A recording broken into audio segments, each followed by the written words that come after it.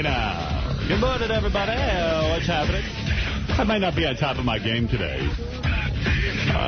What is that? I might not be on top of my game today because I've been up since 2:30 in the morning. All cranky and crabby, and I woke Beth up and had her give me sex so I could get back to sleep, and that didn't even work. Didn't work? No. I mean, the sex worked. No, I mean, you didn't go back to sleep? No. I don't understand. I have issues. What's going on with you? I think about shit. Well, what is it? Is it a particular problem, or? Well, I think about chess a lot, but I don't think that's my real issue. I think that's the distraction from the real stuff. I see. See? Because if I woke up to think about chess, oh, I love that game. Oh, I my think God. I would do something to myself bad. It's the greatest thing ever. Artie, you want to forget about everything. You just play that game, and you will not even think about a thing. That's what my friends have told me about golf as well. Yeah. Like, if you really get into golf. The nuance. Yes. Yeah, but, I mean, you'd have to have that kind of thing going for you. I think Artie really got into heroin. Well, yeah, that was his hobby. I constantly tell my friends that heroin's way better than golf. Not better than chess, though, right? But they... well, I don't know. I challenge you. I'll give you some heroin, and I want to see what you choose after 2 weeks of using both. Hey, I think I'm actually a chess addict. There was an article in the New York Times over the weekend about a 17-year-old kid. He's a chess genius. He's ranked like his rating is like 2,200, which is very high.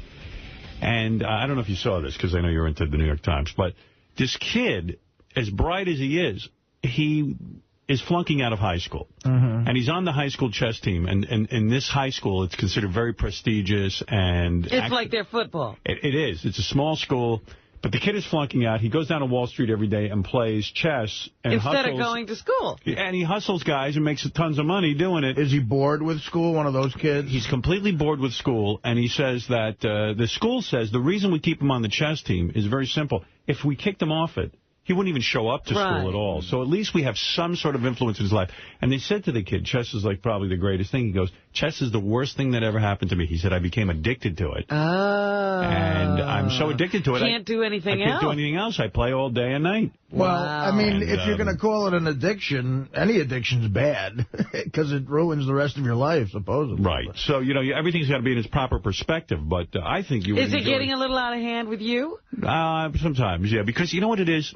If you got to make a decision as a chess player or anything in life, you've got to make a decision early on. You've got to say, do I want to play this game just for fun in the sense that I'll never get any better, but I'll just play for the pleasure of it. Yeah, but even if you make that decision, I think a lot of people start doing drugs, say, look, I'll just do this drug socially. And, I mean, even if you make that conscious decision in your head when you start something, you could still become addicted to it. Yeah, nobody takes the drug thinking they're going to be living on the street. Right. My problem is, I can't stand not knowing. Like, I can't stand that there's somebody I'm playing that might have more information available. It's a control available. thing. Yeah, I want to be in control. I want to have that information. So in order to learn this thing, there's so many nuances to this game. I can't even tell you. You could study a lifetime and still be a shithead. But that's the beauty of the game. You could never get proficient at it and learn everything. So you can have a lifelong experience with it. Yeah. That's what they say about golf, and people have said it about chess. Some people even go as far as say it about baseball, that there's so many nuances. It's different than other sports like football or like football and basketball. It seems like you could get up enough like energy and psych to get yourself through a game and win, because there's not a lot of details to it, like skill involved sometimes, just brute force. Whereas chess or golf or sometimes baseball is like the suit. Yeah, there's like a lot of knowledge you need to know, and as hard as you're trying, you could still fuck up. Yeah, it drives me crazy. I could go all the way through a game and move a king one time wrong. And lose and that's it. You're done. Yeah. That's why now you can never recover from that move. That's why they call it like a game or a sport of kings, like that that phrase, because it takes a lot of intelligence. And well, then it should be a sport of somebody else, not kings. Right. Well, I get what you're saying, though. You hate to know that someone else is in more control of something than you are. Right. Very, very tough game.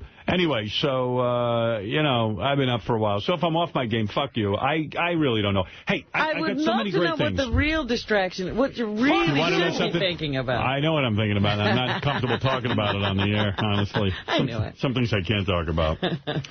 I got to tell you something. So many articles. there's so much Imus stuff out there since this whole thing went down. There are people saying he shouldn't have been fired. There are people saying he should be fired. The most repugnant thing about it is that Al Sharpton gets some sort of weird credit. And Al Sharpton is a bigger racist than Imus. Well, maybe as big. Who knows? I can't debate whether or not one's bigger than the other. Who's a bigger racist? You know, I guess that's an ultimate. You are a racist. Yeah, I mean, you know, between the Tawana Brawley smearing shit on herself incident to Jesse Jackson's Hymietown and Imus's long history of using the N-word, you know, I don't know. But there's this weird thing. There's an article in the Time magazine by Anna Marie Cox. And it's very reminiscent of... He said Cox. And it's very reminiscent...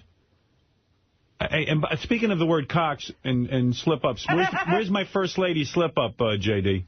Barbara Bush made him... not Barbara she made Bush, a cock reference? Laura Bush made a Jew reference. You got... Oh.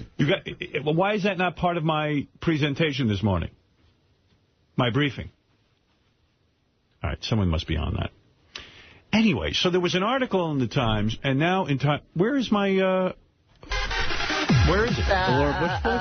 GD page. Yeah, but you got to tell me. Oh, I'm sorry, I didn't have time this morning. No. You make time for that. Sorry. That's important. That's a big one. I told you about Chuck Zito, and then the show started. I told you Chuck Zito. All right. Well, make sure I get everything. You got everything. Chuck Zito before the First Lady? Zito. Where is the Laura Bush clip? On JD page, I think it's at the very top. Like in... JD page 1? Yes. This is 65 clips here. All right, here, listen, this is funny. This is Laura Bush making a speech the other day. All right. And instead of saying Beardsley Zoo, she says Jew. Later this week at the library, children will learn how to make and, of course, eat Jim and Scout's favorite dessert, Southern Ambrosia. Last month, the Beardsley Zoo will host, later this month, the Beardsley Zoo will host... The Beardsley Jew. The Beardsley Jew. Zoo. There you go. It was like Wendy the retard saying the N-word and then going, oops. Kazoo equals animal, animal equals Jew. You know how that is. Well, I'm thinking beard. You know, beard. She's thinking of the long beard. Bearded Jew, Hasidim type, Jewy Jew. Right. Yeah, I like that. Anyway, getting back to my point, because there's so many points to make about Imus. There's the Oprah show yesterday. I don't know if you saw that. No, I didn't. What happened on the Oprah show? Reverend Al Sharpton. She had Sharpton on? India, yeah, and that killed me, too, because now, he's on fire. Oh. India Ari, all black type leaders. Russell Simmons had to be called in for the rap community. It was a summit. A summit, a black summit. Oprah was in all her glory, loving it. And, you know, you kind of want to throw up from Reverend Al Sharpton. Oprah Winfrey, Negro woman from the South. Given any credibility sitting there with Oprah, you know, and what should we do next, Reverend? And now, well, although he says he's going after the rap industry. He's sure he is. Just like Jesse went after young black thugs. Yeah. Bullshit. You know how long that lasted? 2 seconds. No, it was about bringing down the white guy. But here's the thing. There's 2 articles now. Now there's Anna Marie Cox, who is a blogger. And Imus used to have her on the show. And there's another guy in the New York Times who used to be on the show. He's an author. And both of them wrote the same article, essentially, saying, gee, you know, in light of everything that happens, we feel like real jerks because we were part of the Imus show. We loved the attention. Right. We loved what he did for us. He made us famous. He sold books, and he got people on my blog in this case. But we ignored the racist stuff. Yeah. Because we liked it. That's right. And I'm so sick and tired of these fucking schlubs. Now, for years, I've been on the radio saying Imus is an asshole. And You've told these same stories for 20 years. For 20 years. I'm telling you. What kills me is all of these people who now come forward and say, yeah, I should have said something. And I didn't. I love this article. Well, I should have said, now I'm going to bash the guy. But Imus is gone. You can't use him anymore. Exactly. It rings so phony and so full of shit to me. Anna Marie Cox and whoever this other guy was in the New York Times. I wanted to sit there and go to him, you know, gee, aren't you a hero? You're coming forward now and bashing the fucking guy, but you sure used him when he had power. Yeah, you're fessing up now that he's gone. The other guy now who's all vocal about Imus is Al Roker, another coward. Listen, I like Al. I don't have a problem with Al. Al Roker's never harmed a fly.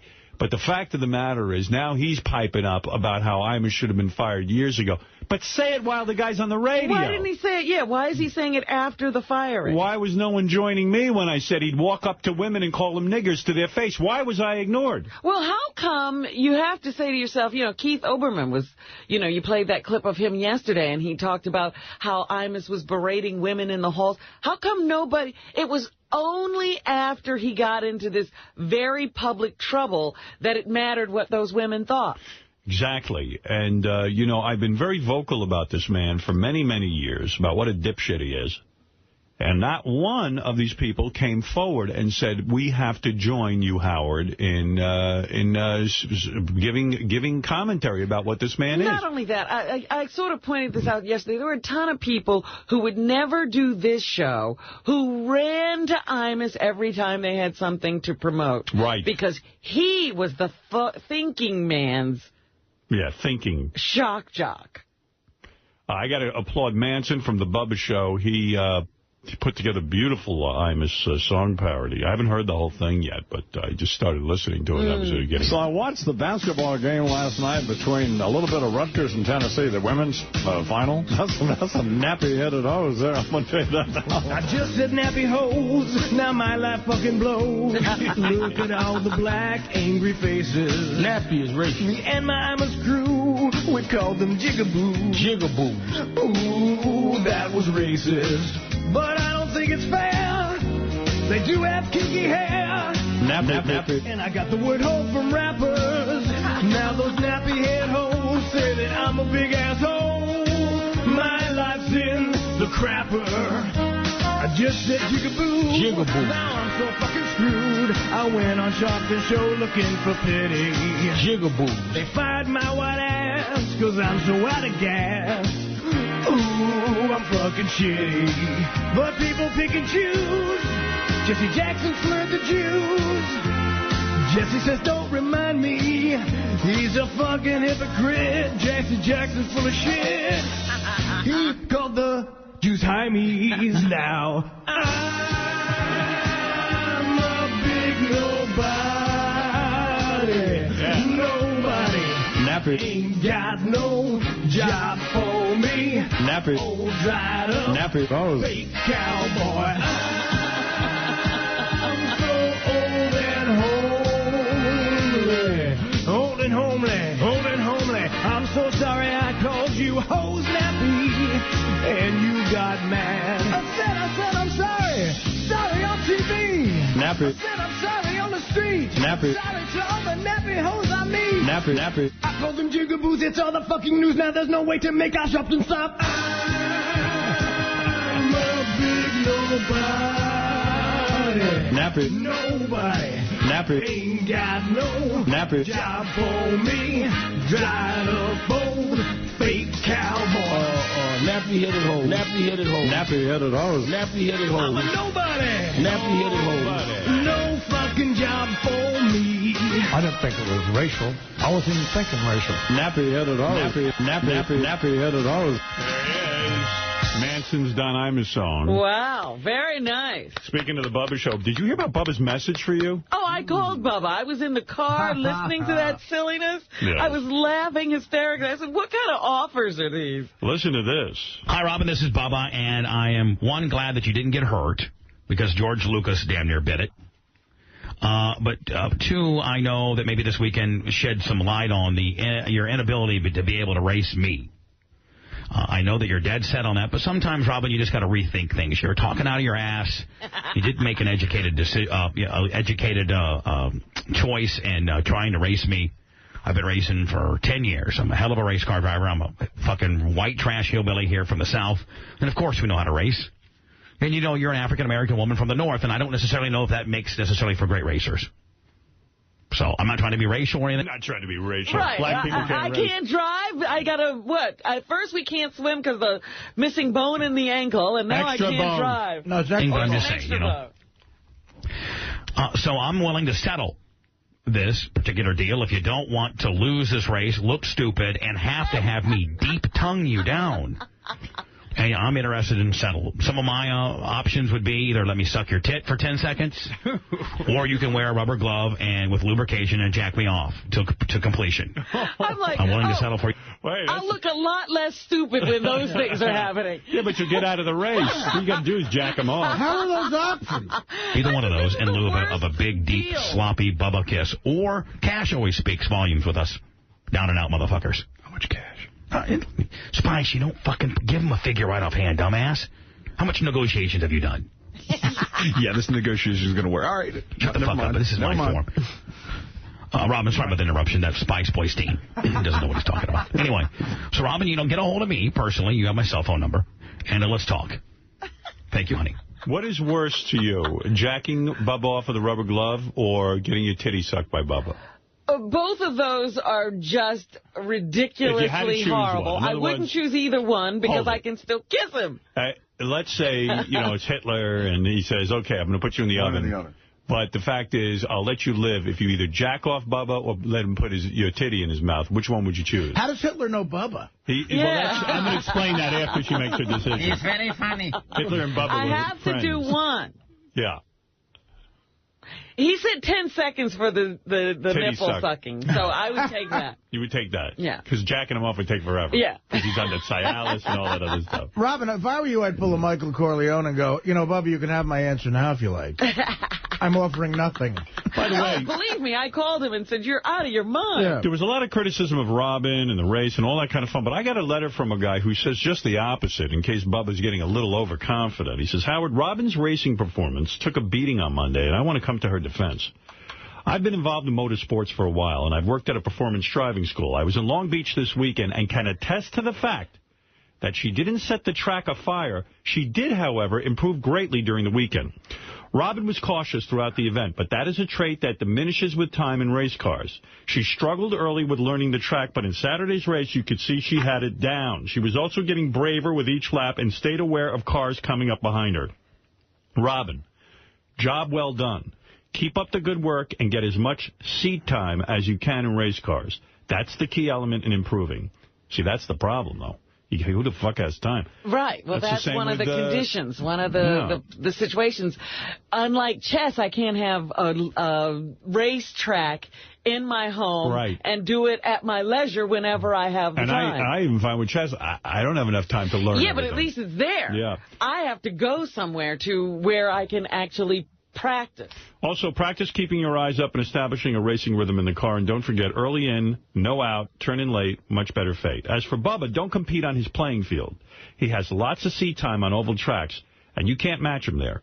It's a different technique entirely from what you've been learning. The fairest competition would be to race once on his turf, then maybe compete at Lime Rock or Road Atlanta through the Skip Barber or Panas Racing School programs. Then the final round should be conducted at a karting track using sprint carts. Insist on competing against Bubba in this format, and you'll have a chance to shine. Keep up the good work. Well, he does go-karts, too. Yeah. Keep up the good work, and I hope to race against you one day. Best wishes, Jim from Los Angeles, who says, thank you. In your defense. And well, I have to tell you, nobody's, you're just hearing from yokels in the stands. But the guys who were instructing us were incredibly excited about my performance because I came up so much in time from Saturday to, from Friday to Saturday. They were like, whoa. What is your time? That was a great improvement. I improved my best time by 12 seconds. From the morning to the afternoon, and even got faster on Saturday. And they were very pleased with me. If you want to see pictures of Robin racing, they're on howardstern.com. All right. I don't know what she's up to. I'm having a great time. Bubba's carrying on about me not wanting. I said, Bubba, why would I give up the race? Because it keeps me getting into cars, keeps me on the track. I'm having the time of my life. Why would I give up or settle by giving you a hand job? Brave woman. No hand job, Bubba. He's at least going to have to get into a car and get on a track with me and survive. This might be the crack in his armor. He may be nervous. I said to him, if he's so the man, why not give himself a handicap? Oh, you wouldn't even want that. No, he said, what would it be? I said, 3 laps. He goes, he was really like, are you kidding me? He knows he couldn't. Nobody even lapped me in that race. I called Jigaboo's. I did not say that. Jigaboo's. I didn't say that either. Jigaboo's. I didn't say anything. I called Jigaboo's. This is slightly. A lot of Imus songs out there. You know what's funny? Because Imus was using arguments he's heard you use, but he really did say all those things. Right. I never said that. Oh, no, you said that. Oh, maybe I said that. Yeah, don't admit you said it if they don't have it on tape. But he would deny it, and they did have it on tape. Right. So anyway, this whole idea of people coming forward now and saying, oh, you know, gee, I went on his show, I was a blogger, I was nobody, I misread my blog, you put me on, I liked it, and I should have spoken up sooner. Well, it's kind of sickening because, quite frankly, now to come forward, you know, keep your mouth shut now. Don't beat up the guy who discovered you. I mean, I understand you want to now join the bandwagon and say Imus is bad. Don't say it now. Just say you'd do anything to be famous. Right. That's all. Talk about yourself.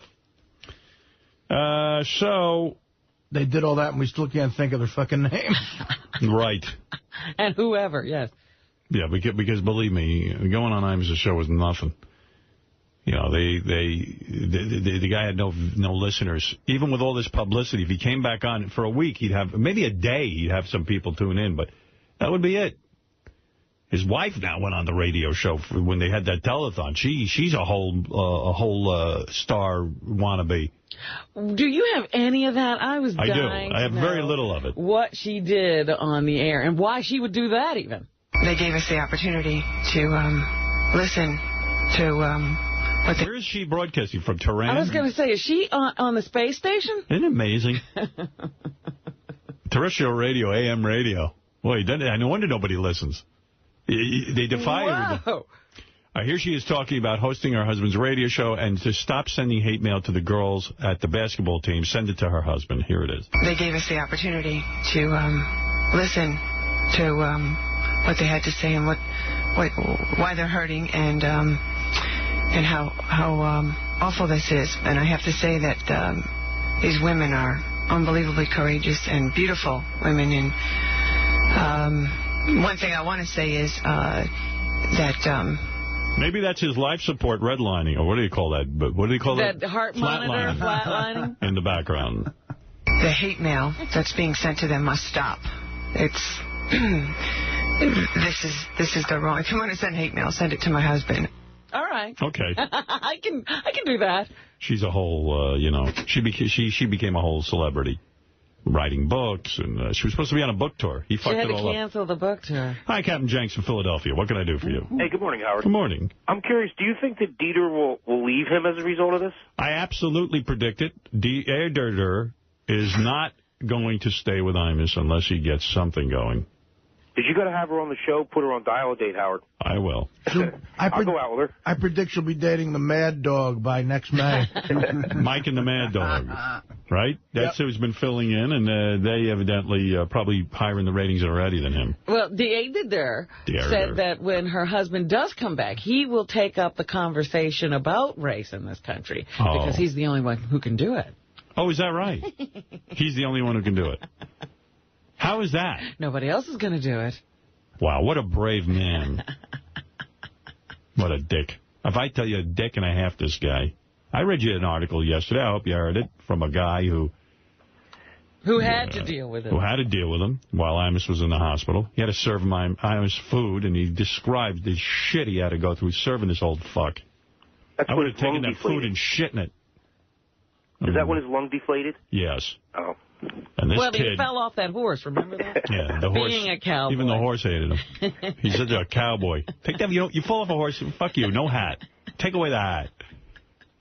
I love that. And all the apologies, he never wore the hat. I love that. Yeah, that would have been my first question. Where's your hat? Why aren't you wearing it? Right. Mine would have been, where's your face? Well, that's on his chest at this point. It's melted. Saturday Night Live did a shitload of Imus stuff. Well, they must have been happy with him. Yeah, they said that he still has his job as a crypt keeper on HBO, and they showed 2 pictures. It was really funny. Anything Imus is funny. He really does look like that guy. Yeah. Yeah, it's really very funny. Well, there's that picture of him with his head down on his chest, and it reminds me there are some pictures of, old, white, grizzled apes whose faces have gotten long like that, too. I'm going to play you, because somebody requested this yesterday, to take Buddy Epson, who used to be on the Beverly Hillbillies, take Buddy Epson and Imus and mix them together. Yeah. But it's really gross. But here it is, because you requested it. And because the climate on this program has been what it's been for 30 years, doesn't mean that it has to be that way for the next 5 years or whatever. Of course, Sam, starting on the business. You're very brave starting on the business today, but good luck. Reverend DeForest said, I want you to tell me what you've learned. Here's what I've learned. Listen, these are, being not as tired as I am right now. There's some... I can't clear my throat. It's W-E-L-L-L. Well, doggy. Is he underwater? I just find that so gross. That's the last time you'll hear that. That's a one-shot deal. Motherfucker. Oh, but Al Sharpton is, that's the only negative to all this. Yeah, but he's going up in standing somehow. Al Sharpton to the rescue. Al Sharpton to the rescue. Al Sharpton to the rescue. Go Al Sharpton. Go Al Sharpton. Exactly. I mean, wow. He's all over it. He thinks he did something. Oh, he knows he did something. He did something, all right. Tonight is American Idol. We ask that you vote for Sanjaya. As I was coming in this morning, I passed a truck that has those ad things on the side, and it had a huge billboard that said, vote Sanjaya. No kidding? Yeah. Oh, that's great. Wow. We watch American Idol at my house. And Hi, this is Dave Letterman. Won't you please vote for Sanjaya? Thank you very much. Thank you, Dave. A woman who was, one of those autograph people out at Long Beach said to me, is it true that Howard is encouraging people to vote for Sanjaya? Or Absolutely. did they just make that up? I said, no, that's absolutely true. Very nice. Sanjaya! Joey Pajama's working very hard on that. Hey, this is Diamond David Lee Roth. Vote for Sanjaya on Idol, baby. We're voting for Sanjaya. It's very musical in here today. Yes, Sanjaya. So we ask you to vote. It is so great to see this kid. He's going to take the whole thing. He's going to take the whole thing. I think it's terrific. Hi, this is Ozzy Osbourne. Vote Sanjaya. All right.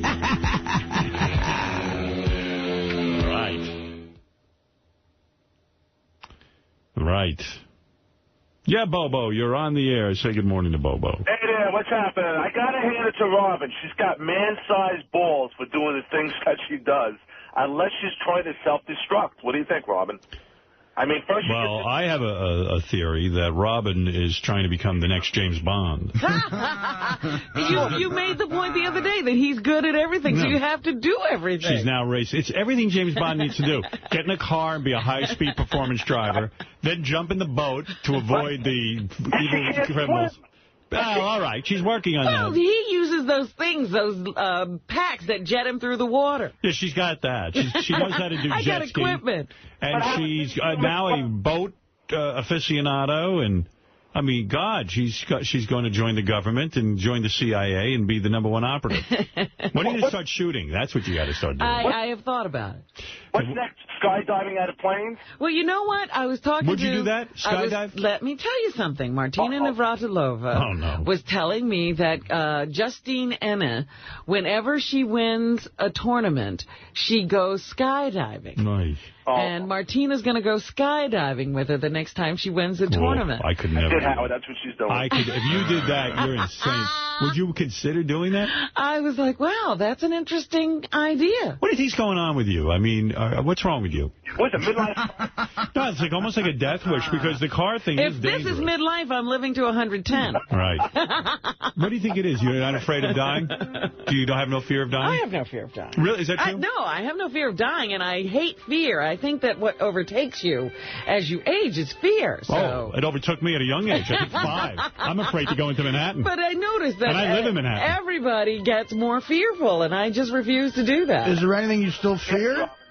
Oh, I fear a lot of things. Doesn't mean I won't confront them. Look at you. Boy, well, you how many things are on this checklist? You better get going. There's no such... I don't have a particular checklist.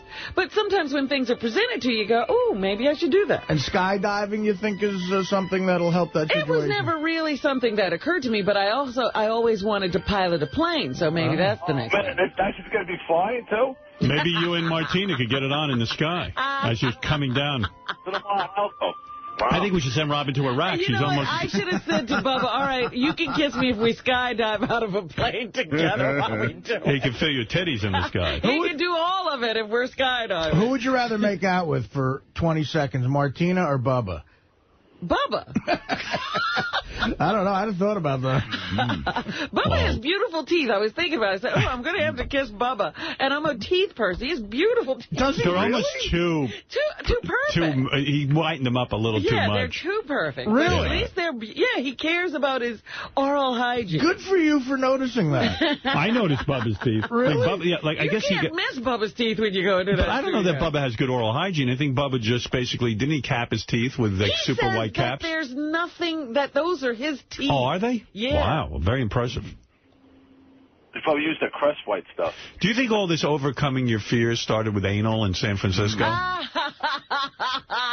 don't think so. All right. Hey, Robin, you really like living on the edge, huh? I do. I'm telling you, when you're getting into a race car in the morning, the adrenaline starts pumping about 3 hours before. And goes to a pitch you can't believe when you're sitting in the car, because you have to sit in the car for 15 or 20 minutes before you go out. Maybe what you need to do is just throw that titty in his mouth and get over it. That's fair. That's fair. And it's just an amazing feeling. There's a guy named Gary in the morning. That guy just got fired. Yeah. Gary in the morning was a radio host at, I don't know the name of the station. Gary, hi. Hey, good morning, Howard. Good morning. What station were you working at? WSBG in Stroudsburg. Yeah, I read your story on the air the other day because I was kind of upset for you. I thought that you got fired unfairly.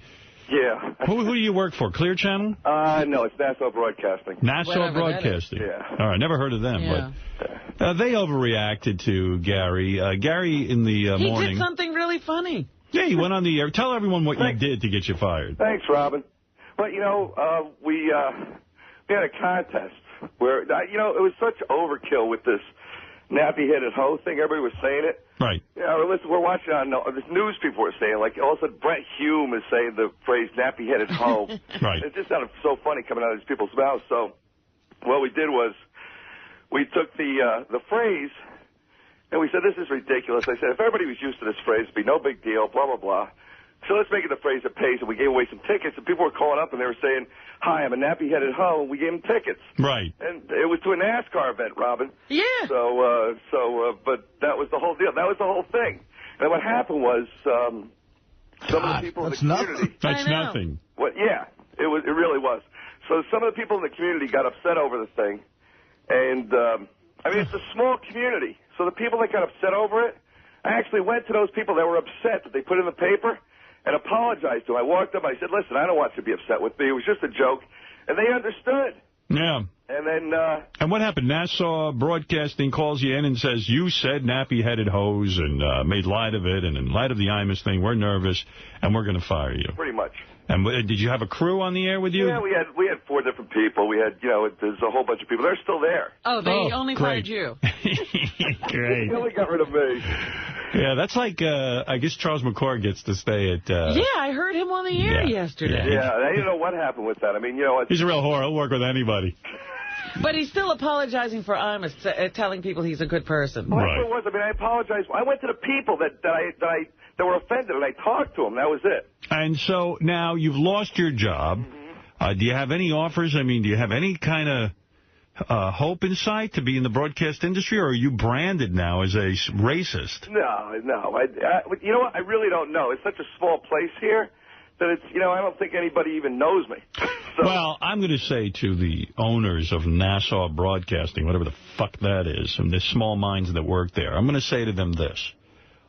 Be a big man about it. Gary in the morning did nothing wrong. Use your fucking head. Grow up. Do you have a cancer ranch to fall back on? Something I can mention in here? Any kind of Have you cancer? done any good thing? Have you done anything good? I didn't think that far ahead, Howard. No. Did you do anything good for the community? Yeah, you know what? I've done a whole bunch of stuff good for the community, but I didn't raise that much money. Right, all right, no Well, cancer you know, ranch. even the company, when they were firing, and they said he's been done good things for both black people and white people, but he's got to go. Well, let's focus on the black stuff. What'd you do good for black people? What? Can I get back to you? Any stem cell research on sickle cell anemia? Crap, no. No, all right. No. Well, just say you did. No one will know the difference. Say you're very Say anti... you called the senator about sickle cell anemia. That's Right. what Imus did. Okay, so when I was trying to get sickle cell anemia addressed, where were you, Reverend Trump? I was right here. And nobody called me. But nobody called him. Who's going to call Imus? Yeah, we got a cure. Get Imus on the phone. So what I'm saying to the owners of Nassau Broadcasting, because I've been around guys like you who react to every fucking thing on the planet because you're afraid of losing your $300,000 radio station. Let me tell you something. You're doing the wrong thing. Give this guy a break. He's how long you been in broadcasting? Oh, God, 30 years. Oh, no, that's embarrassing, Gary. Oh, I thought you were a young kid starting out. All right, here's a guy at the end of the line. Gary in the morning. Why get rid of him now? 30 years, what's he going to do? Hey, Howard, they know what they're doing. They know they're getting rid of me, so, you know. Oy vey. Did you have any ratings there, Gary? Yeah, you know what? Yeah, I'm number one for number 17 one. years. All right, so come on. Give the guy a break. 17 years he's given you. Well, you know what, Howard, the reason I'm there for so long is because I was actually going to get a job at YSP. Right. And it was back in the time when Bill Fantini was there. They said, put a tape together, come on down. I was just ready to be a sidekick. And they canned everybody, and you went in there. So, sorry. My fault, Howard. It's yours. I know. I apologize. All but right, no problem. Took a lot of jobs from a lot of people. But, you know, Gary, 30 years in the market is a long time. You've obviously worked for Nassau Broadcasting for, what, 17 years? 17 years. You know what it was, Howard? I had a chance to go out and do all these different things. I had a family. I didn't want to travel. I said, you know what? This is a really cool place to be. And I decided to settle here. Right. And so you took up in small market radio. And yeah. I love it. Could you make any money there? Yeah, I made a pretty good deal. I didn't make the kind of money that you were making. No, but did you pull down 6 figures? Yeah. When you figure everything in, I was doing that. So you probably had a nice lifestyle with your paycheck and probably not a lot of money in Stroudsburg, right? No. Right. But, yeah. So not a lot of money for a house, and you can get a good standard of living. And here's a guy who devoted himself to a radio station, did nothing wrong. He was making fun of the comment of the day, nappy-headed host. Yeah. And you really should reinstate him. And you know, come on, think of the guy, think of his family, and let's stop the nonsense. Are there even any blacks in Stroudsburg? Yeah. How many would you say? Hold on, I'll count. Yeah, go out your window and count how many blacks.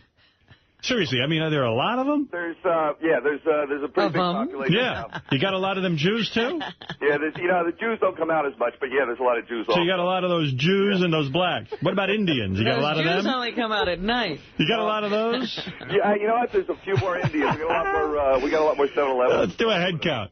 Yeah. All right, look, Gary didn't do anything wrong, and I would appeal to the owners of Nassau Broadcasting to reconsider their decision. Maybe they acted in the heat of the moment.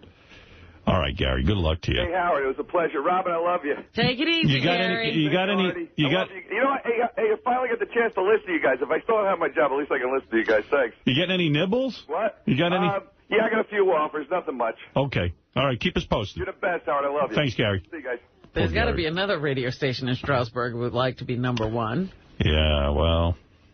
That really sucks. I know. Well, when I was reading the story, I said all he did was react to the Imus statement and try to lighten up a little bit, and he gets fired.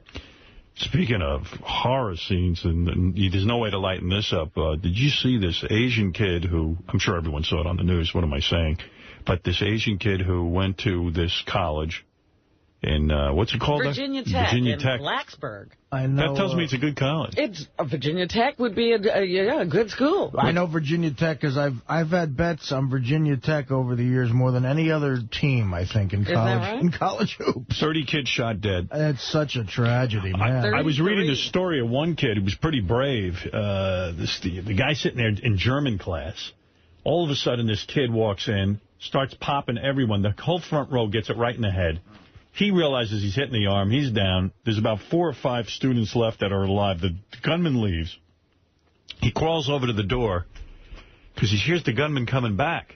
and he holds the door with his foot. He and a couple of others who weren't that badly hurt wedged the door. The kid starts shooting the door, trying to get in and kill the rest of them, and he keeps holding it with his foot, and they just hold on, and then he comes back again, the gunman, and starts shooting the door some more, because he's frustrated he can't get in, but he never did get in. He only got the door open about an inch. Yeah. And he said he's sitting there in German class. All of a sudden, he looks over, and you don't know what's going on. It's almost like that Sopranos episode. He goes, I look over at the guy next to me, and his head is bleeding, and his head is, like, exploding. Yeah. And he goes, I think this must be a joke, like somebody is pulling a prank. Yeah, rig something. You know, you're not expecting to sit in German class at Virginia Tech and watch somebody's head explode, so maybe some kid put together some kind of special effects or something.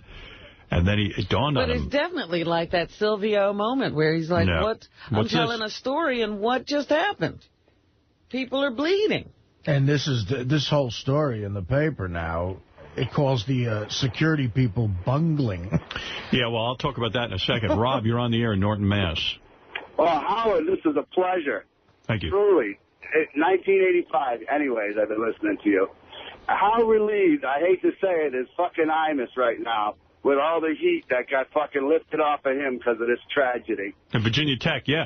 Well, Bubba said yesterday, boy, Imus is wishing this happened a couple of days ago because it would have gotten him out of the news. Yeah, for a few minutes. His job. Yeah, I tell you, though, there is a feeding frenzy on Imus. He is now the poster boy for racism in this country, and I couldn't be happier. Oprah didn't interrupt or nothing, and I was watching Oprah yesterday and all the other stations, they stopped it, you know, and did the live coverage of the president. Is that right? Bro, yeah, but she's the one fucking word about that shooting. Not one fucking word. And she said that this was a live forum show, live right now, and never said a word about it. I don't know if it was actually live or not. How about they're devoting a second day to this whole thing? Are you serious? Yeah, today's another. You know, I am so out of Oprah's world. I don't even tune over to see what she's doing. Oprah's That ready. is just disgusting. Oprah's right in there, man. She's all over it.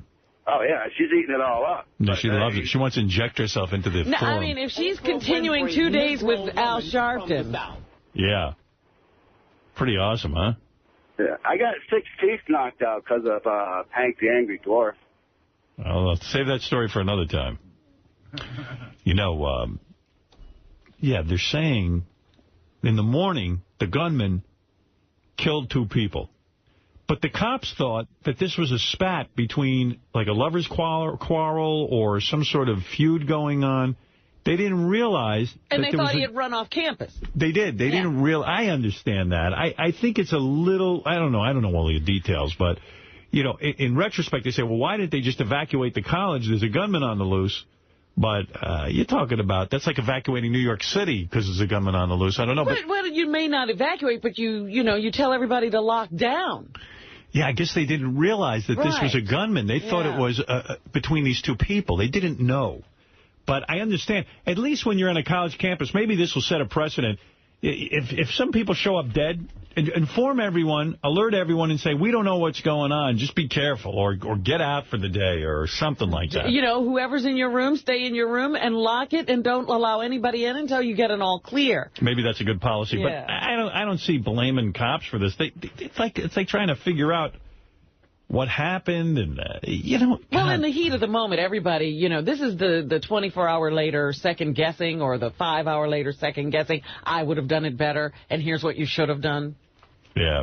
What happened? So the kid, it was one shooter. One shooter, he had 2 weapons with him, I think they're saying. And is he still alive? No, he killed himself, thank God. Because himself. You know he would have gone to court, and they would have said, well, he's mentally ill, and then he would have been a mental institution. Yeah, so he did us a favor and took himself out. Yeah, he took himself out, thank God.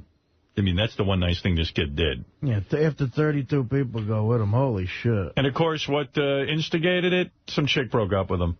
That's you it. guys got to get over this. Oh, my God, guys with their dicks. You know. There's another girl. I told you, I still think that 6 million Jews died because Hitler got blown off by a chick in high school. You're probably right. In high school, he got rejected. By a Jew broad. Probably. Hey, I'm trying to get it on with his Jew broad, Henry. That's the big fucking deal, Henry. She's from Five Towns. Her father could have a lot of fucking money. This could be a big score for you, motherfucker. Why don't you just fucking help me? I'm always helping you out with favors, Henry. That's a great scene. I'm trying to get on with this Jew broad. Can you believe it? She's prejudiced against Italians. Imagine a Jew broad this day and age. She's prejudiced against Italians. The nerve of her. But this kid went berserk, you know. What? Oh, God. This is, I mean... And he was a Chinese national. You know, he wasn't even an American. You don't think he wasn't? No. Wow. He came here to study. And most Motherfucker. Stay in China. What are you killing our people for? You come over here and you kill us? What's the matter with you? That was a good line. Don't fall in love with us and don't kill us. Yeah, leave us be. That was a good line in the first Sopranos, too, when they're up at the lake and Sharippa's talking about how his old man came into the country illegally because he had trouble in Montreal and shit. And then they go, they ought to build a wall now, though, I'll tell you. Let me tell you something. Hey, man. In China, you can't even get a gun. You understand? Right. In China, there's no gun. He couldn't do this in China. He'd have been, billion people. Slingshotting people. That's why there's so many people in China. Nobody's running around with any guns. DePace had up some website a while back, and it was a picture of an apartment building in China somewhere. And it looked literally like people just sleeping on top of one another. Right. There's so many people in gunmen. China. Well, yeah, but nobody's killing anybody. No one's killing anyone. They can't. They try. Well, they keep the hands out of the gunmen. That's right. But you know what? You know. Here's the thing, though. What kind of gun was the guy using? Was it one of these? It had to be an automatic. It had to be. He was right? spraying people. And I'm one of those people. I don't believe that some of these, like Uzis and shit should be really given to the public. I know the gun freaks. Listen. I have guns, and so I'm not going to sit there and tell you I'm some sort of pussy that's against guns. But I'm not going around shooting people. You own an automatic weapon? The problem, though, is... No. What? No, the problem, however, is that when a person wants to get a gun, they will get a gun. Yeah, well, I mean, some of these guns, if you could... It was a 9mm and a .22 caliber pistol. Oh, okay. So it wasn't even one of these, like, Uzi things, you know. Wow. But my point is, they will always be able to get a gun when they want to do something like that. This kid... The laws don't keep the guns out of these people's hands. This kid brought ammo. These Chinese kids, why are they giving them guns? I'm talking about from China. I mean, they could have been acquired, what they call illegally. Oh. But give him a Rubik's Cube and let him figure it out. So this kid brought ammo and had a reload. Yeah, he reloaded. He had an ammo clip on his belt and the whole deal. I heard that one expert said when you manage to get this many people, you probably planned it and rehearsed it for a while. The guy the kid in the German class who held the door said the guy was like so relaxed, like not smiling, just very matter of fact, doing his business. So it was pretty organized. Well, yeah, that he obviously went through this a number of times, so that he would be able to pull it off effectively. I hope that's not the case. And of the 32, were any of them older people, like security people? Yeah, there were professors, that were teachers, hurt. Yeah. But most of them are probably kids, Yeah, right? most of them, mostly students. Hey, Brian, what's up, man? Hey, now. Hey, now. I know you got kids that go to school and stuff. They're at that age. What do you think we got to step up security on these campuses or what? Well, it's almost, I would say it's virtually impossible to have even if you had a security person for each kid who went to school. Look at President Ronald Reagan, surrounded by Secret Service, some of the top trained guys in the country. Pop, pop, pop. John Hinckley comes along. Reagan is hit. And what are you going to do? I mean, unfortunately, what you do is you just slow down the lives of law-abiding people. Right. Well, it doesn't really keep you safe from maniacs. How about, key cards or something on the door? I mean, was that kid even supposed to be at that school? Did he go there or what? I don't know any of the details. Yeah. In fact, I was watching the police chief there give a press conference, and the press is asking all these questions, and he's like, I'm not going to comment. I don't know what you're talking about. Katie Couric asked this question about 5 different ways when she had, are we going to have to change the security in our colleges? Should there have been done something? What is the security needs? Are we going to, is this a readdressing? I'm like, give us a break. Well, maybe we should bring in a top security professional like Ronald Mund. And find out what he thinks. Not too many shootings around here. Ron, do you have any thoughts on what we should do with our college campuses? Here is a guy who claims he is a security guy. A top security guy. Out of all the security people I could hire, he convinced me that he should be my security director. Where is he? We can't even find him. He's probably asleep in the hall. I'd be curious to see if Ronnie has a solution for gun violence in schools. Maybe we're barking up the wrong tree here. Let's go to an expert. Well, did they interview him on the news yesterday? What is that, Ronnie? Jerk off. What do you know? What do you know? What are you laughing at? I'm not laughing at anything. I'm asking you a serious question. Oh, shut up, asswipe. Come on. All right, here he is. Oh, shut up, asshole. Ron, how long have you been in the security game? I don't know, since, your movie. All right, that's 10 years. Yeah. And you work for many high-profile people, myself, and who else? And you. Just me. You and No, we've done some other stuff. What is the solution to this problem?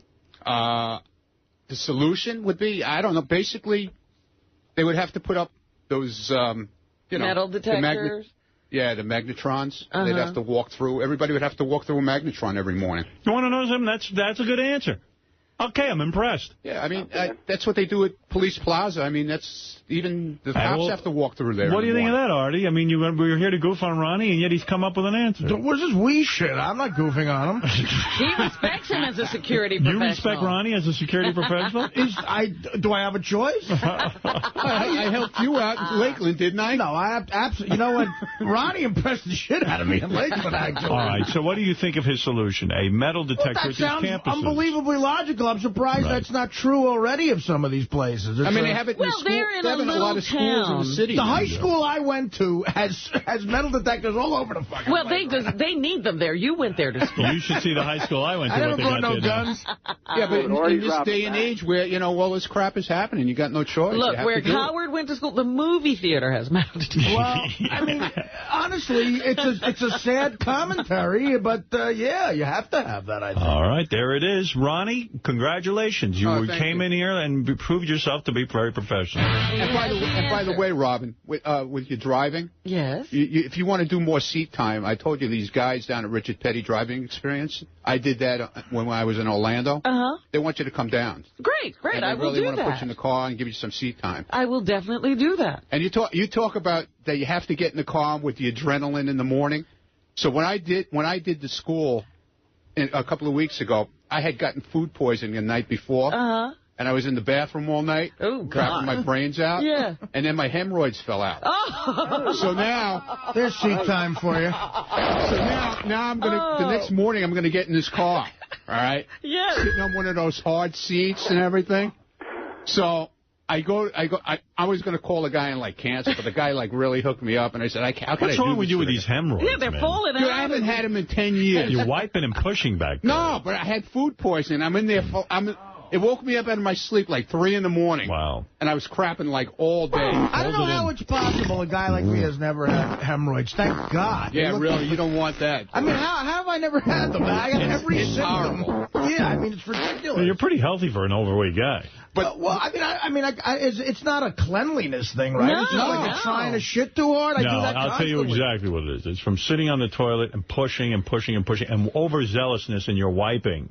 Oh, I'm guilty of all that shit. Yeah, but dude, I didn't even have to wipe because it would just Oh, my God. Listen, I called you in for a quick answer. I don't want to hear your life story. I'd have to get in the bathtub and sit in the bathtub after. Okay. The point I was trying to bring out was I was in agony when I went there.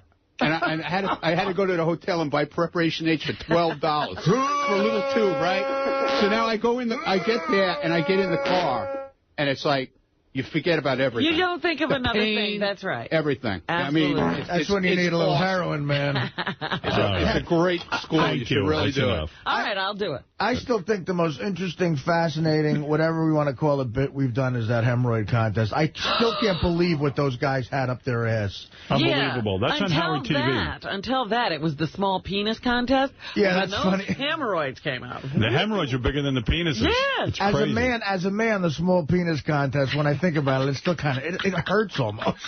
Chad says Ronnie's solution will not work. What is it? Well, it's certainly a good preventive measure if you think about it. Right, Chad? Hey, now. How are you? Now. Yeah, it's Chad the cop from Westchester. it is a good solution to slow the problem down, but what about all the ground level classrooms that have windows? They could just slip anything into one. Well, that's true, but I'm saying at least it would be something. Of course. No windows on the ground level. You then change the character of the school. That's true. And, right. you know, a lot of kids will complain. They'll go, oh, we have to walk through metal detectors. What is this? But they forget there is a real risk here. For some reason, these students go berserk. You know, But you don't think of colleges having to have metal detectors to get into the classroom. Well, you got to rethink it. Listen, most mental breakdowns and things like that occur in young people in their 20s. Why is that? Why is that? Because it's probably the most pressured situation. It's the time where you have to transition from being a kid to an adult. You know, you're trying to get love in your life. There are a whole bunch of issues you have to deal with, and they're very emotional. They're very frustrating. You have to find a job. You have to become an adult in the sense that you're leaving usually your family's home, or you should be at this point. And, you know, it's additional pressure for those who are... emotionally weak. And they just had a new study. A new study came out not too long ago that said, you know, when you say to young people, don't do that, they don't have the ability not to do it. Right. Howard, the unfortunate reality is, in today's society, if somebody wants to kill somebody, they're going to do it, and it's going to be impossible. It's hard to prevent. You know. That's what I keep trying to tell them. Stop tying everybody else's hands. Right. And the security... I would be for metal detectors at a college if I was going. Why not? I mean, yeah, okay, it's going to be inconvenient. I got to walk through a metal detector, but, boy, is it worth it to get some level of security. No, some level of comfort in your brain. It's not real security. I disagree. I don't. I believe it is security. This man is telling you it's not real security. It becomes more frustrating to the criminal to, We're talking about the great lengths they go to make sure they pull these things off. Listen, the foot on the door saved a few lives. You know, if you save a few lives, it's good. So everybody sit with the foot on the door. That's right. I'm not a car driver and skydiver, Martina Navratilova. Sorry. You're out of your mind over there. I'm going to have a talk with you off the air. You and Artie. See, this is that fear I'm talking about. Those are all... Artie needs a talk in general, and you need one specifically. I need to talk once a week.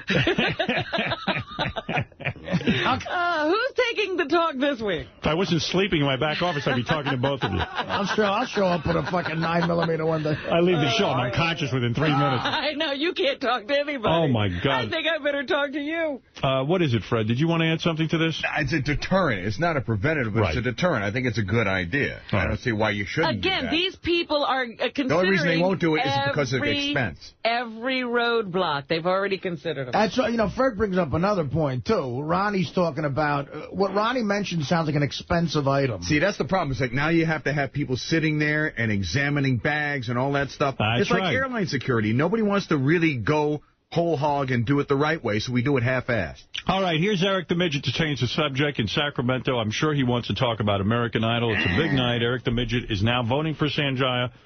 Everyone now. Tonight's the night. Tonight is the big night. Everyone is voting. Hello, this is Angelina Jolie. I'm here to tell you, vote Sanjaya. Thank you. All right. She wants to adopt Sanjaya. Eric, what do you have to add to this discussion? About Sanjaya? Yes. I mean, you called in. It says here, wants to discuss American Idol tonight. Go ahead. Well, just this week's Country Week.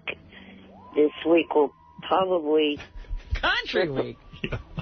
Yeah. How do you know that? I know that, actually. I feel bad for both of you. Go ahead, Eric. This week will possibly trip up like Lakeisha and Linda and Jordan, because the past seasons when they've had Country Week, usually the African-American females haven't done that good. Well. All right. Well, thank you, Eric. We appreciate that thought. Interesting analysis. Thank you for that racist thought. Way to go. The Bush Boogies have been known to fall down on the job. Eric the Midget racist. Headed hoes can't sing country western. The burrheads haven't a clue as how to sing Hank Williams. We are all going to vote for Sanjaya. How many times? We don't care what the others are doing. How many times did you vote for Sanjaya last week?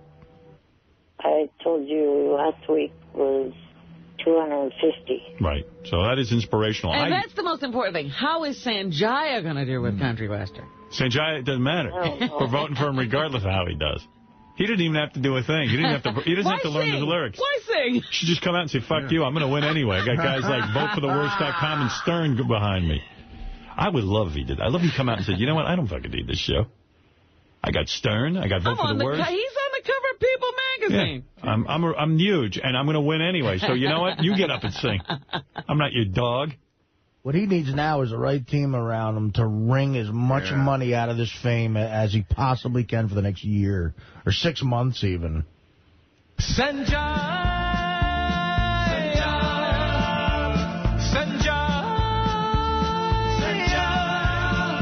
they call that kid Sanjaya. Right, As a matter of fact, he ought to just record Tiny Bubbles and then make a whole career out of that. All right, Eric. Be my theme song. Tonight is country night. This could be a big night for Sanjaya. We remind you to vote for him. Thank you. So is Ralph going to have a show? Not that I've heard. Maybe, but... Ralph's busy. Ralph's upset. He wants to have a weekly show about American Idol, and I don't think Tim is going ahead with it. Why? I thought it was a big hit. Really? That's what I heard. But Tim... Why wouldn't you? I mean, American Idol's the biggest thing there is. Now's the time. Well, Tim's an idiot, because I want to have Ralph have that show, too. Yeah, but for selfish reasons. Yeah, because you're on it. You're a featured guest. Well, I didn't say much when I was on it, but, you know, if there is another one, I will say more than I did the first time I was on. Keep your PJ pants on. We'll get to you. Oh, the Yankees suck this weekend. Yeah, you know what? You and your Oakland A's can fuck yourselves, too. Marco Scudero, foul ball home run. Yeah, you know what? Why don't you stick to country night? I thought of Eric the Midget. I wanted to strangle him. Mariano Rivera gave up a fucking 3-run homer that lost the game. Ooh. In the last fucking inning. A walk-off homer to little jerk-offs Oakland A's. Yeah, and it wasn't even our biggest home run hitter either. Yeah, the other ones were striking out. Whatever. Tim, what about Eric the Midget calling you an asshole because you're not having the... Or an idiot. An idiot. Eric, that's uncalled for. You should be fired, Eric. What's the deal, Tim? Well, the reason why we did the Ralph show was because you were on vacation that week. Yes. And we figured that you would carry it through when you're here, and then... wasn't necessary. I see. That was to pump up the vote for Sanjaya. That's right. I see. Right. I heard they called into... Chuck Zito had his show last night, and they were blaming Chuck for Tim not losing any weight. Oh, really? I had a bad week last week. Yeah, and a lot of people were saying, hey, Chuck, how come you can't get Tim Sabean to lose weight? Yeah, we expected this physique to transform. We thought you were going to look like Chuck. But no. In time, it will. You're a tough nut. I had a busy week. All right, here he is. Here's Chuck from his show talking about it. Yo, Chuck. Yo, listen, man. What happened to Tim Sabean? I heard he gained 5 pounds this week. You're training this guy. What's up with that? Well, wait a minute now. Wait a minute. Now it's going to make me look bad because I'll tell you what. Tim, for the last week, have been saying he had dinner meetings. He couldn't train. I called him the next day. You going ready to train? No, I have to go here. The next day, I have to go there. He's making up all kinds of excuses all of a sudden. Now he gained 5 pounds. He's not working out. He's eating. He's back to his old schedule. So I haven't been working out, so don't blame that on me, because when he's with me, I make him sweat his ass off, man. He's in that rubber suit, he's in that sauna suit, he's got the wool cap on, and he's sweating his ass off. And he's just been eating little portions of food. Then he goes and he's feeding his face again, and he gained 5 pounds, I heard. But so don't blame that on me, man. But Tim, you better get back on schedule, man. You know, you make me look bad. We actually, supposedly he's down 14 pounds from when he first started. He was 265, so. But, yeah, don't blame that on me. But he does everything you want him to do in that gym? Let me tell you something. A lot of guys, everything he's done with me, a lot of guys would have quit already. And he's over there sweating. He's on the treadmill. I tell him, okay, one more. He'll do one more rep. But you did quit. You don't even show up to your workout. I haven't quit. No, I was business meetings. My day starts early in the morning, and I don't get home till 9:30, 10 o'clock at night after it's all said and done. So tell him, okay, just 2 more. He'll do 3 more. Oh, I give him a lot of credit. He'll run another 5 minutes. When I tell him, okay, cool down, he does a lot. And I have him also in the sauna, in the sweating. He doesn't stay in there too much because that's it. I'm having a heart attack, man. I'm fucking leaving. He's sweating. But he's doing good as far as I'm concerned. Yeah. But he's not back on schedule. We have to get him back on schedule. That's a great show, Chuck Zito Show. And I'll tell you the truth. I thought he was just going to punch you in the face and break your jaw, and then you couldn't eat. No. I mean, that probably would have been the solution. Like. Yeah, you know what it sounds like, though? If you don't start to look good, he's going to punch you for making him look bad. No, but in all seriousness, I mean, he could have just threatened you and said, listen, I'm going to beat the shit out of you if you don't lose weight. I know. I'm going to have somebody break your legs if you don't get in here. I grew up with guys like him, so I know the drill. Well, they have guys like him in Minnesota? Oh, yeah. Oh, Dad. Yeah. Oh, yeah. Anyway, there you go. Hey, as long as I'm playing Chuck, Chuck did weigh in on the Imus situation. I've not heard this, so I don't know what his opinion is. These are the people who broke the color barrier. These are people who are, who should look up to, all the blacks should look up to. And since we're talking about blacks, I want to know, out of the black community, who the fuck died and left Al Sharpton and fucking Jesse Jackson, boss? I have no idea. It's amazing what's going on. And yeah, if Martin Luther King was still here, we wouldn't have those two. Yeah, he's the one that died. I blame him. Fucking Don Imus loses his job as a radio show host, and he's a comedian in his own right because he made a comment about nappy head hose. He loses his job. So I think this thing got blown out more than it should have, and the man should never lost his job over it. And you know what? Al Sharpton is probably the biggest racist and bigot, and Jesse Jackson in this country, and yet all these people look up to them. They should look up to the real heroes, as far as I'm concerned. I'll mention them a little bit, but here's Don Imus made a comment about hoes, and meanwhile today I read that these girls said they're scarred for life. If that's the worst thing you're called is a hoe in your whole life, you're doing pretty good. There's everybody's been called a lot of things. And first of all, it's only names. You know, you have these the rappers who are doing songs. You have guys like Chris Rock who are always making jokes about white people. You white cracker, you honky, you this, Dave Chappelle. But you know what? Same thing. It's just words. That's what they do. They get laughs out of it. They get paid for it. And Imus should have got the same thing. Was a laugh out of it. Not to take his job, not to take his livelihood. And I think that's a bunch of bullshit. I feel bad for Don Imus because, first of all, I'm not a Don Imus fan. So I never listened to him. But what's right is right. He should have been protected under the freedom of speech, under the First Amendment, like everybody else. And if he says something, but Chuck, it should have just been, hey, taken as a joke, and that's it. And you think of that. That's it. But everybody else laughs at everybody else's jokes. Well, there you go.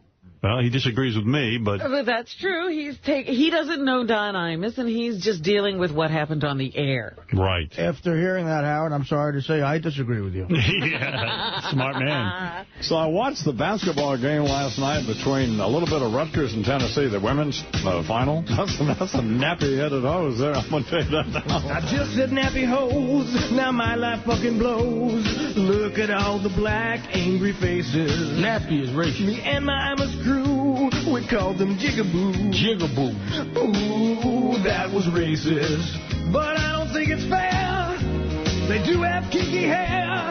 Nappy. And I got the word hoe from rappers. Now those nappy head hoes say that I'm a big asshole. My life's in the crapper. I just said jigaboo. Jigaboo. Now I'm so fucking screwed. I went on Sharpton's show looking for pity. Jigaboo. They fired my white ass because I'm so out of gas. Ooh, I'm fucking shitty. But people pick and choose. Jesse Jackson slurred the Jews. Jesse says, don't remind me. He's a fucking hypocrite. Jesse Jackson's full of shit. He called the Jews Hymies. Now I'm a big nobody.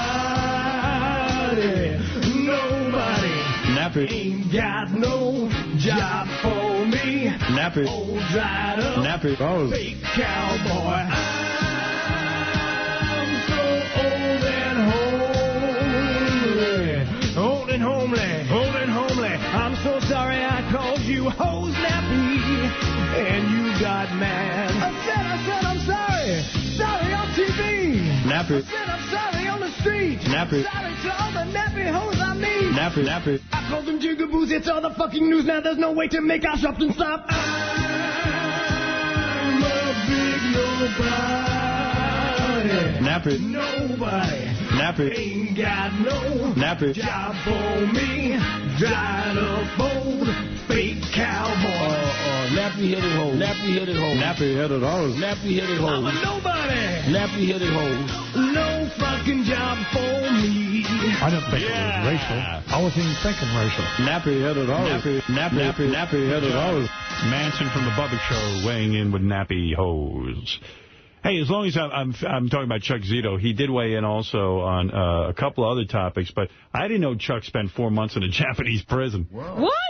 Chuck, a lot of people know you did some time, man, you know? But tell us about the time you did in Japanese prison. I love this guy. Japanese prison? Yeah.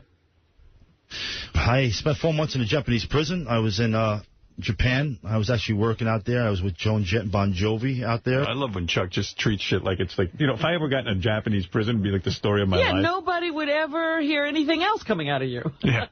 To Chuck, it was like, oh, let me think back on that. I don't remember it. Oh, that time. And they had a big nationwide sweep against the Hells Angels of the United States. I was one of them that they raided my home, actually. My wife and my daughter at the time was home, and they took them out of bed with shotguns to their head and totally harassed them when I knew I was in Japan. They had my phones tapped, and it was just a reason to harass my family. But as far as the jails out there, I'll tell you what, they don't fuck around out there, man. No? The worst prison in the United States is like a country club compared to Japan. Really? Wow. They when you come out of your cell, first of all, I was by myself. There had to be 2,000 prisoners there, but I was the only American there. Myself and Bert Kittle, who was with me, but he was on one floor, I was on another. And you come out of the cell, there's a little, like a foot-long pad down the whole hallway. You have to walk on that pad. You don't turn around. You don't talk to anybody. You don't whisper. Those people fucking afraid of these guys, man. And I don't know what they were saying because I couldn't speak Japanese, but they were talking some shit. But it was pretty wild. And I also told the story some guy called... They're talking shit. Chuck knows when people are talking shit, even if it's Japanese, he knows. 4 months is not, you know, that's a lot of time. That's like, that's a lot of time, 4 months. Honestly, I spent exactly 3.5 days in jail in L.A. County. And I was weeping like a baby. Right. And I had my own cell, too, you know. That's nuts. The book. Japanese. And there was one scene in there when I was in the community tub. I thought it was... You know what I'm saying? How the fuck do you get up into this thing and want to be in a community tub and I'm in there taking a bath like it was my own personal sauna? But, yeah, prison is not a good thing, especially in Japan, man. Don't fuck around out there. And it's a big, big thing to have a gun out there. I'll tell you that they have some big, strict laws out there. Not too many people have guns out there. So it's not like over here? Oh, no, not at all. You had to shoot it up? I'll tell you something. First of all, no prison's good. I mean, no. But when we came back here, I was with Bert Kittle. We came back, and he came on one day. I came another. We got back here. There was pool tables. There was color TVs. There was, I mean, it was everything. It was like a hotel. I said, what the fuck? These guys are playing pool, and we're coming out of this crazy fucking prison, locked down 23 hours a day. It's not a good thing. Right. He was happy to get to American prison. Yeah, it's nice coming back here to American prison. Wayne, you're on in Mission Viejo. How's it going, Howard? Right. I think this is the funniest fucking show I have heard in a long time, man. All right, well, thank you. By the way, have you heard about the whole Virginia Tech thing? That Asian guy's girlfriend was actually black and totally distraught about the Imus's remark, and that's why he went off and shooting everyone, is because she broke up with him over Imus. So he's kind of directly related to this whole thing, man. What are you talking about? All right, thank you. You make that up. Okay. I'm like, go back to your drawing board. Right. All right. Now it concerns me. He thinks the show's funny today. All right, we're going to take a break. We're going to come back. Lisa G will tell us what's going on. Fred the Elephant Boy stopping by with his girlfriend, Mary, and also... Oh, that's right. They're still together after all these years. We're going to get to meet in person the founder of VoteForTheWorst.com. He's going to stop by, too. He's here to do the Letterman show. And we're going to talk to him, and we'll be back right after these words. All right, there's a lot to... All right, thank you, Pete Townsend.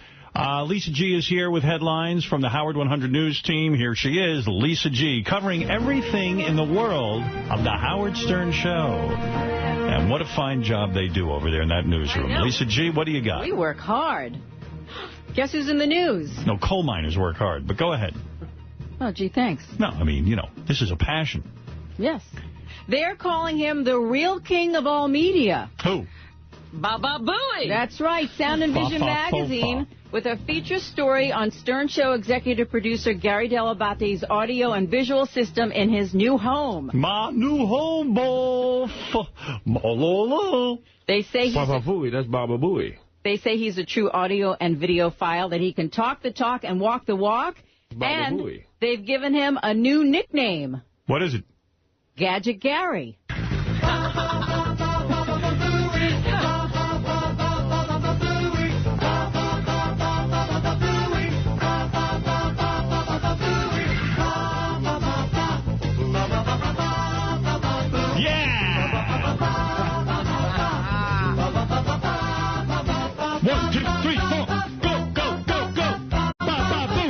Yeah. Hello. Check out the new, what is it, Sound Magazine? Sound and Vision magazine on sale today on newsstands today. Gadget Gary will be reviewing some new products for the magazine, and there's also a secret message on the spine of the magazine. Mackay. Look for Mackay, both. Look for my new DVD player, both. It does say McKine. It does. McKine. That's right. Welcome to the McKine. McKine. McKine. Fooey. Wow, he's got some heavy-duty stuff in his house. That's right. I got heavy duty. I like there's one quote in there that says something like, if I had gotten a 6-inch screen, I'd have had to move the sconces. Yeah. The sconces is the problem. I might have had to go sconce-less. But my new 60-inch screen, I couldn't put in the sconces. I would have had to put on side sconces. Is that what it really says? Yeah. Read that part to me. I gotta find it. I bet there's a lot of good shit in there. You need to go over that article. Should I move the TV or move the sconces? I know. Move the sconces. When we were designing the house, we had a difficult decision to make. Or should I keep the same size and move the chairs closer to the screen? You know, that way I could preserve the sanctity of the sconce. If I had gotten a 65-inch plasma, I'd have had to move the sconces. The TV wouldn't have And if I got the 8-inch, I would have had to move to upstate New York. Okay, guys, don't think of stuff like that. If Robin's going to quote from the magazine, then I'm going to bring in Robin's Architectural Digest, where she talks about Henri Combier. Well, you did that already.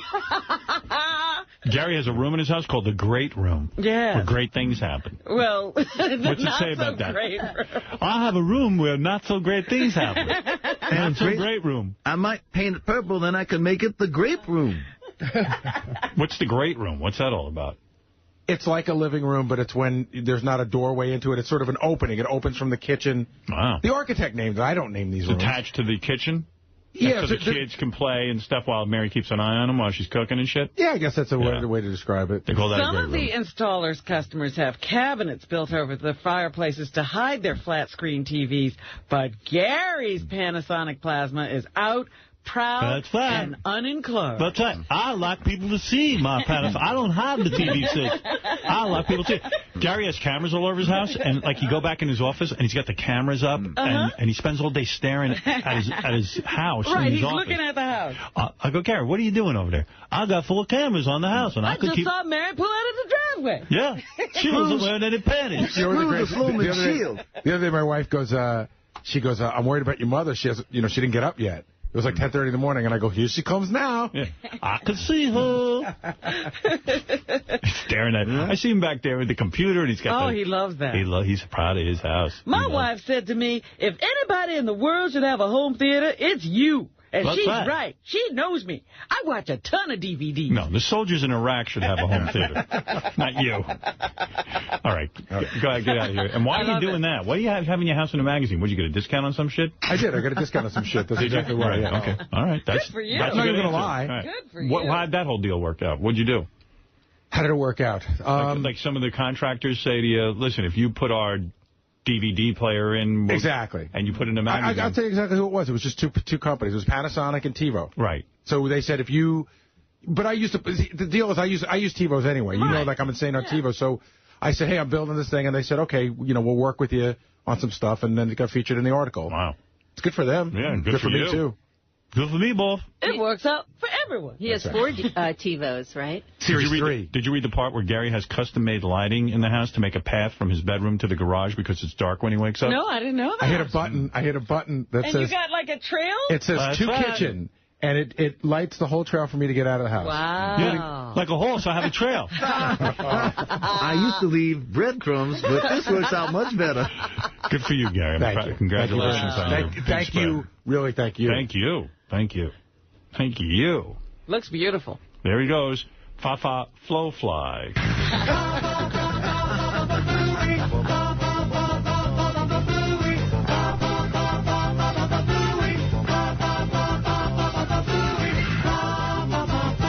There he goes. So long, Fa-Fa. Thanks for coming in. Special lighting. Follow the special lighting right back to your office. Get some special lighting in here for him. He needs a trail here. All right. Anything else? Yes, the Baba Booey Trail. I got a trail that brings me right to the poorhouse. Well, what else you got there, Lisa G? Howard Stern, you are not the only one who's engaged. Who is engaged? Yucko the Clown. No kidding. Wow. Maybe you two should have a double wedding. I don't think so. And finally, the Sanjaya tide seems to be turning in favor of your vote to vote for Sanjaya. You bet. Even the odds makers are beginning to believe in the power of Howard Stern. Sanjaya, who was originally picked to be voted off immediately, is now projected to make the top 4. Oh. All right. And also, many major media outlets are now finally admitting that Sanjaya may actually have a shot at winning American Idol. Articles are popping up all over the web. Well, you bring up a good point. Why is it, and I'm going to ask him right now, Dave is here from VoteForTheWorst.com. Dave Delaturza, who started VoteForTheWorst.com and started the whole Sanjaya movement. He does not believe that Sanjaya will win. Well, now, that's horrible. Get in here, Dave, and answer my questions immediately. Thank you, Lisa G. This is Dave. He started the thing, VoteForTheWorst.com. Don't rain on my parade. I haven't met him face-to-face. I've talked to him on the phone one time, and this is the man himself. Let's give him a big round of applause. Come on, Dave. Fuck is your problem? Get in here. Get in here. Got things to do. There he is. Young guy. Young, hip guy. All right, Dave. All these computer kids are young. Dave, we've teamed up with you and VoteForTheWorst.com, and you've done a great job. Why would you go around saying that Sanjaya is not going to win? Well, see, we want him to win. Yes. But I think that eventually the producers will probably say, oh, Sanjaya might win. Let's try to get rid of him. So I think that they're going to try some like sneaky tactics to get rid of him. What could they do, for example, to have sneaky tactics? I don't know. I mean, I think that there's a lot of stuff they could do, especially like if, you know, if they hopefully at the end, I think if there's Sanjaya versus one person, yes. I think everyone will be so mad that Sanjaya is still there and everyone else will try voting against him. Right. But what about all these forces? Aren't you shocked that Sanjaya every week now is not even in the bottom 3? Oh, I know. It's hilarious. I mean, every week I'm like, oh, he might go home this week, and then he doesn't. So Dave, we're doing it. I know. Come on, have some faith. I do. All the way. What's the matter? No, I admit, when we first started doing this, I didn't think, I think maybe a week or two. We wanted to just keep him around as long as we could. We didn't think he even had a shot at being in the tour. We can do it, Dave, and I applaud your website. On VoteForTheWorst.com, are there any other Vote for the Worst things going on? Or is Sanjaya the... No, it's just Sanjaya right now. It's just about American Idol and Sanjaya? Yeah. Okay. So you wouldn't try to influence a presidential election and say, hey, let's vote for the worst. No, but a lot of people think we did in the last one, so. Right. And what happened? You were on Letterman last night, or are you going on tonight? No, tonight. Tonight. Are you nervous? Letterman. Yes.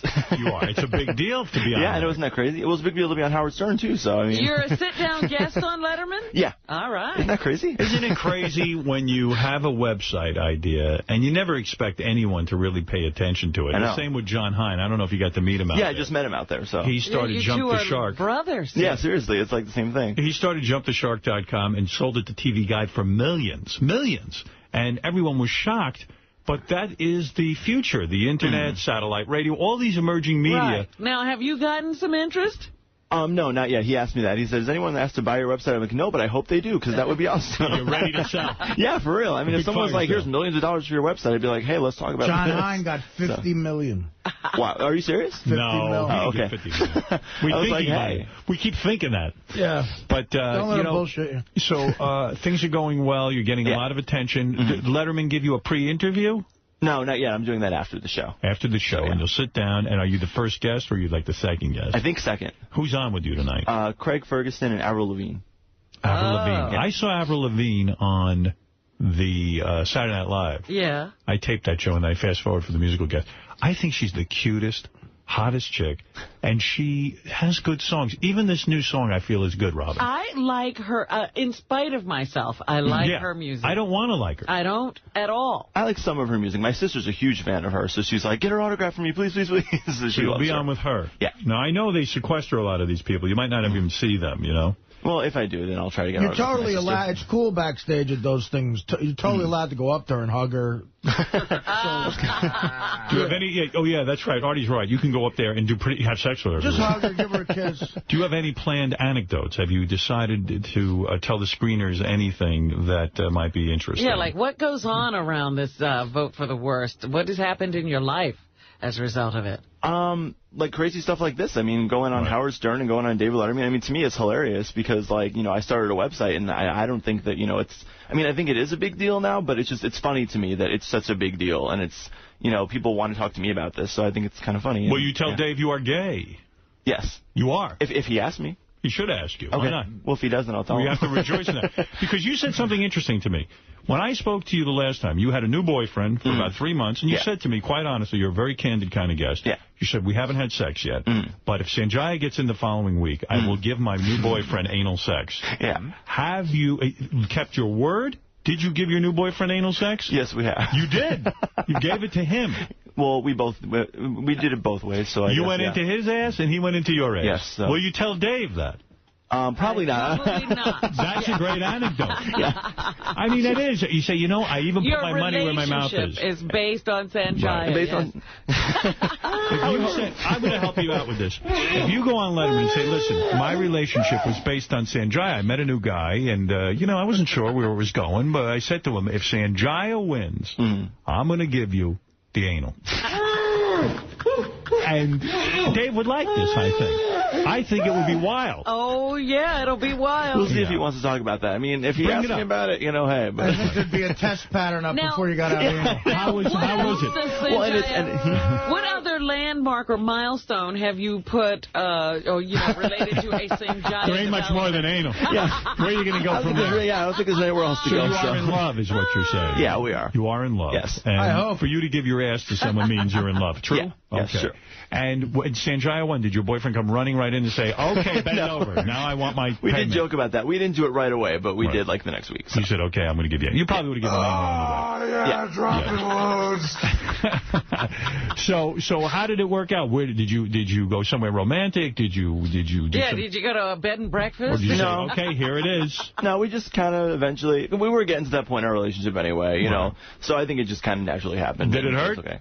The first time, yeah, it does. A little bit. Yeah. That was your first time? No, I've done it before. The first time, I mean, I hadn't done it in a while, so. Right. Well, good for you. Yeah. I got a feeling the second time ain't a picnic. No, it's not as bad the second time. So. Do you prepare your ass in any way? Do you shave? Do you shave your bush? What do you do for that? No, not really. You don't even shave the hair in your asshole? No. You don't have it? I got hair in my asshole. Well, yeah, but not that much, so hopefully. Good for you. Benji, could you show him your asshole and just see if he'd ever fucking asshole like this? I'm just curious. I don't think so. I saw Benji's asshole yesterday because he bent over to prove that he didn't have any weights in his asshole and they weighed him.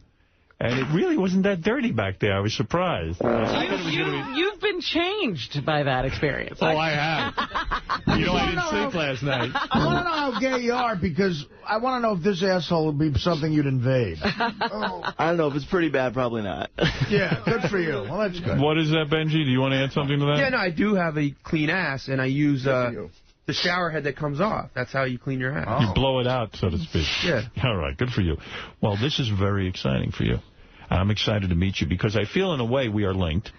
In the sense how did he come up with VoteForTheWorst.com? When did that inspiration hit you? Actually, it was on a message board called Survivor Sucks. It was just a post, like, was it 3 years ago at this point? And I just said, after watching season 2 of the show, I said, this show is so manipulated and so fake, and they have all these terrible people on there. Wouldn't it be funny if we voted for them instead? And everyone said, yeah, that'd be funny. So we started doing it, and they said, hey, wouldn't it be funny if we put up a website about it? Yeah, okay, let's do that too. Wow. And, it just kind of blew up overnight. It was kind of weird. Are you making any money with the website? Yeah, now we are. Oh, now you are. Because of all the publicity, you can get advertisers. Yeah, exactly. How do you get the advertisers? Do you have a sales department or something? Yeah, actually, I have a friend that helps me out, Nate. He does a lot of the advertising now, and he is talking with people about stuff like that. Who are some of your big sponsors? Right now, we just have a lot of ads from like Google and stuff like that up there. I see. And then but then we're talking with someone right now about possibly sponsoring the site, so we'll see if that goes through or not. So. And how many hits a day are you getting on there?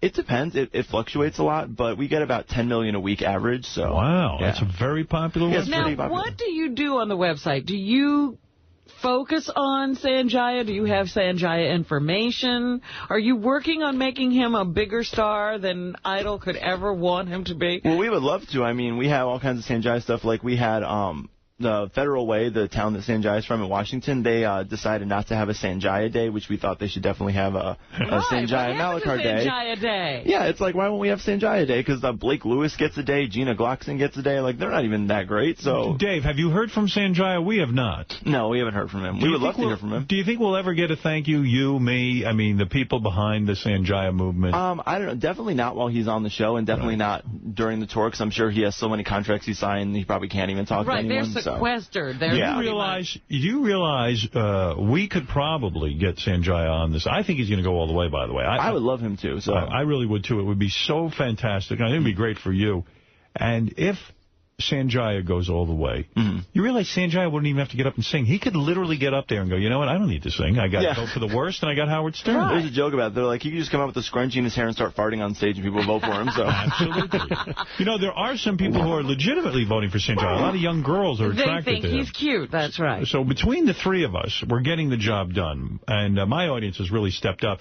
They really have. I see something else happen, like when they start delaying him and making him the last thing on the show, they have to mention him at the top of the show. I saw him in he was on the cover of People magazine. Yeah. Well, Jeff the Drunk told me he's going to vote 550 times for Sanjaya this week. Let's go to Joel. Joel in Norfolk, you're on the air. Hey, Howard, how you doing? Yeah, hey, good. Hey, I just wanted to see if this Dave guy, if he was going to go on Letterman tonight and really push, because he doesn't seem like he's all that into it. When Dave, don't go on there and say you don't think sure Sanjaya can win. Yeah, don't go on there and say you're not sure if Sanjaya. Okay, I won't say that. I'll be very confident. I'll be very confident tonight. Say, I met with Howard Stern, and we are behind this thing, and we're working on this, and the people are really for it. I'm starting to believe. The movement is growing every day. It really is too. That's right. Hey, Howard, can I ask you a favor real quick? Sure. Hey, I'm just getting ready to leave for Iraq, and I was wondering if I could maybe get an autographed picture or something. Are you really going to Iraq? Because a lot of people are using that on me, and it's working. Yeah, Hunter used it on me this weekend. Yeah, I heard about that. This is the second time I'm going over. All right, which side are you on? Are you on are you on our side? Or the terrorists? No, I'm on our side. Okay. Are you a regular Army guy or a reservist? No, I'm active duty. Active duty, so you got to go over for 15 months. Duty. Hey, man, you're brave, and I'd be happy to do anything I could for you. Hold on, okay? Thank you. All right. Yeah, he's got to go away for 15 now, not the usual 12. I know. Oh, man. They ought to send George Bush's kids to the war. I don't understand why they don't. Notice that they're very quiet and low-key all of a sudden. Yeah. That's right. Let's go to Dave, who wants to say hi to Dave from VoteTheWorst.com. Go ahead. Morning, Howard. Morning, Robin. Hey, now. Dave, I was wondering what your findings have been. Most of the guests that Howard has on deny being into anal sex, taking and or receiving. Right. That's true. Wondering what your findings as somebody who admits to doing it. Do most of the guys that you end up with do it or don't do it? Well, I haven't done it with that many guys, so I don't know. But, I mean, almost every guy that I've been with that, I've been in love with and whatnot, we've done it and no problem. So. Do you find a lot of gay men don't want to admit that they take it in the ass? Maybe. We found I've heard that sometimes, but I think some people, I guess it's like 50-50. You're the only person who's ever come in here and said you do. Yeah. Really? Are you serious? I'm like a record breaker or something? Yeah, you really are. Which do you prefer, receiving or giving? Both are good. Honestly, it depends on your mood. We find that very few gay men like to admit to getting fucked in the ass, and no straight men like to admit. Well, yeah, I would hope the straight men aren't, but, Well, listen, you've got a big day ahead of you. I want you to get lots of rest. I'm going to watch you on Letterman. I'm rooting for you. You're a great guy. We like what you're doing with the website, and we're all behind it. And go on there and be confident. That's all. I will. I will be very confident. Yeah. I won't say anything about it. Sanjay might not win. I'll be 100% behind Sanjay. We're in this together. Because I think that we're keeping American Idol honest. I think so, too. They can't pull any of that stuff because we know what we're up to. I know. So hopefully, Sanjay will win, and that will be awesome. So let's hope so. That's all there is to it. Were you the guy with this website? Were you the guy who actually said, like with our friend John Hine, he has some friends that he completely ripped off in college. Because they're the ones who actually said jump the shark. Were you the guy who actually thought of the phrase votefortheworst.com? Or was that some? Oh, that was you? That was the one I thought of. That's your creation. Right. Rich in Miami, Florida, go ahead. Hey, now, Howard, how are you? Hey, now. Hey, this kid is right about the getting Sanjay off the show. The producers are coming out with a veto system. Oh, what's that? What are you talking about? They're going to allow the judges to be able to veto somebody they don't like instead of everybody going with just Where did you hear that? I heard it on American Idol Rewind. Well, I have not heard that. And I haven't heard it either.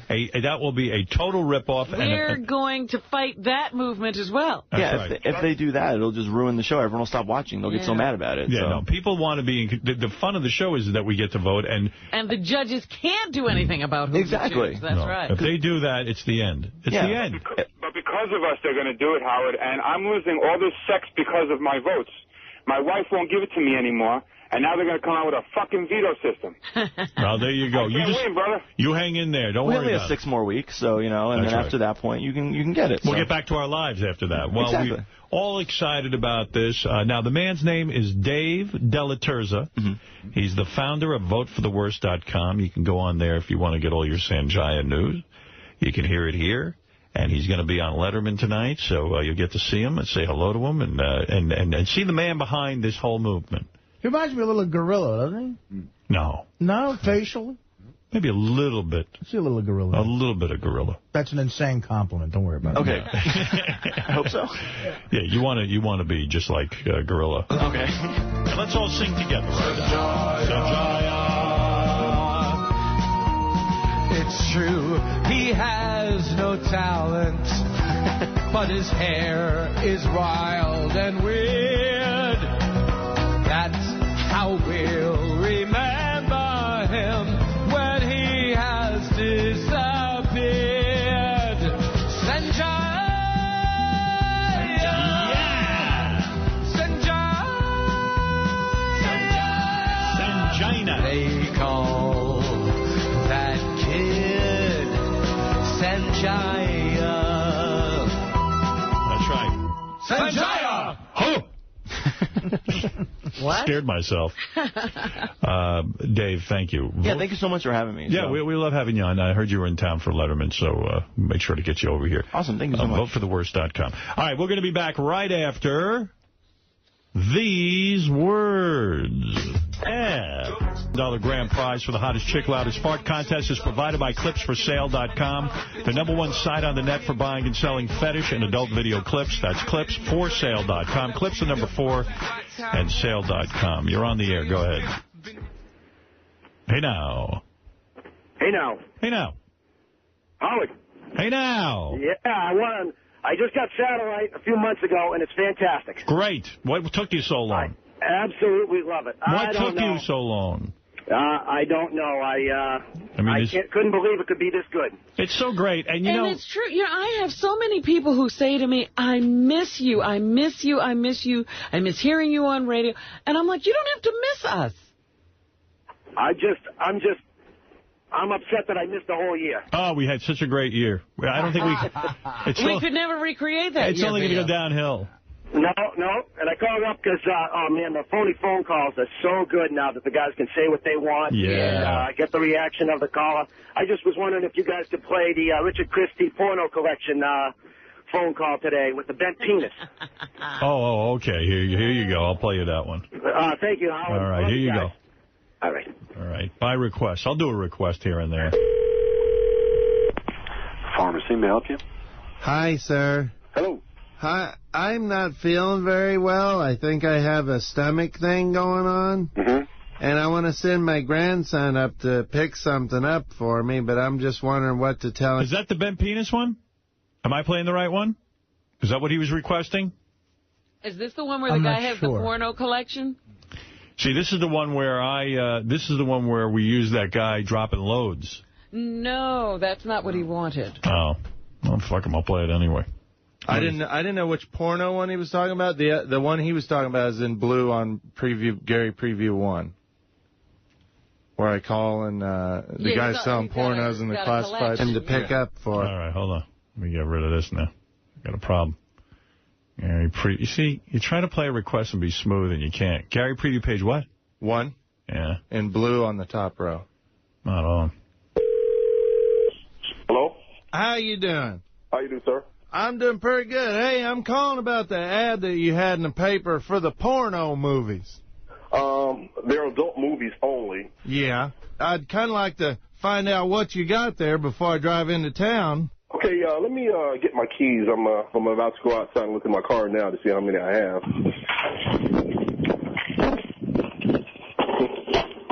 They're not in my trunk. Let me go back in the house. Okay. Here they are. I see them now. Can you kind of maybe tell me some of the titles there? That's a black movie there.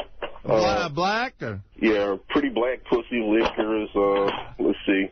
Well, hold on. Who's in Pretty Black Pussy Lickers? I have no idea. What do the pictures look like? Are the guys on the pictures on the cover? No, it's just pretty much the graphic shot, you know. Oh, the cum shot? Or? Right. Are any of the girls' faces covered? Or? Well, I see one. Is it in her eye or is it covered? Or? Let's see. Around the mouth, nose. Huh. Now, this is going to sound like an odd question, but how do the peckers look on the cover of some of these movies? They're pretty big. Like how big would you say? Probably 8 to 9. I collect movies with, there's certain guys that have curved peckers. Oh, okay. Are any of them curved? No, I don't have any. Because I'd pay good top dollar for a curve. Yeah. I only got those on, copy tape, So you've seen those, huh? Oh, yeah. Pretty much exotic ones like Stroking My Colon, that kind of stuff, Oh, you have Stroking My Colon? Yeah. Oh, because I have part 4. I never had the original one. Right. What happens in 1? Could you kind of tell me what goes on there? Well, it's a machine that takes out the semen after they, it pretty much ejaculated in her, and then this machine pulls it out. Oh, they're fucking a machine? Well, they're using it on the female after they do the cum shot in her. They use the machine to pull it out, Oh, and then what do they do with it? Collect it in a glass at the end of the movie. She drinks it. Oh, that's pretty cool. Because they do that. They do something kind of similar in part 4, the one that I have. Okay. They do some weird shit in there. The guys actually, they cum on a dog, and then the woman combs the cum out of the fur and drinks it after it's combed out of the dog's fur. I never seen anything like that. That sounds dangerous, but I like it. Oh, you're into that, huh? Yeah. Well, we might have to do a little tape trading now. Yeah. I like the crazy ones.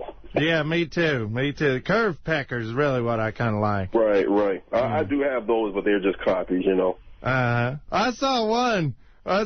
This crazy son of a bitch had. where the guy got oral from a catfish. You got to be kidding me. Nope, I swear. His buddy, fishing buddy, they caught a catfish, and then the catfish, they put catfish food on the end of his pecker. He had a curved pecker. Right. And then the catfish, went to eat the catfish food, and the goddamn thing bit down and got stuck on there for a while, but the guy was into it and stuff. Right. And it didn't let go till the other guy, his fishing buddy, had stuck his pecker in the catfish's ass. No. Yeah, hell yeah. Man, you have this? Yeah, you want that? I would have to see something like that.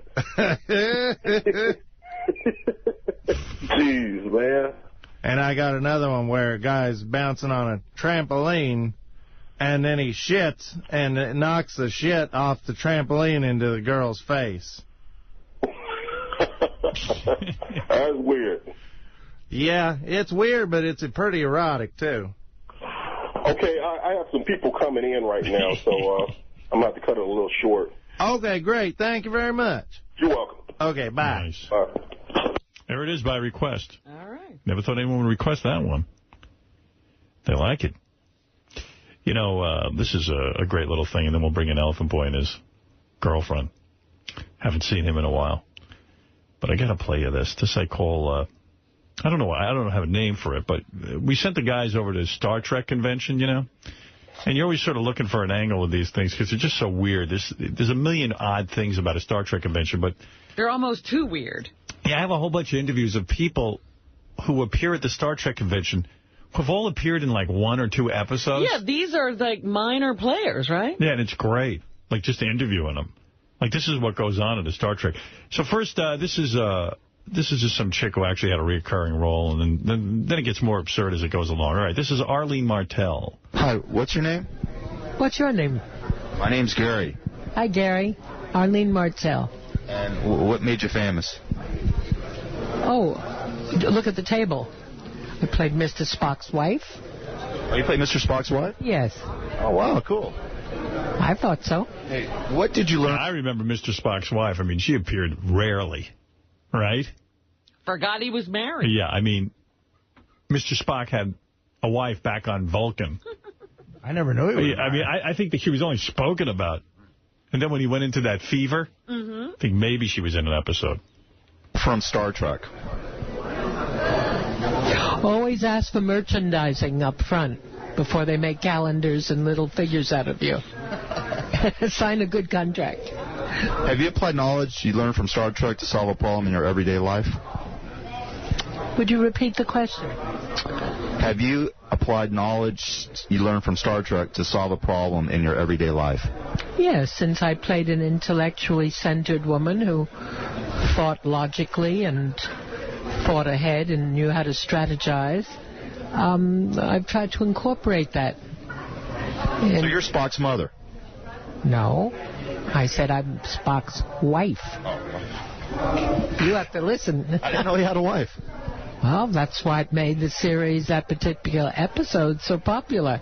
Nobody else knew either. If you got a chance to ask... That's what made it popular? Ask William Shatner one question, what would it be?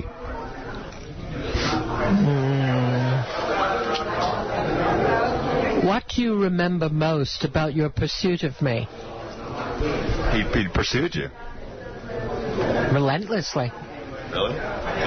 Did you ever have sex with him? That's very rude. Why would you ask that? Well, and who are you? I'm Gary. Well, that doesn't tell me anything. I'm with Satellite Radio. All right. Well, tell you any more? Didn't they ever teach you any manners? Satellite Radio? Well, I mean, he pursued you. I just was asking if... You don't always win the person that you pursue, do you? Did you know that Sulu is gay? Yes, I did. Before he came out with it. Oh, really? Yeah. What do you think of George Takei being involved with the Howard Stern show? I think it's a perfect match. Why do you say that? Well, I think they vibrate on the same frequency. Have you ever used the N-word? No. And do you think William Shatner's hair is real? It's not real, of course. I saw him take his toupee off as we were leaving the set and throw it on the makeup table. How long ago was that? When we did the show. How long ago was that? What was it, 1968? He was bald back then? Yes. Thanks a lot. You're full of knowledge. I want to know, like, she doesn't sound like she's thrilled with Shatner pursuing her. It must have been really annoying. You know, there was something up there. I'm also wondering about her take on Takei. What are you eating? Just a little piece of licorice. Nah, don't. Tell me when you're done. Hey, what's going on over there? Artie's always eating during the show. I know. Hold on. Yeah, but not you. Bad habit. Oh, it's not hot. You're the hot chick on the show. You got to live up to your image. Just since you started racing cars. I'm done. Everyone knew what you were doing. All right.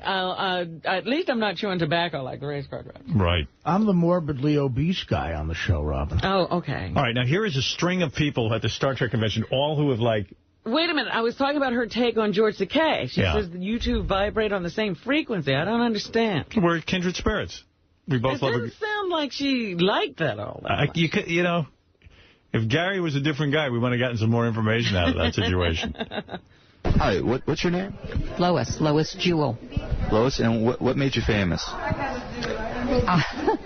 It was Star Trek's Bread and Circuses. I was Drusilla the Slave Girl, and it was the second season of the original series. Wow. Can you imagine how depressing a Star Trek convention is? I was what? I watched Star Trek. Well, who is she? Drusilla the Slave Girl. What, is that the one that Harry Mudd had and one of those three broads? She sounds hot. One? What? Is that the purple one? I don't know. I don't know. There were many slaves. With the purple pussy? She had purple pussy. Yeah.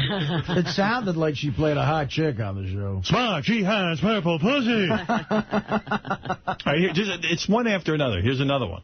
Hi, what's your name? I'm Celeste Yarnell, and I played Yeoman Martha Landon on the classic Star Trek episode, The Apple. Wow. What is the classic episode, The Apple? Do you know? No.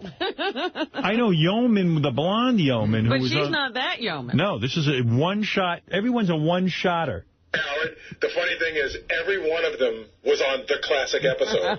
That's their line. The Trekkie, yeah, it's like a line. Like the Trekkies want to hear them say that. Oh, are you okay? Is that him? Yeah, that's him. I thought it was an open faucet. Wow. That wasn't me. What? What, going like that? Yeah. I was doing a Star Trek effect. Boy. That's the Enterprise. It sounds like breathing is even a chore at this point. It is, quite frankly. Honestly. All right, here's another one. What's your name? My name is Natalia Nogalich, otherwise known as Admiral Nechayev, in Star Trek Next Gen and DS9. Whoa, boy. Ooh. You're like Johnny Sack. Are you going to have to start coming in with that plastic thing in your nose? I'll stop coming in long before I do that. You don't want to be in here with that? Oh, come on. You should just start wearing that oxygen we have pumped into you. I want a little nitro. All right, listen to this. We're continuing at the Star Trek convention. What's your name? Don Marshall. What'd you do in Star Trek? I played Lieutenant Boma. I argued with Spock a lot, and I told him I'd bury him because he didn't want to bury the dead. And I insisted on them burying the dead where he didn't want to do that. He wanted to just leave them and take off in the shuttle. A, I don't remember one of these people. B, I wonder what they get paid to be at the Star Trek convention. They and must C, go just to pay, have people buy their autographs. Yeah, and C, like if I go to the Star Trek convention and I'm a Trekkie, am I just pissed off to no end? This guy's explaining his storyline. Absolutely not. If you're a Trekkie, are you pissed off? Because these are the people you can never get. Get them all in one room? Yeah. All the broads probably have Shatner hitting on me stories. I tell Spock to bury him. And then, what was that? Let me, I don't even remember that. Wait. What's your name? Don Marshall. What'd you do in Star Trek? I played Lieutenant Boma. I argued with Spock a lot, and I told him I'd bury him because he didn't want to bury the dead. And I insisted on them burying the dead where he didn't want to do that. He wanted to... And where does he think this interview is going to be used? All right, here's another guy. I mean, listen to this. Listen to his lineup. Well, first of all, who are you? I play the role of Captain Pike and Lieutenant DePaul. My name is Sean Kenny. Captain Pike is big. Lieutenant DePaul he played. Who's that? He came back as Lieutenant DePaul? I should just go, like, as an experiment, go there and pretend to be an obscure character. You could, and probably people would just say, wow, I forgot all about him. I play Colonel Klink. We had Hogan in the internment camp. Sir, you're at the wrong convention.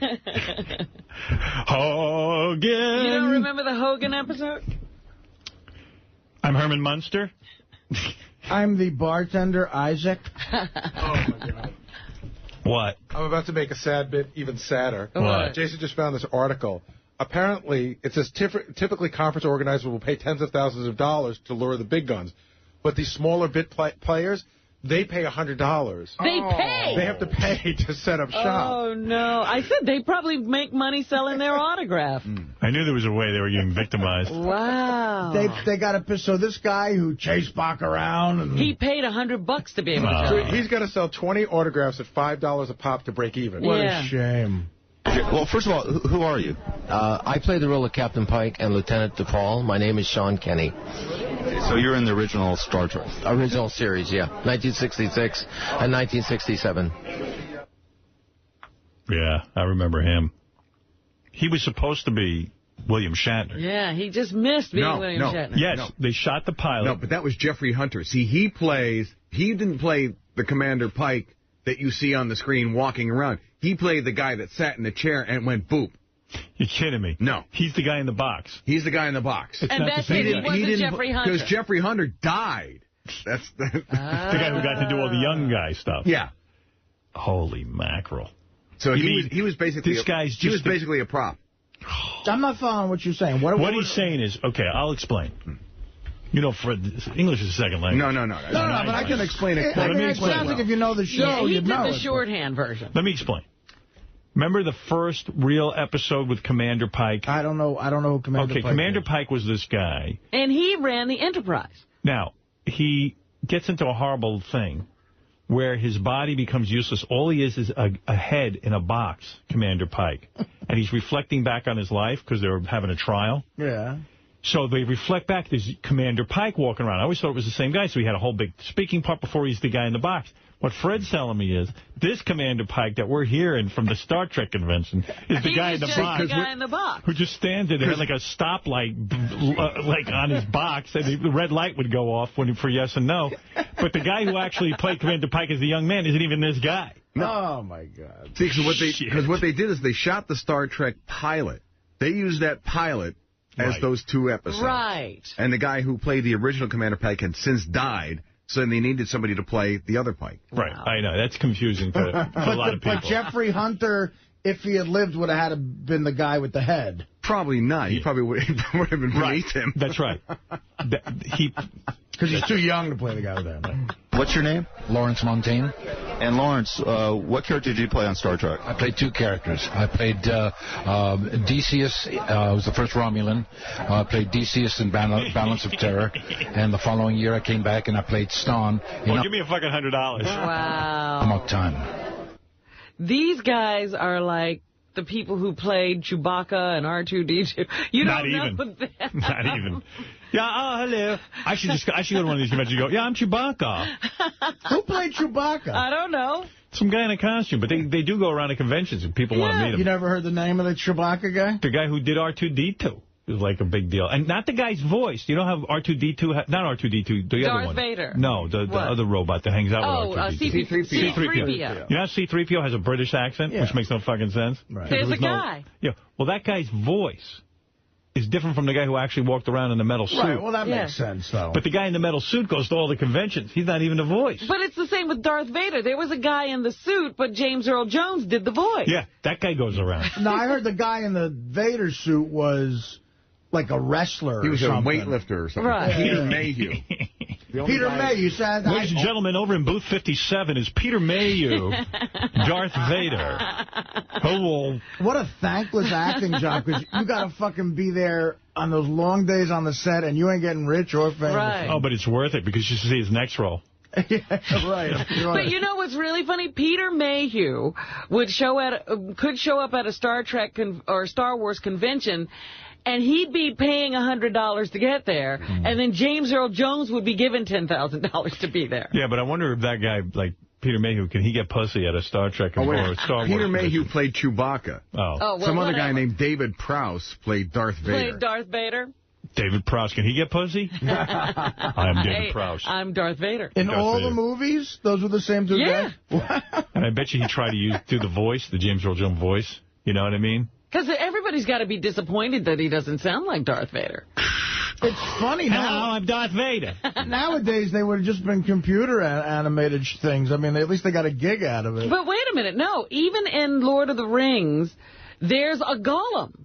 Even though he's computer generated, there's a guy they based that on. Yeah. There's an actor who played him. Oh, you know who it is? I saw it. You know why I know this? Because it's Fred the Elephant Boy. It's the same guy who simulated King Kong's movements. Right. Andy something in the movie King Kong. There's an actual gig for that. Yeah. And they gave him a part in King Kong, too. Richard's telling me that the guy who played Darth Vader, this is even more sad, actually did the voice for the movie, and then Lucas didn't like it. He went back and hired James Earl Jones. Right. I'm Darth Vader. I'd love to hear what the voice was. Hi, I'm Darth Vader. You know it ain't as good as James. Push Monster, everybody. Darth Vader here. And Darth Vader is that voice. Hi. What's your name? Victor Brandt. And what made you famous, Victor? What made me famous? Were you in the Star Treks? Yes, I was in 2 of the original Star Trek episodes, The Way to Eden and The Elan of Troyes. And The Way to Eden, the classic Star Trek where the hippies take over the ship. Oh, yeah. I played Tongo Rad. The title. And in the other episode, I played Lieutenant Watson, a red shirt. And you can guess what happened to me.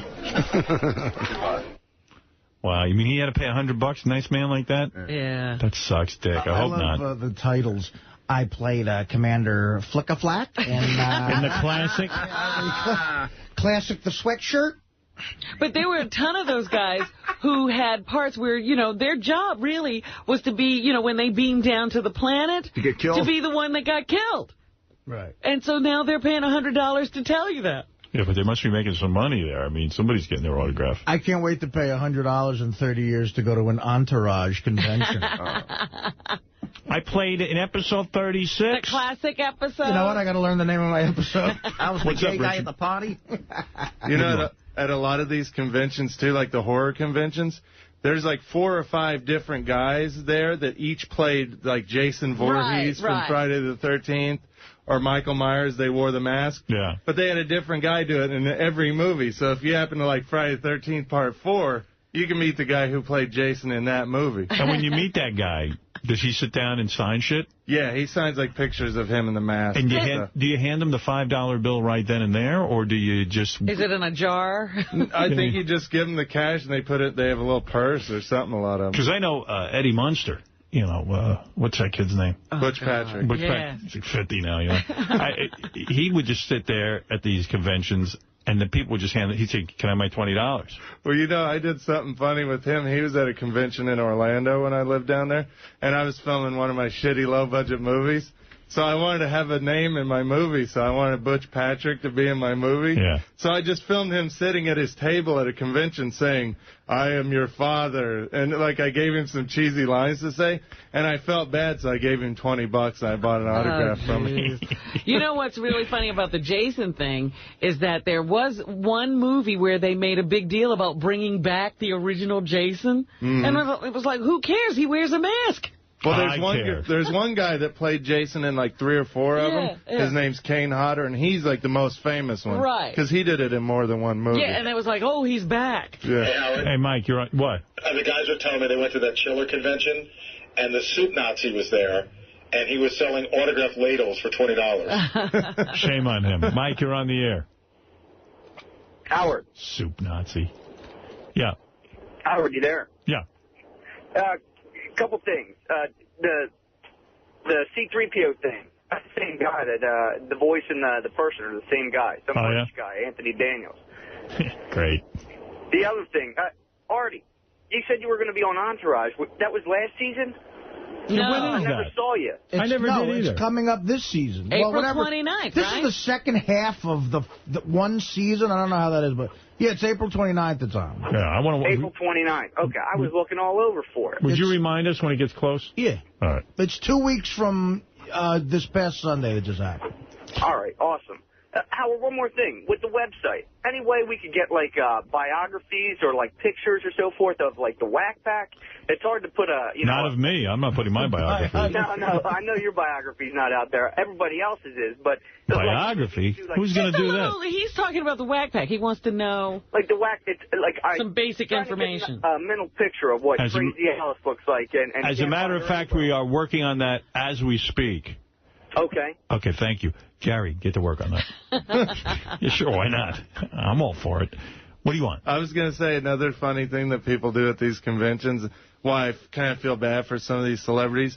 They'll walk up and hand these celebrities their cell phone and say, hey, talk to my buddy. And then they'll tell them to say their famous phrase. Like Soup Nazi was on I saw him on a cell phone going, no soup for you. And he had to say it like 5 times. Yeah, as long as to you this pay him. woman's friend, yeah. Yeah, I go to a restaurant all the time and with my daughter, and the guy asked me last time would I mind speaking to his brother next time I come in on the phone. I go, okay, I'll do it. He's a nice guy. But I get asked that all the fucking time. Oh, man, what do you do? And I'm like, hey, how you doing, man? At a signing, you're cornered. I've done it before. I'm like, hey, what's up? You know, I don't want to touch the cell phone because of the germ thing. Yeah. And what do you say? I mean, somebody Bucky Lasik handed me the phone and said, hey, my friend's a big fan of yours. Say hello to him. Say I don't do that. Well, I mean, we're going up a flight of stairs. Why'd you say I'm an adult with a reasonable IQ?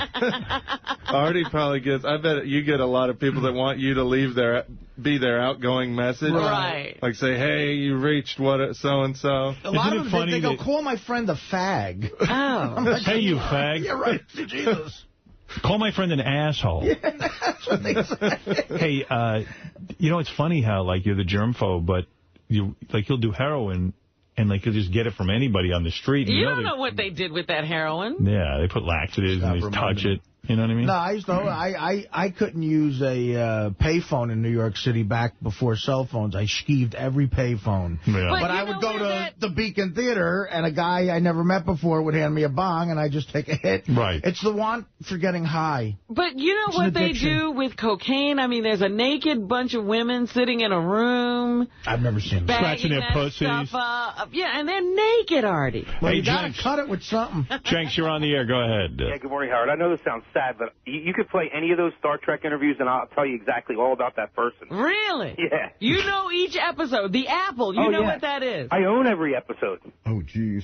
I mean, you could play a second of it, and I'll tell you exactly who that character was. Wow. Like, you know the guy who played the original Q, William Campbell? Yeah, he's good. Oh, yeah, well, he does appearances, and it's like, and I met him once at a Star Trek. Yeah, but you see, you're mentioning, you know, Q had a major role on Star Trek. These guys, you know, they got to describe the whole plot. Some of them were Lieutenant whoever who just died when they beamed down. You're talking about extras. You remember the episode with the traveling hippies and Roger? And, you know, like the guys got to go through the whole plot in order to explain who he is. Well, there was, I'm not talking about John Delancey Q in The Next Generation. I'm talking about the original Q in the original Star Trek. All right, I got to get out of this conversation. You know, it's very lonely at the gas station. The saddest thing to me, like being on the road, is when Levy, who sells his CDs outside, will be asking around for change, so he'll have change to make. Right.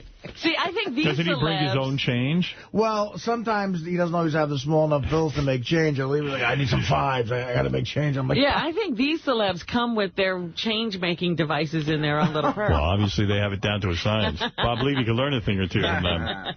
You know, you speak about guys from old TV shows. One of the saddest examples to me of guys like that is the guy from Taxi, Jeff Conaway. Oh. He was on Celebrity Fit Club, and, I mean, they had to, like, throw him off of there. He went nuts. He went nuts. And then the other day, I guess they had, this is from... TV Land. Yeah, TV Land Awards. They gave Jeff Conaway from Taxi, who had to leave the show after the first season, they gave him an award. Well, they gave the whole cast of Taxi was there, I think. And he got up to make a speech, and it was rambling and shit. It was kind of funny, but... And he always has an excuse. He's always like, well, I have a cold and I'm sick, but, you know, there's something weird going on with this guy. Here's Jeff Conaway But things got really bizarre when Sharon Stone presented the cast of Taxi with the Medallion Award. After Judd Hirsch and Danny DeVito gave thank you speeches and left the stage, Jeff Conaway stumbled back and gave a rambling thank you speech of his own. Jim was really go. Where is he? We caught up with a seemingly out-of-it Jeff backstage. What happened? Somebody hit the wrong button, and I'm getting over a cold. And so that was, and I was very surprised when they came up to me and said, we want you to go back out there and talk. I thought everybody was going to come back out and talk. I didn't realize it was going to be the Jeff Conaway show all of a sudden. He's good. I hate to kick a guy when he's down, but that's one of my favorite sitcoms ever, and it had nothing to do with... Yeah. He left. He somehow thought he was a major part. He left and he didn't miss a beat. If it was a storyline about Mary Lou Henner at her fucking art gallery or Tim Conway's fucking acting career, I was right out the door. I wanted Danny DeVito, Ignatowski, and Lotka. Right. That was it.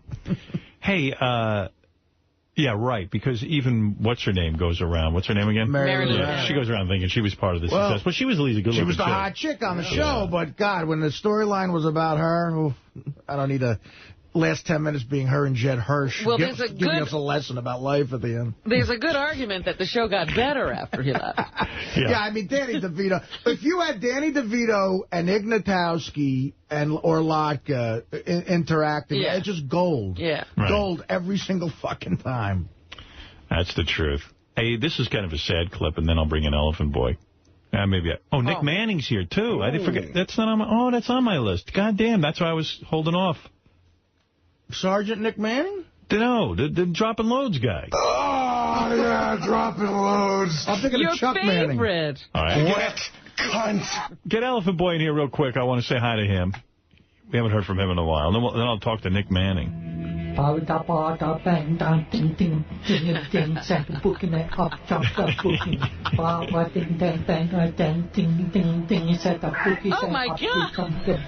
My name is Elephant Boy. All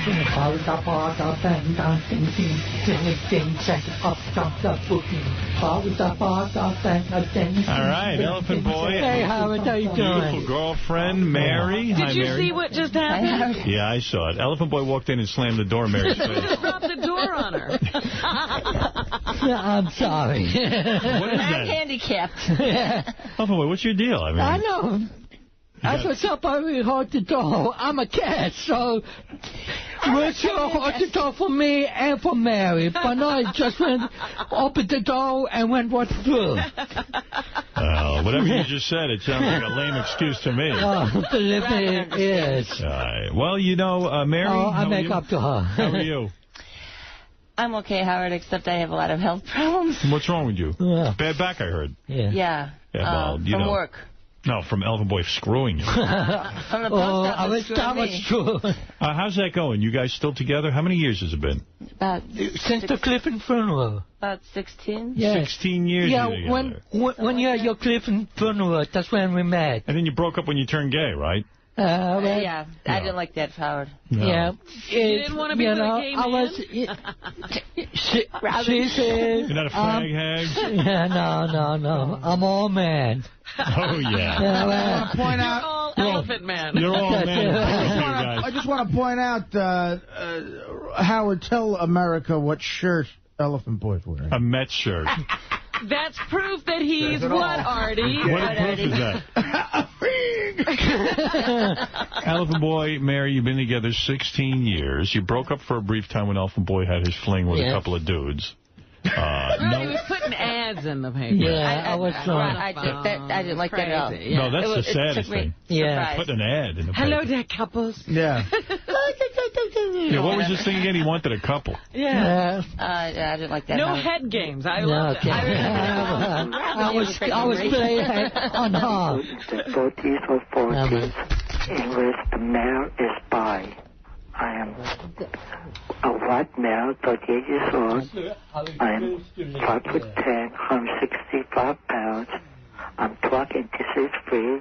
I'm Dr. Hagen, and I'm looking to have a discreet sexual encounter with a couple. The person to which you leave a message is box 5028. He's a fan. You had no idea. No. Wow. But you guys got back on track. Elephant Boy, no more tendencies toward that? No, right. as I said, I think I'm mature. How'd you get rid of it? I mean, because a lot of people are trying. There's you should write a book. I can say it was long. I was long for and so a and guy. I think most guys admit that because are lonely. They like a prisoner. You were lonely. You were lonely. Oh, you're saying like gay guys are lonely? Well, they wouldn't be gay if they... But do not open up. Is that what he's saying, Robin? No. So, Elephant Boy, explain to me... Don't get lonely, Artie. So, in other words, what you're saying is you love Mary so much, you gave up your gay lifestyle, and you said, hey, I want this woman in my life. Yeah, because, like I said, I don't know how it happened, but I met her. If I lose her, there won't be nobody else. I don't think no other female will spend 2 seconds with me. She's the only woman who would love you. I don't know why. He's very nice, Howard. He really is. And he likes my kids. When is the marriage going to occur? Is it going to happen ever? Are you ever going to join each other and live in the same city? There's always something to... stop us from making the next move. What is stopping you from making the next move? Well, like I said, with me, with my Canada, with her... Well, no, right now I'm working on my workers' comp and all that. Right. Plus, it's just, I don't know. You couldn't have a man and do that? I like living in Cleveland. But I like coming to New York. Yeah, I like visiting New York, but I don't like to live in New York. Are you living with Mary? Or No. They live in two different I have my own house, Howard. You have your own house, and Elephant Boy lives in New York? Yeah. Not with your mom anymore? Your mom passed away? No. She's in a nursing home. Nursing home? You threw your mom out. So who do you live with? I have a brother. You have a brother. You live with him? Yeah. And then how often do you see Mary? Every 3 months. Yeah. Every 3 months? Yeah. Well, because I live in Cleveland, Howard. I'm not rich, and Fred's not rich. No, I know, but it's like if one of you could make the move to Cleveland or to New York. You see, I work with the government. I cannot lift that job. Right. I'm trying to get government disability because I'm shot. My hands are shot with carpal tunnel, and my back is shot. Wow. Well, gee whiz, that's depressing. No. Can you still have sex? Do you guys have sex? Well, she has a spasm when I was with her. So the most we did was a great blowjob. Great blowjob. Yeah, because I cannot put weight on her. I'm afraid. Well, you're putting your weight on her. Why don't you get up on your elbows and give it to her? Yeah, that's strong. Yeah. He's not that strong. He's not like you, Howard. I'm not that strong either. Don't you think in that 3 months you would work out, Howard? So you'd be ready? So, Elephant Boy, you're having sex but blowjobs. And Mary, when's the last time you had intercourse with Elephant Boy? When's the last time you had intercourse, Elephant Boy? Not for a while. Yeah, I think the last time I was with her. No. A year? No, that was 2 years? No. Yeah. Maybe that's 6 months ago. 6 months ago. Yeah. Because we only hook up like about every 3 months. Yeah. I see. Are you going to have intercourse this time around now that you're seeing each other? Yeah, actually, Howard, I'm not that physically able yet. Can't you just lay on your back and let him do his thing? Yeah, I guess I could. Sure you could. Yeah, but if I hurt her, I would never forgive myself. You're not going to hurt her. She's strong as can be. I mean, out of your mouth. So how many days a year do you see each other? Maybe 16, 17 days out of the year? About that.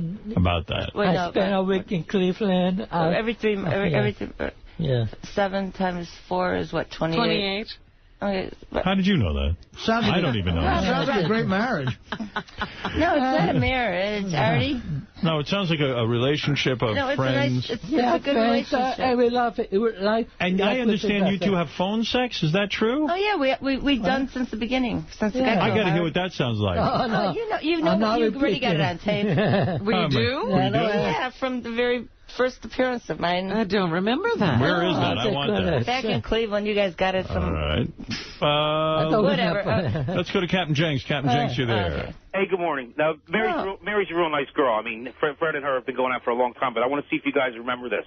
This is like 13 or 14 years ago. The whole Whack Pack was out in Cleveland. Oh, yeah. And Mary's father found out that Fred was over the house and came over looking for him, and Fred had to go hide out in the shed in her backyard, and we had to come over from the hotel and pick him up. Why did you have to hide? Did the father want to kill you? No, because her children was at a young age, and she wasn't feeling comfortable if we slept in the same bed. Yeah. Right. Captain Jenks he's right. Your father was looking for you. No, I wouldn't say that. I wouldn't say that. He didn't like my children being over because he heard of you, Howard, that Howard Stern is, but he didn't New know York. Fred. He didn't know Fred and blah, blah. Well, let me tell you. Captain Jenks, you're right. Me and Crackhead Bob and Kenneth Keith Tower. You guys are at my house, too. It was a great time together. And Fred, what about your bowel movement problem? The last time we spoke to you. Imagine Mary. Oh, Robin. I wasn't around. He not only shit his pants at an appearance. He kept going. He stayed the whole day with shit in his pants. What did you talk to him about that, Mary? Yes, it disgusted me. I was on a summer myself. I was at work at the post office, and all these people were listening, and I'm like, oh, God. That's my dream boat. My night. Did you sit I got a suboxone for you, okay? Did you sit Elephant Boy down, Mary, and say, Elephant Boy? Oh, God. What's going on? Why are you shitting your pants? And if you do shit your pants, why are you walking around with it in your pants? I serve, No. You don't do that. I've served 360, 180 every day. I would have went in a manhole. Did you ever? The fascinating part about the story is he shits his pants on the subway on the way to an event, and then doesn't turn around and go home, goes to the event, wipes himself on a tarp nearby, and then hopes no one will notice. I was in Dire Straits. I didn't know what to do. There's no excuse. You go home. There's no excuse. You shit your pants. It's like 9/11. People stop working. They're walking over bridges. Nothing works. Yeah, that's right. You have to go home and hose yourself down. Exactly. Elephant Boy, what was the appearance again? What was so important? It was for Gary was at a concert. Gary was at a car dealership. Gary was at a car delership, and it was more important for you to stay there with shit pants. I didn't think it was to go there. Fred. What was going to happen that was so great? We're officially walking up. I mean, who wants to be with me after this story? We've been there, done that. Okay. I was out of there after the fag story. Mary, was it hard for you when you heard the shit story to go back to him as a lover? It took a long time, Howard. Right. Oh, God, I was like, everybody left and right at the post office. Everybody think I'm a retard there. It's hard to blow Elephant Boy after he's had shit pants story, right? Honestly. Every man has a good shit story. But they don't keep going with their day plan. Exactly. There's no common sense in this. I just got to remind you, so we're outside, okay? Outside. Now, it's very hard to smell something when the wind is blowing. Oh, no. I get there, and there's this girl that works at the street team at K-Rock, really cute girl. She got there, she set up in advance. So I get there, and I go to her, Ashley, what the hell's that smell? And she goes, she's giving me this, like, shaking me off. And I go, I brought it up over and over again. So finally she goes, Gary, there's something in the van we need to get. So I go over to the van, and she goes, I think Elephant Boy shit his pants. And I said, Ashley, that's impossible. That's impossible. Right. And then I went back. For that. I went back, and what happened is that impossible? The wind would blow, and it would waft our way. And I would be like, and then once I got into my head like this is possible, I started to get like a dry heave. Oh. You know what I mean? And did you think that no one would smell it, Elephant Boy? I didn't know what I was thinking back there. Right. And I remember, Howard, this is the funniest part. I went into the place, and I said, I need a bathroom. Like, after Fred left, I need a bathroom because I had to wash my hands. So I go to the first bathroom. They have no soap. And I remember I'm out in this car dealership going, I need soap. Who has soap? The whole thing. He shook your hand? Yeah. Oh, But see, I didn't know. When he shook my hand, I didn't know he shit his pants. Yeah, but he knew. But the best part was I came in on Monday morning, and I told you the whole story, and you said, let's get Elephant Boy on the phone. And we get him on the phone. And I thought for sure he was going to go, no way, you guys are crazy, whatever. And you go, Elephant Boy, did you crack your pants? And he goes, yeah. See, on the subway, I am not a good liar, so... On the subway, Elephant Boy, I might have said to myself, you were wearing shorts that day, right? Correct. Right. Correct. Correct. Go and you were wearing shorts. I remember the story. Yeah. And some of the shit even fell out of your short pants, right? And it was down his leg. Yeah, it was running down your leg. I did, yeah. And I knew it was too late after that. I didn't know what I was thinking. At what point do you go, I'm fine to be around people? What do you think? No one would smell it? I didn't know what I was thinking. Right. The question we kept asking was, if we smelled it, how come he didn't smell it? But didn't you see the shit all over his shorts, too? Like, wasn't it like a big stain? It was on his white socks. Yeah. See, that's when Ashley said to me, look at his sock, and I saw the spots, that's when I started dry heaving, because I understood that that's what had happened. Did it get on your Met underwear? And then didn't you wipe your ass on some tarpaulin? Yeah. That's when I noticed on my socks, so I was wiping the socks. But he's wiping. Listen to what he's wiping on a piece of like tarpaulin. Plastic, yeah. Oh, God. If you shit your pants on the subway, aren't you turning around and going home? I wouldn't wait for the next time I jump the train. It's after I got off the subway. It was some blocks. You thought no one would notice. You walked how many blocks with your... About 5-6 blocks. And then that's when I got there, and mostly it was too late. There was no place I could do my business, and so let me call them, and then... Let me go enjoy the day.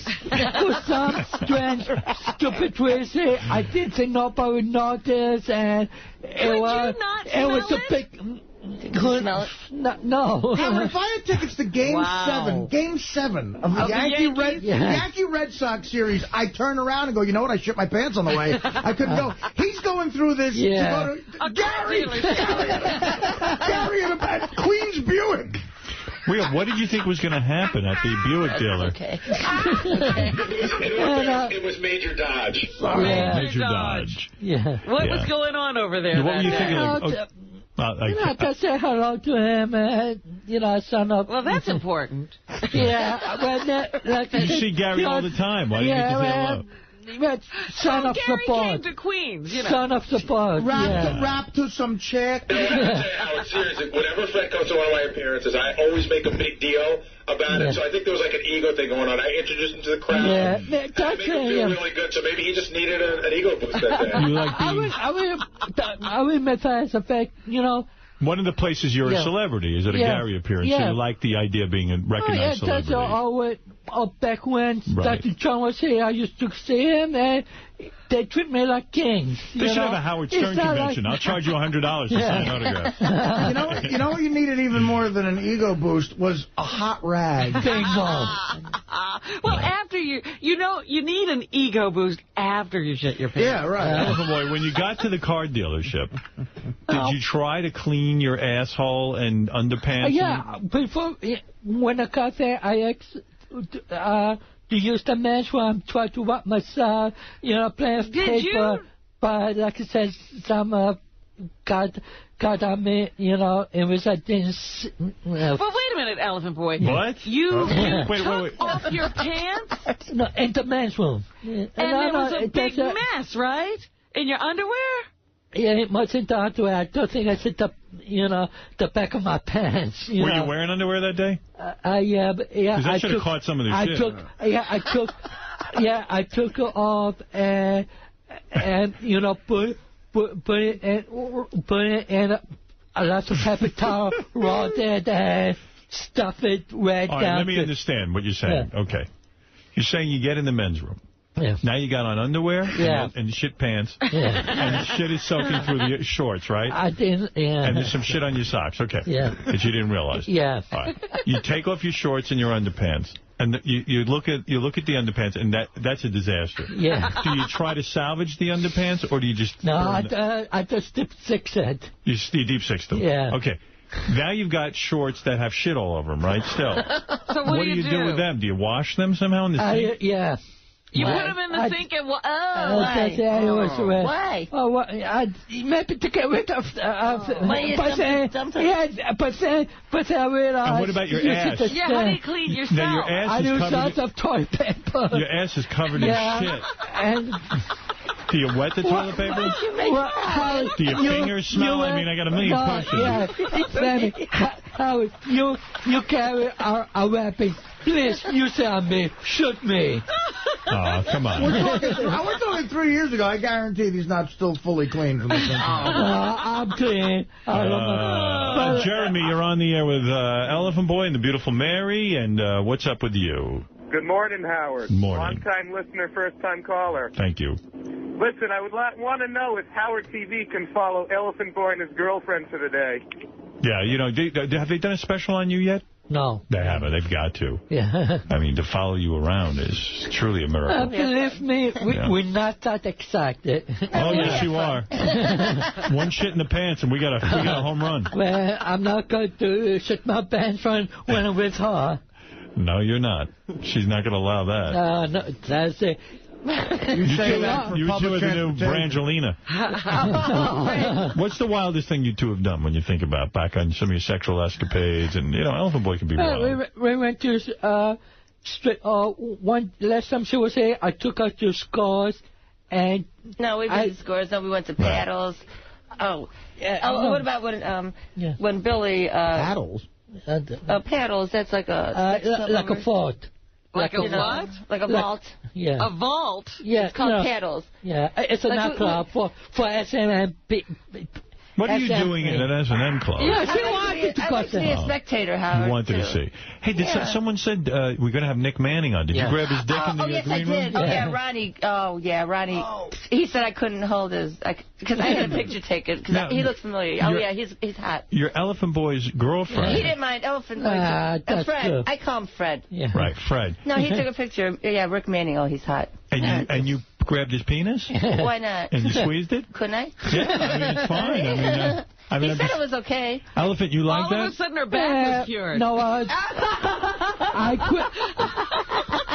I quit painting up pictures when I make appearance. I send autograph press. She can crap up, somebody nuts. No carpal tunnel when you're grabbing Nick Manning. Just my hand.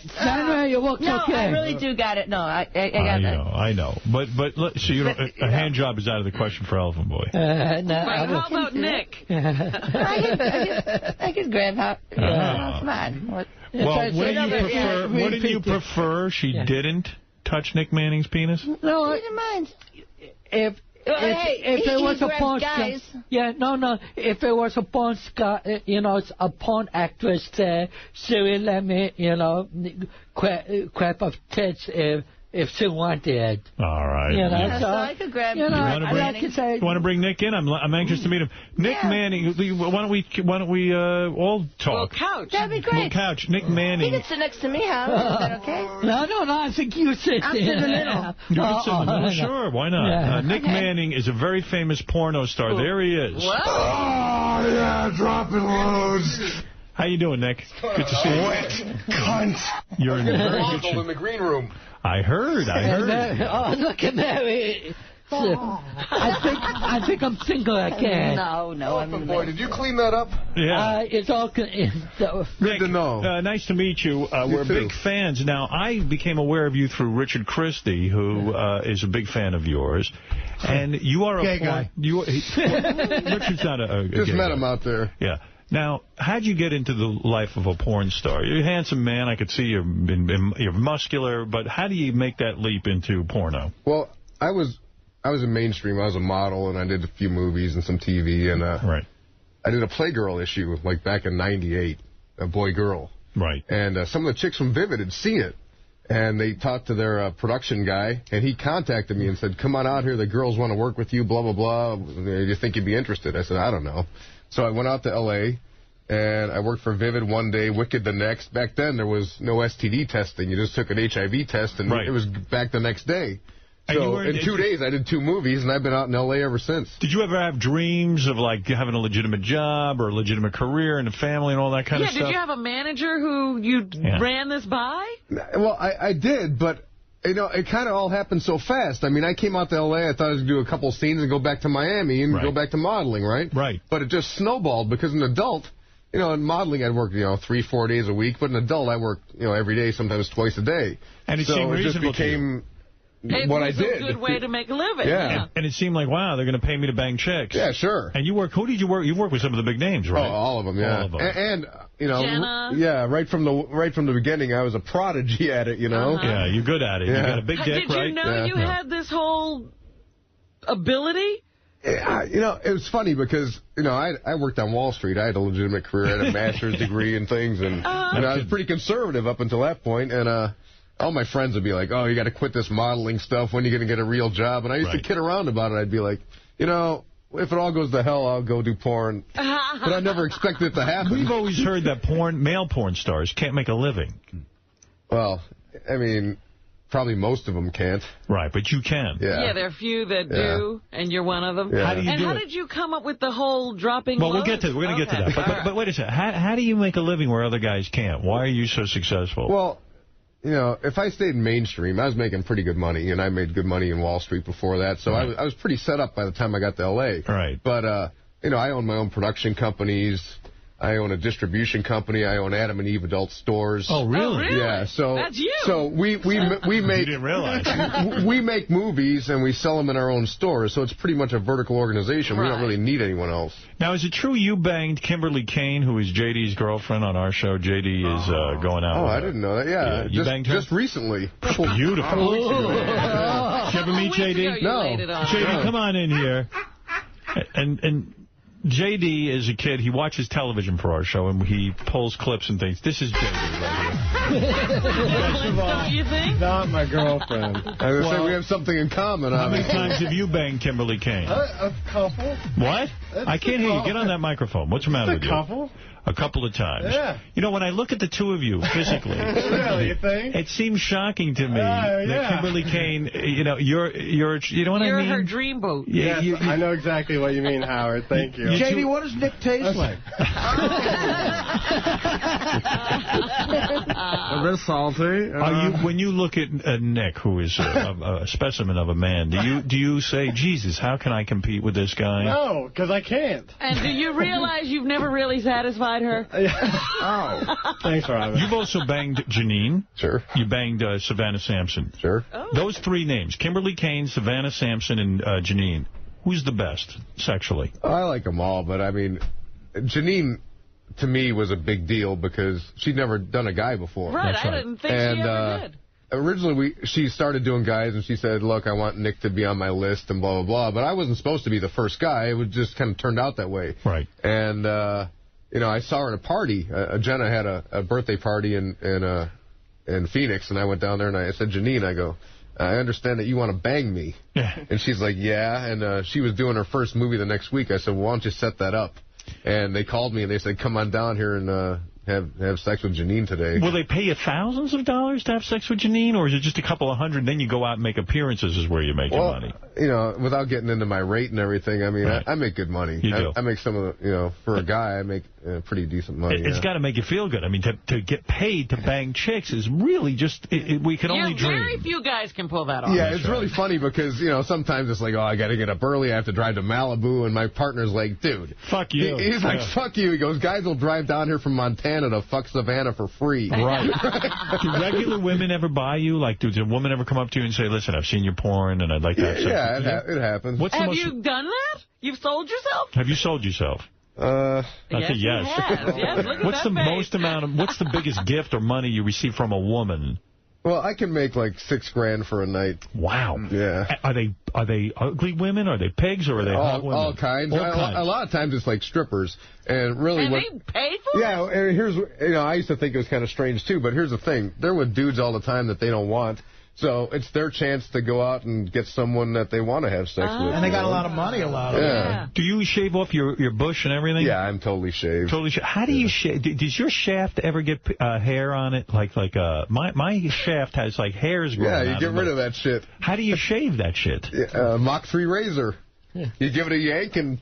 And you don't cut your penis? No, I'm very careful. That's the moneymaker, Howard. Hold it. You take a Mach 3 razor and shave the middle of your cock. Well, it doesn't grow up that far, Mine grows but up high. about like maybe the first couple inches, yeah. No kidding. Yeah. No kidding. How about your first couple inches, Howard? I don't have a first couple inches. I got an inch. You got a first cock. How many inches are you? I'm like normal porn cock, like 8 inches. Yeah. Bless you. Oh, that's normal. That's normal. Nice. Going. Just the thought of going up to a hot chick and going, I understand you want to bang me. We'll set that up. See, I realized the reason my hairs are halfway up my shaft's only an inch. Right. So it's like, what do you do? Yeah, I mean, it's no like, wonder. The hair don't know. The hair doesn't even know there's a shaft there. No shit, Now, man. let me ask you something, though. Do you get sick of women? No, the funny thing is, if you watch my scenes, they're pretty rough. I'm a big, strong, physical guy. I have physical sex, right? Uh-huh. But, you know, people think, oh, he's abusive, he doesn't like women. They're totally fucking wrong. I love women. Women are the hottest thing God ever made us. They say, right? though, and this is a porn myth, that every male porn star has started out in gay films. No. Not your story. No. Never done gay sex. In fact, we have $1 million bounty for anyone who can produce gay footage of Manning. Right. Right, because I could turn around and sell that for $3 million. Now, let me explain to my audience how we came to admire your work. When you do a sex scene, you became famous for the term dropping loads. Yeah. And you'll incorporate that into every sex scene, dropping loads all over the place. Now, let's play a couple of examples of your work. And then I want to talk to you about this dropping loads. And really, I have a couple of questions about it. All right, here we go. Oh, yeah, dropping loads. Now, let's play a scene. Do we have those? We must have those. Richard, I sent you guys a bunch of movies. Yeah, we've got... We've got longer scenes than that. Where's the big scene? It's on the Nick Manning page. You have a Nick Manning page. All right, let's get down to it. Here's Nick, and this is Nick with...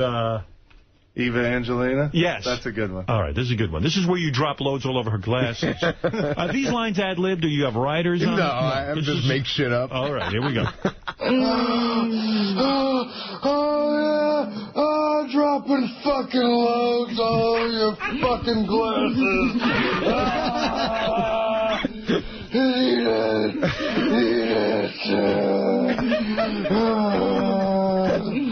Yes, you nasty pig.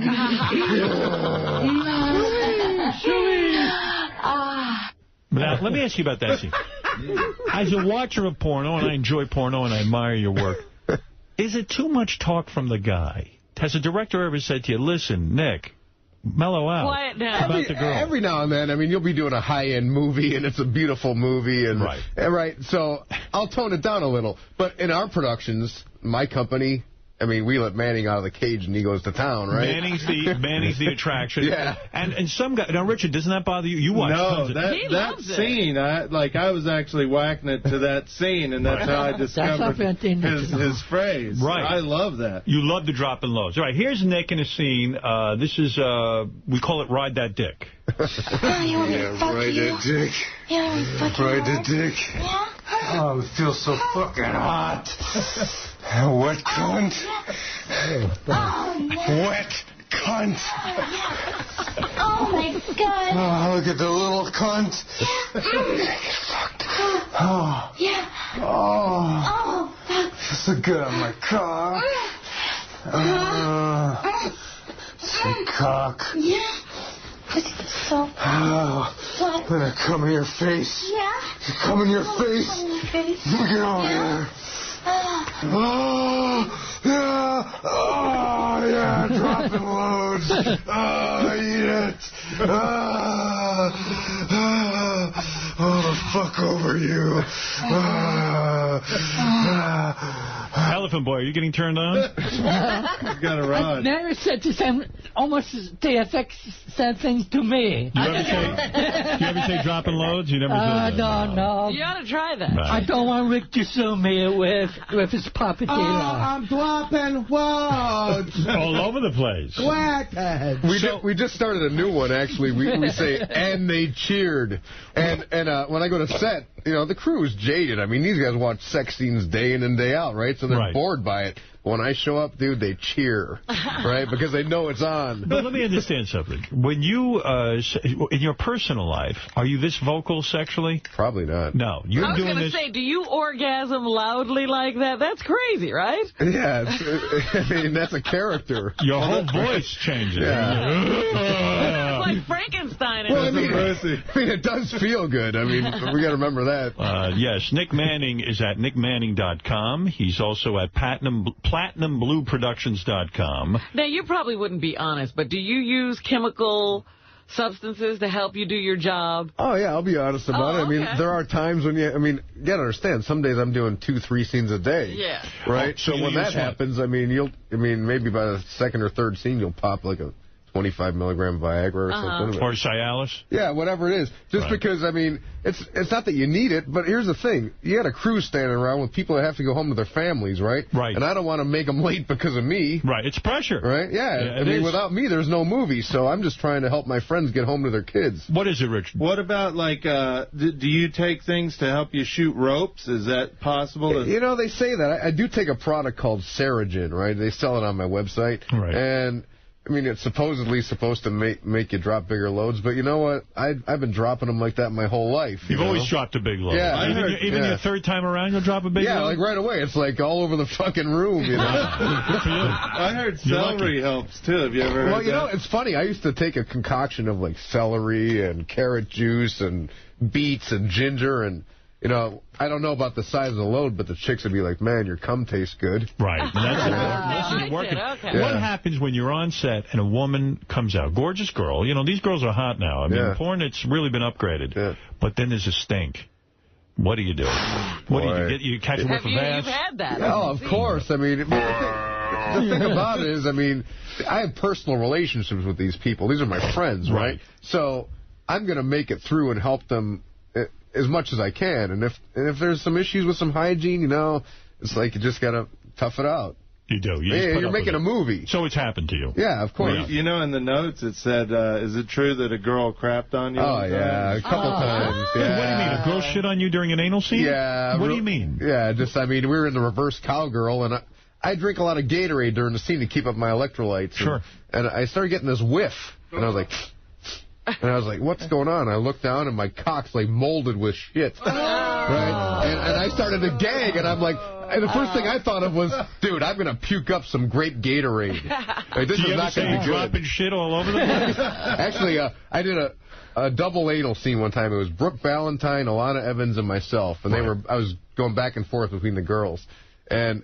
Again, the crew likes me to say things, so at one point I go, "You're a fucking shit disturber," right? And I heard one of the camera guys start snickering, and another one starts snickering. Pretty soon I started to laugh, so I pull off her, and the behind-the-scenes camera's on me, and I turn it and I go, "I'm so fucking cool." So a lot of girls, when you do an anal scene with a girl, and you're a large man, they lose control of their bowels. Well, yeah, some of the chicks that haven't done a lot of anal kind of don't know their body, right? You got to do preparation. Should they take an enema before? Yeah, or they don't know when to do it. They don't know when to stop eating. It's a whole thing. If I'm fucking you in the ass for an hour, shit's going to come out. Now we know what happened to Elephant Boy. Elephant Boy, is that maybe why you shit your pants? It makes me feel good. I'm not the only idiot that went to this side. Did you strap one on and give it to Elephant Boy? No. No. Mary, did you do that? Yeah, I think so. I think so. Sorry, Gary. I got fucked in my ass. How about dropping feces all over your face? That's a good slogan for you, Elephant Boy. Try it on. Socks. Dropping my socks. That's a better one. Dropping feces all over the sock. I'm so fucking cool. No matter how long no matter how long I could live to 100 years old, I will always be not a shit in my pants. Of course. And at your funeral. Yeah, that's Don't you think we're bringing up that story? Nick, you pay respect to Elephant Boy. He shit his pants. Nick, you say you've dated tons of celebrities and porno stars, of course, but and playmates too, right? Sure. Yeah. Well, big name celebrities? Yeah. Well, you ever talk about who you dated? I don't mean I haven't talked about it publicly, but I have a couple books coming out. One's called Clowns All Around Me. The other one's called Dropping Loads. And I'll talk about some of those things in there, but I'm really not one to expose people because why is that exposing? You dated some of these people are married. Some of them have boyfriends. I see. Some really high-profile celebrities that have other high-profile celebrity boyfriends.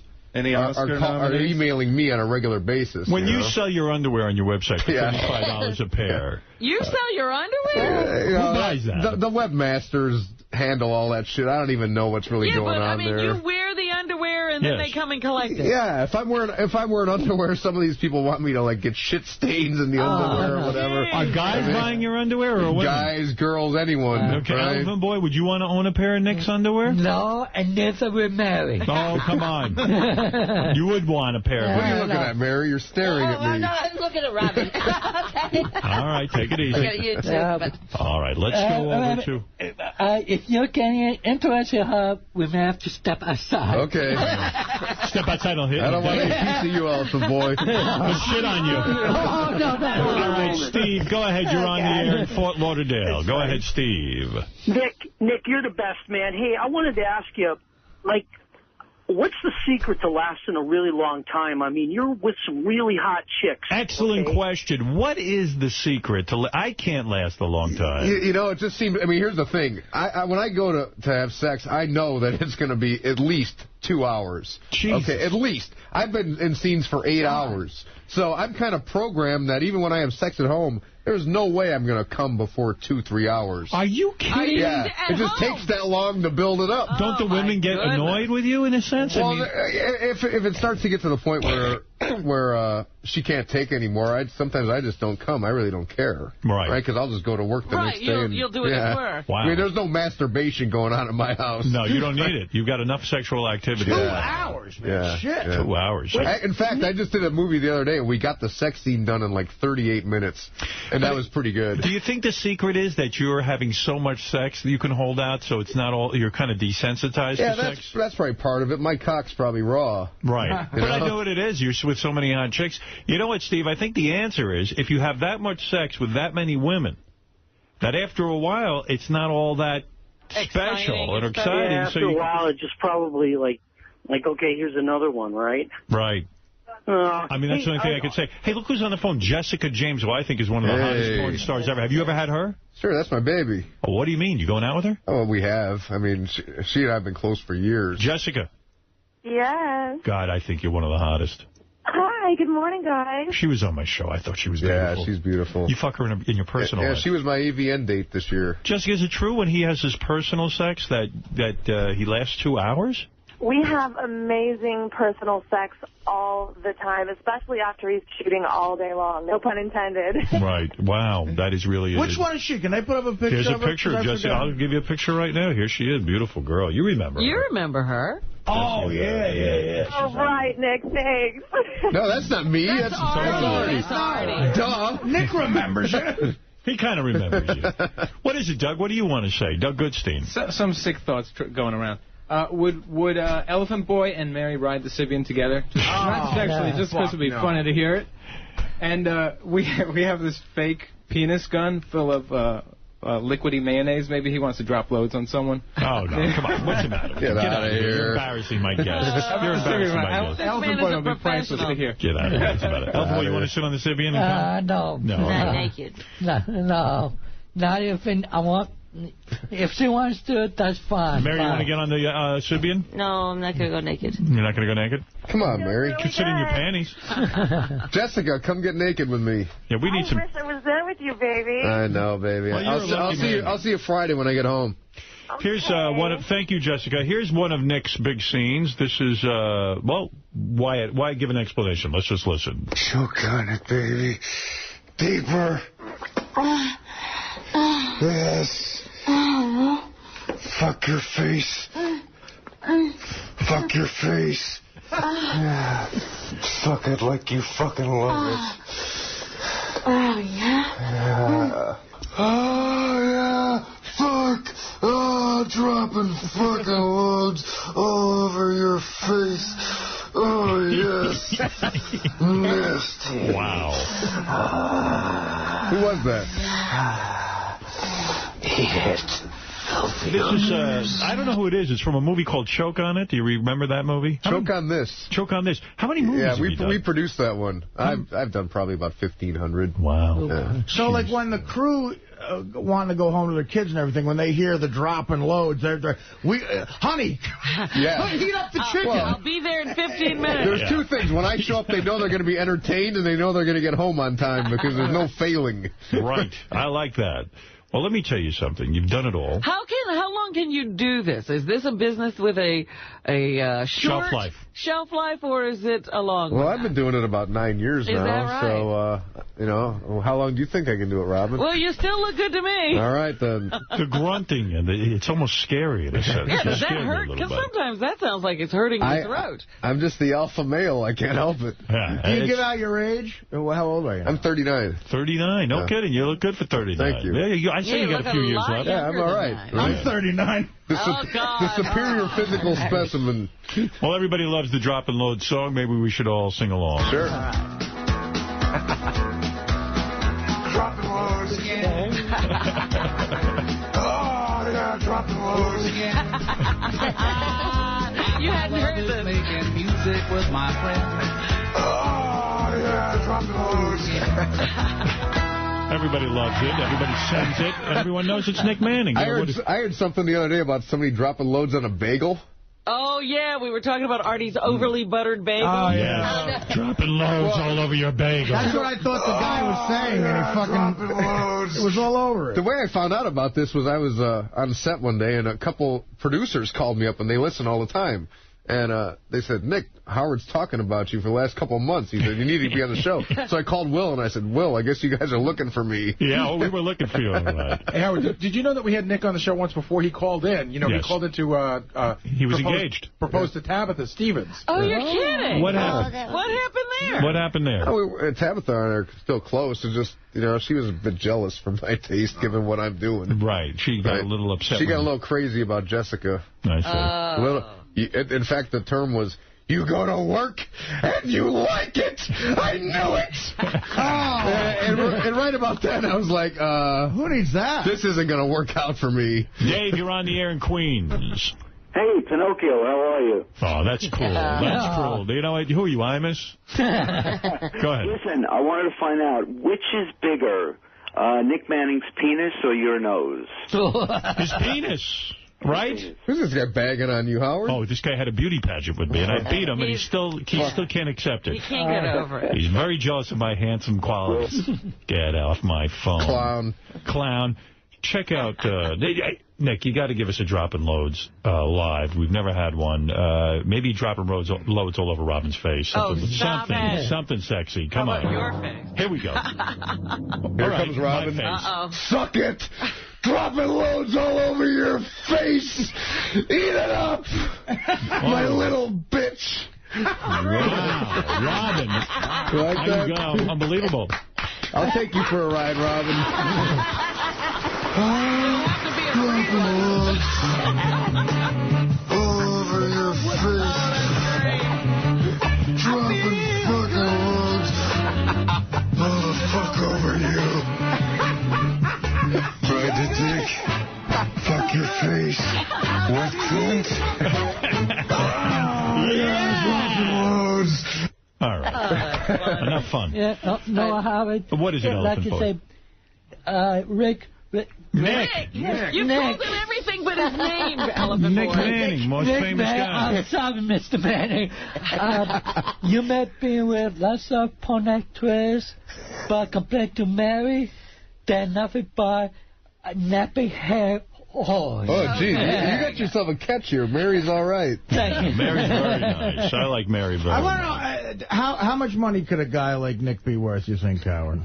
I'm going to say, but I didn't know Nick owned all these businesses and things. Production company, that's a smart move. Adam and Eve. And Adam and Eve, which is a big name. I don't own Adam and Eve. I'm a franchisee of their adult stores. Oh, okay. I see. Yeah. I think, Nick, is it fair to say you've got $1 million in the bank? More than that. Wow. Yeah. And fucking girls, that's your living. Yeah. Look at you. You could retire, couldn't you? And he goes to work and he likes it. And you go to the And gym. I like it. Yeah. Listen, this is not a recommendation for every guy to go into it. Well, Very few can make it on your level. Here's the thing, Howard. It's a tough job. I mean, anybody can be a porn star once in a while. I do it 300 days a year at a minimum. Right. Okay? And it's like... you have to be a great athlete. You have to be big, strong, you know, and it's stamina. It's hard. Who are you backing for president? I'm a Republican. Are you a Republican? Yeah, I'm a Republican. Don't they want to get rid of porno and stuff? Yeah, I'm good for the business. They don't want to get rid of me.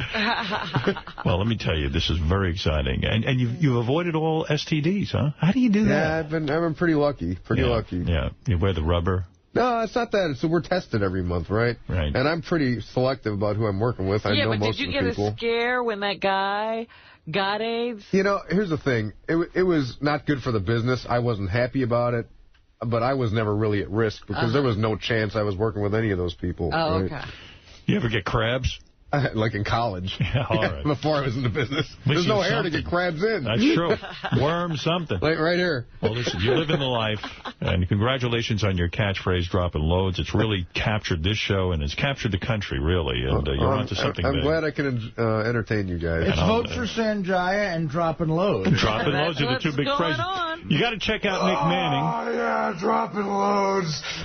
And check out Nick at nickmanning.com. And also, PlatinumBlueProductions.com are his two websites. Elephant Boy, you have anything to plug? No. No website? Nothing? No, just wanted to see you guys. Well, it's great seeing you. We love talking about when you shit your pants. It carries...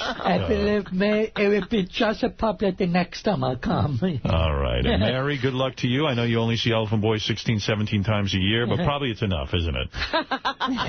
Believe me. I have a great time every time I see you. Next time I go to drop a load on her. No. We should all be dropping loads on Mary. Want a bukkake to break out right here? Want a little bukkake, Mary? I'm running for president. Drown that bitch. Elephant sack. Yeah, Elephant Boy, is that because you're hung? Elephant Boy. Yeah, is Mary getting the mouthful? Aren't you kind of big? He's a great size. Yes. There you go. Elephant Boy, it fits. It does. And he swung both ways, this guy. Oh, he did? We don't want to hear the swinging. He could have been a big star. Yeah. He could have done gay porn. Not into that. Not into that, Elephant. Stay over there. Elephant, did you I'm not into it. You did a porn, right? You were in a porn, I remember that. You were in those women's outfits or something? Weren't you dressed up as a woman? No, it was a SM with a mistress. She wants me to, do stuff. That was Abby, remember in Cleveland? Yeah. I remember. He was dressed up in heels and stockings. And heels. Jesus Christ. Nick, you've never done anything like that. No. Like you say, he's a real man. He certainly is. If you went off an airplane, remember we went to California? And you were with that big-titted lady? Yeah. That porn star, I forgot her name.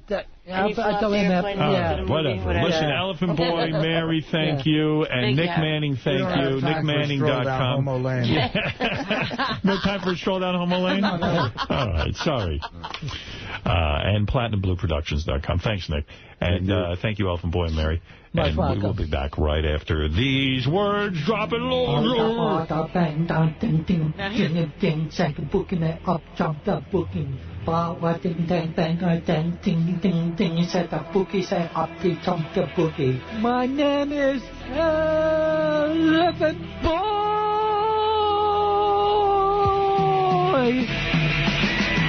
Bang, down, ding, ding, ding, ding, set up, jumped up, booking.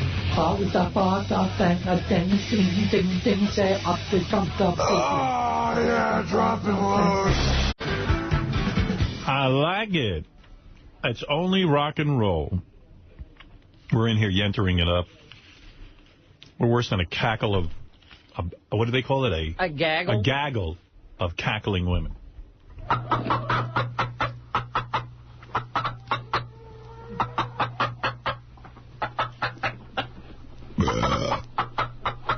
Ooh, what was that?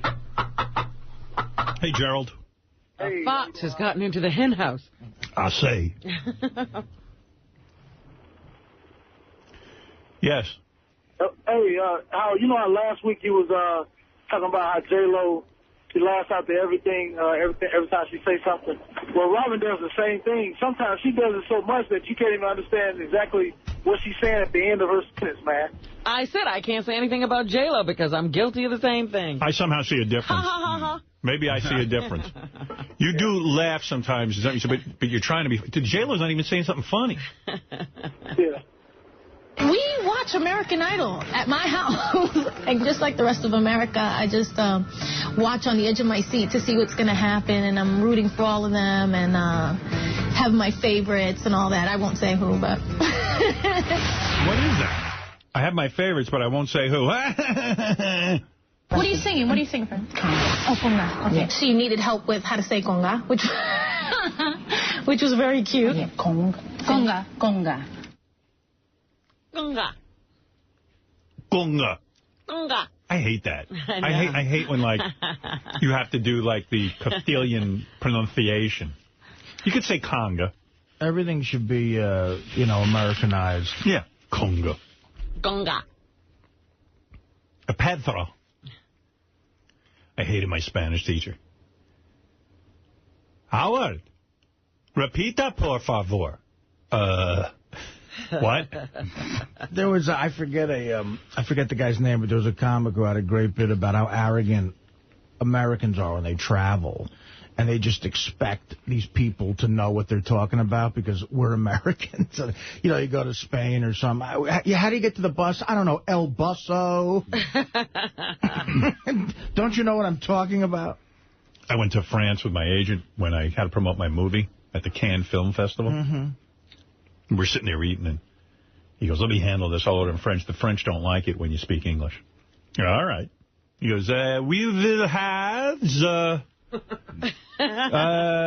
Duke and I go, Don, you're speaking English. He's speaking English with a French accent? Yeah, and I go to the waiter, dude, do you know how to speak English? He goes, I know how to speak English perfectly. What would you like to eat?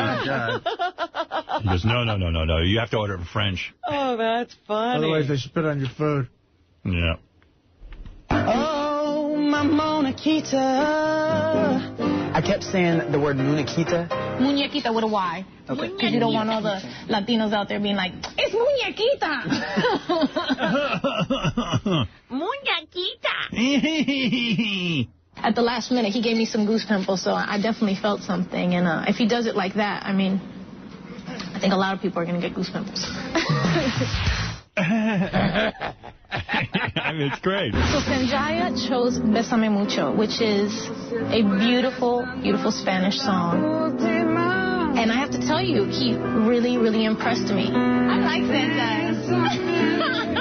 I love Sanjaya. I told him at the end to just kind of take his time on that, not rush through it. Good advice. It's a really good choice for him, and I think Simon might be impressed.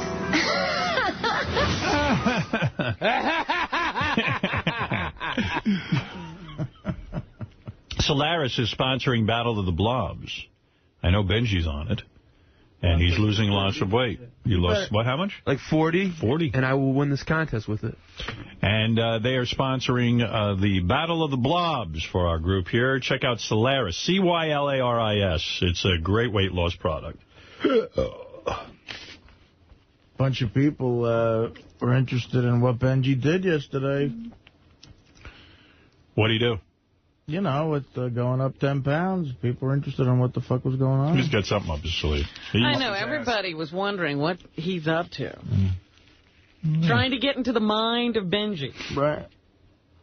I see a few more people are out at, in management and CBS Radio. I like to see that. Cleaning house. You mean as being gay? Not being gay, being out in terms of out of a job. Are they dropping loads Dropping loads all over the place. Dropping loads all over the street. Yeah, dropping loads. I have the right to say and do whatever I want to do. I've slept in a house with more black children than you. Well, I don't. As far as I'm concerned, that's not a. Don't tell me. I didn't. It is not a racial insult. I didn't think it was racial. I wasn't even thinking racial. Don't call me a bigot. A colored girl spit out the window, and her lips beat her brains out. I think black women are nappy-headed. I'm really sorry I said it. Let me go talk to these nappy-headed women. Well, you know what I meant about you black people. All right, there you go. A little Imus Jitterbug. But Manson's song is very good. Jitterbug, they didn't do Jigaboo. Jigaboo. I think we have that, too. Let me see. We got this. You think that'd be a natural? Let me see what we got here. I mean, I got Manson's song I've played a couple of times. I love that. That's a good So one. I watched the basketball game last night between a little bit of Rutgers and Tennessee, the women's final. That's a nappy-headed hose there, I'm going to tell you that now. I just said nappy hose, now my life fucking blows. Look at all the black, angry faces. Nappy is racist. Me and my Imus crew, we call them jigaboos. Jigaboos. Ooh, that was racist. But I don't think it's fair. They do have kinky hair. Nappy. And I got the word hoe from rappers. Now those nappy head hoes say that I'm a big asshole. My life's in the crapper. I just said jigaboo. Jigaboo. Now I'm so fucking screwed. I went on Sharpton Show looking for pity. Jigaboo. They fired my white ass because I'm so out of gas. Ooh, I'm fucking shitty. But people pick and choose. Jesse Jackson slurred the Jews. Jesse says, don't remind me. He's a fucking hypocrite. Jesse Jackson's full of shit. He called the Jews Hymies. Now sing it. I'm a big nobody. Nobody. Nappy. Ain't got no job for me. Nappy. Old dried up. Nappy. Fake cowboy. I'm so old and homely. Old and homely. Old and homely. I'm so sorry I called you hose nappy. And you got mad. I said I'm sorry. Sorry on TV. Nappy. I said I'm sorry on the street. Nappy. Sorry to all the nappy hoes I meet. Nappy. I called them jigaboos. It's all the fucking news. Now there's no way to make our Sharpton stop. I'm a big nobody. Nappy. Nobody. Nappy. Ain't got no Nappy. job for me. Dried up old fake cowboy. Nappy-headed hose. Nappy-headed hose. Nappy-headed hose. Nappy-headed I'm hose. a nobody. Nappy-headed hose.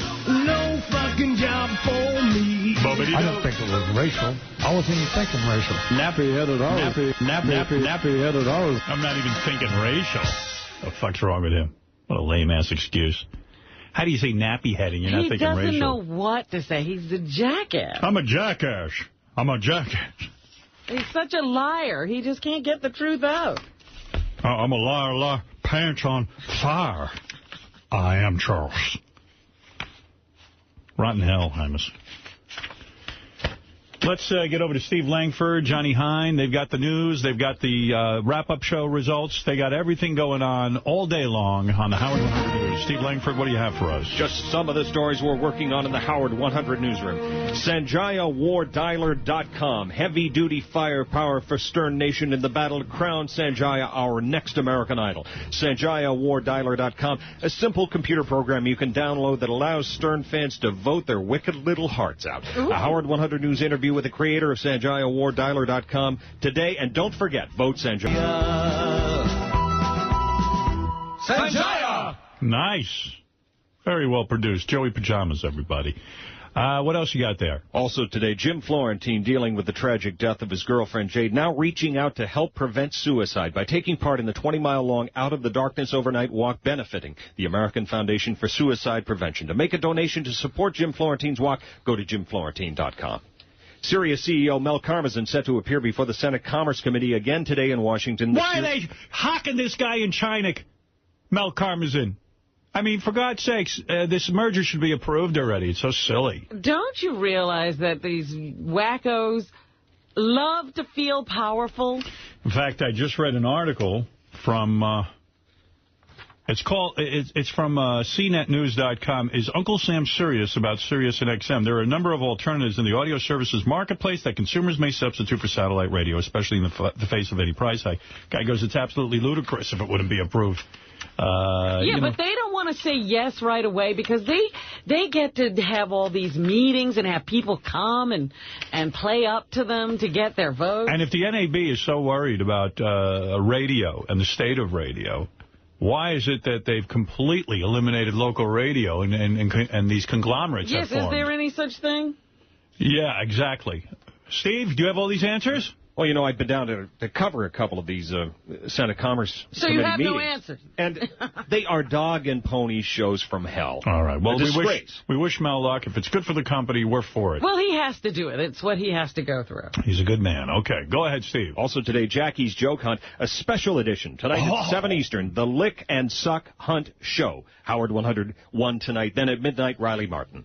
If you see Stern News, we want to know about it. Call the Howard 100 News tip line 877-33-SIRIUS. Choose Channel 100 or email us at howard100news@sirius-radio.com. All right, Steve, thank you from the Howard 100 Newsroom. And now we go over to Johnny Hine on the wrap-up show. What do you got for us today, Johnny boy? Nick Manning is the man who coined dropping loads, and he delivered a live personal rendition for Robin with Elephant Boy and his girlfriend Mary looking on. Right. We'll see how J.D. is feeling after meeting a guy who was also with Kimberly Kane, and discuss what happened when Howard let Manning out of the cage this morning and let him go to town. He went wild for Robin. Did you hear that? Yes, I did. Yes.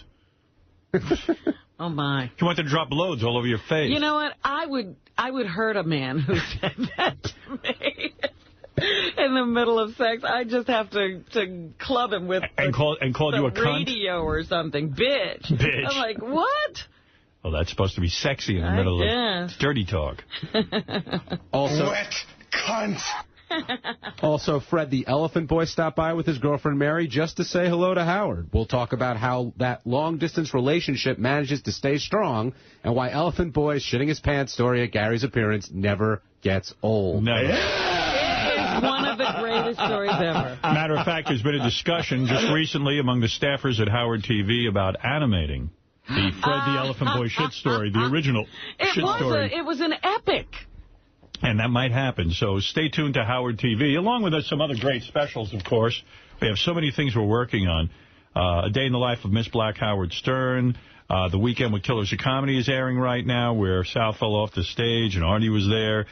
King of All Blacks Cribs is in development. Behind the Scenes of Howard 100 News is in development. I mean, you name it. Eating with Artie. That's a big one in development, and so many specials coming out that we can't even keep track of them. Go ahead, John. Dave, the founder of VoteForTheWorst.com, came by before his appearance on Letterman tonight. We'll debate his claim that Sanjaya will advance but ultimately not win American Idol, the future of his website, and how candid he was when discussing his anal celebration of Sanjaya's success. Absolutely. Because of Sanjaya, he had anal with his boyfriend. That's right. Very exciting. They took their relationship to the next level. You certainly have a lot to talk about on today's broadcast. It'll be a fun wrap-up show. All right, real good. There he is, John Hine, the host of the wrap-up show. Thanks, John. And now it's time for one of those beautiful songs about Robin because... Yes, thank you. All right. Okay. Because people are so creative. Let's go to Robin for the news. I want Robin's pie, I want Robin's pole, wanna feel her slide up and down my pole. I wanna put my mouth on Robin's rump, taste her fishy, sticky stuff. I'm gonna get that woman in the rump and fill her up with my goo. Somebody wrote a song about me being pussy whipped, but I don't know if it's that good. I'll play it for you. You tell me if this is worth keeping.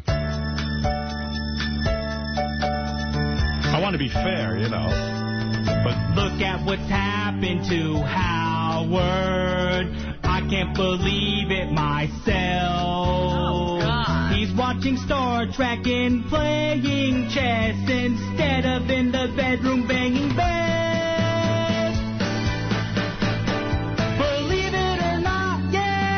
Pussy whooped. I never thought it would happen to...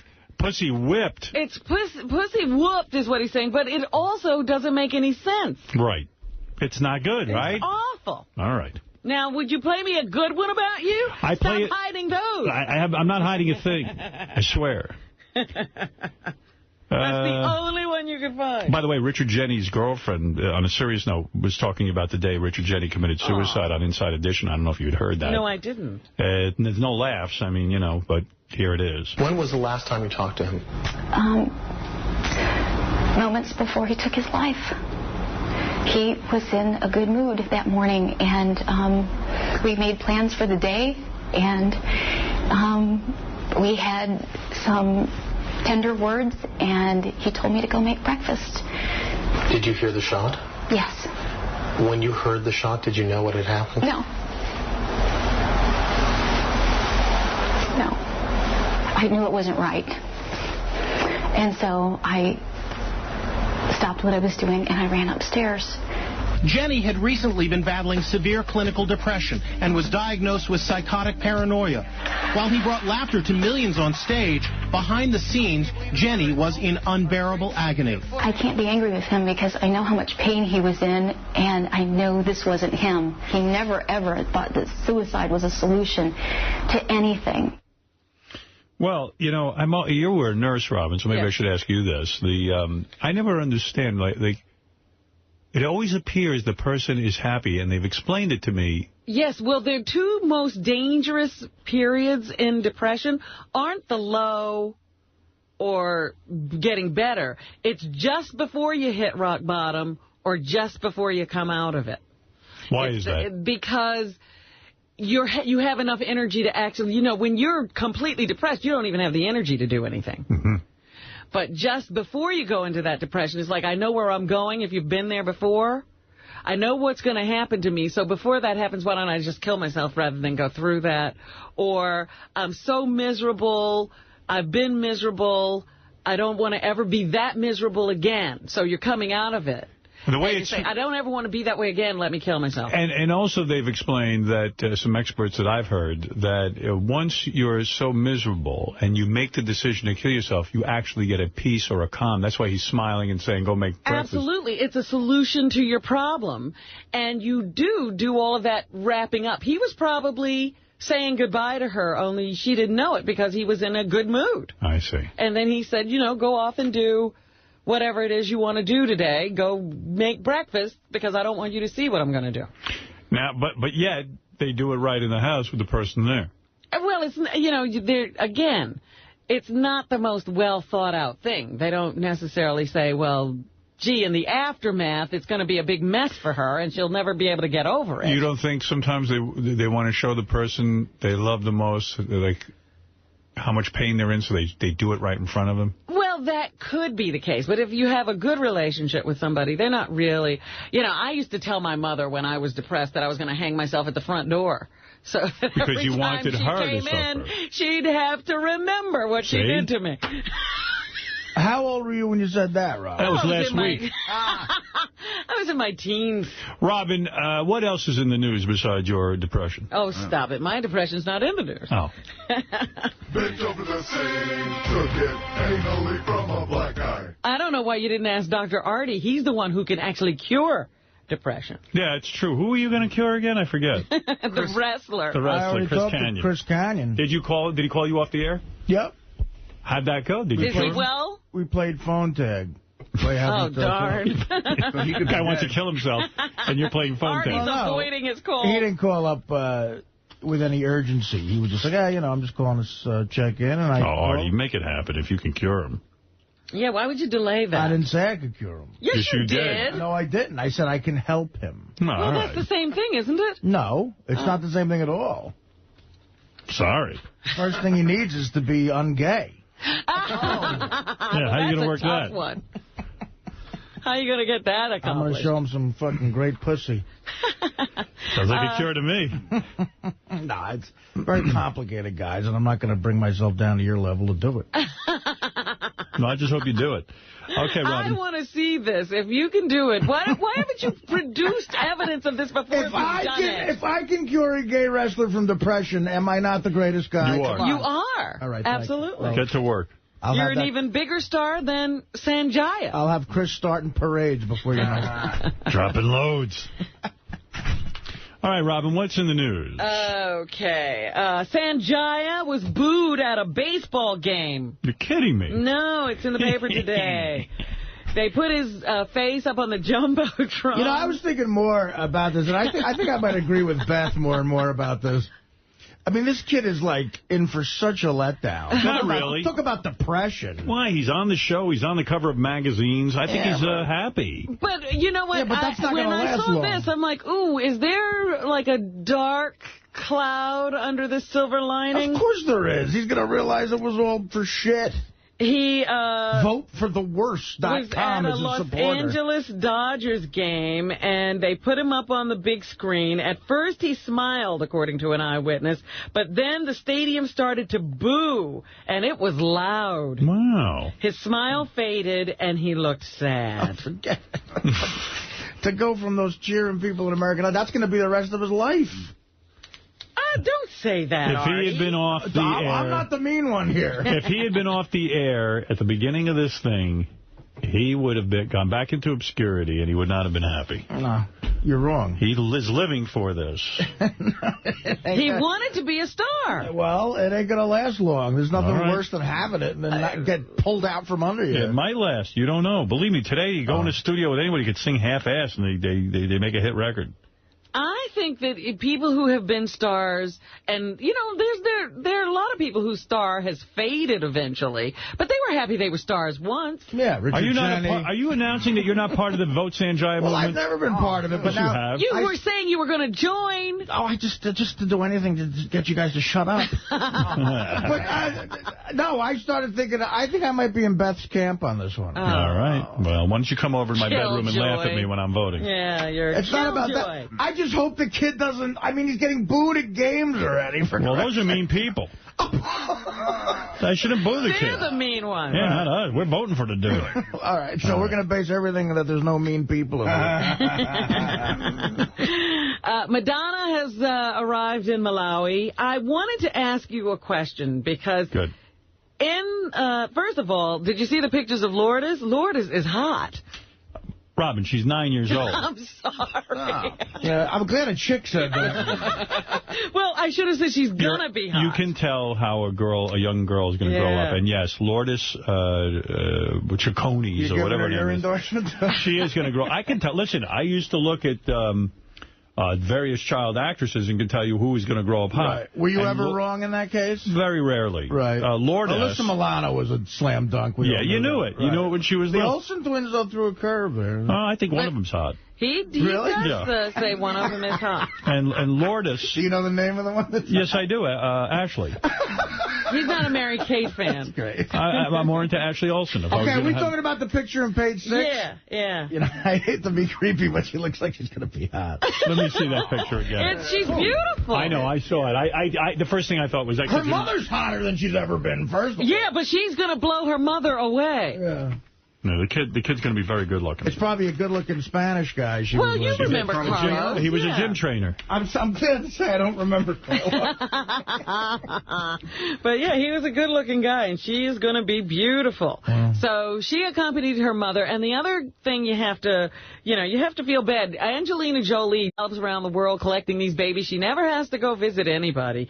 Madonna adopts one little black child, and now she's tied in. She's back in Malawi. She's going to have to visit the father because everybody gave her such a hard time.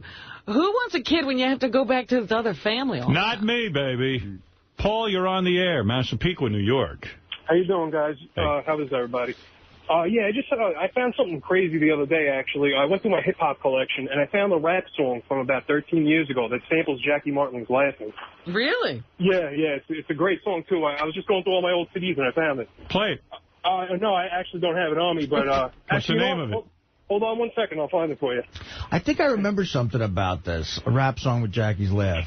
It's got to be a big hit. Yeah, if you give me 1 second. Yeah, surely we'll remember it right off. Surely, anytime you use anything Jackie, it's destined for greatness. I'm surprised Jackie's not suing right now. Are you kidding? Jackie loves it. Yeah, I'm getting on my computer. Getting ripped off for money, though. I mean, you can actually bring it up for us so we can hear it? Yeah, you just got in 2 seconds. You don't know the name of the song? Yeah, it's called One Way. One Way. They sample Casey and the Sunshine Band. And you think Jackie? No. His voice, his laughter goes on the whole song. It's hilarious. Right. Hold on 1 second. He's just turning on his computer? Give me a break. No, it's here. I got it. My computer takes hours to turn on. Here we go. Hold on 1 second. Just booting up. Really? That Jeff Schick guy hooked me up with something. I go right on there. Oh, Jeff's the greatest. I love Jeff Schick. IBM, God bless you. Hi. You there? Got it. Go ahead.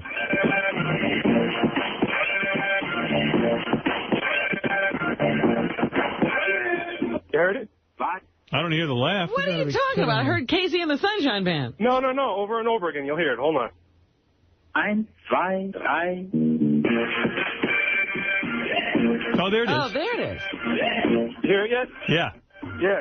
I just thought that was great. It's an old rap song from like 93. All right, thank you. Worth waiting an hour for. All right, Robin, anything else? Yes, I told you that Jan Winter was sort of...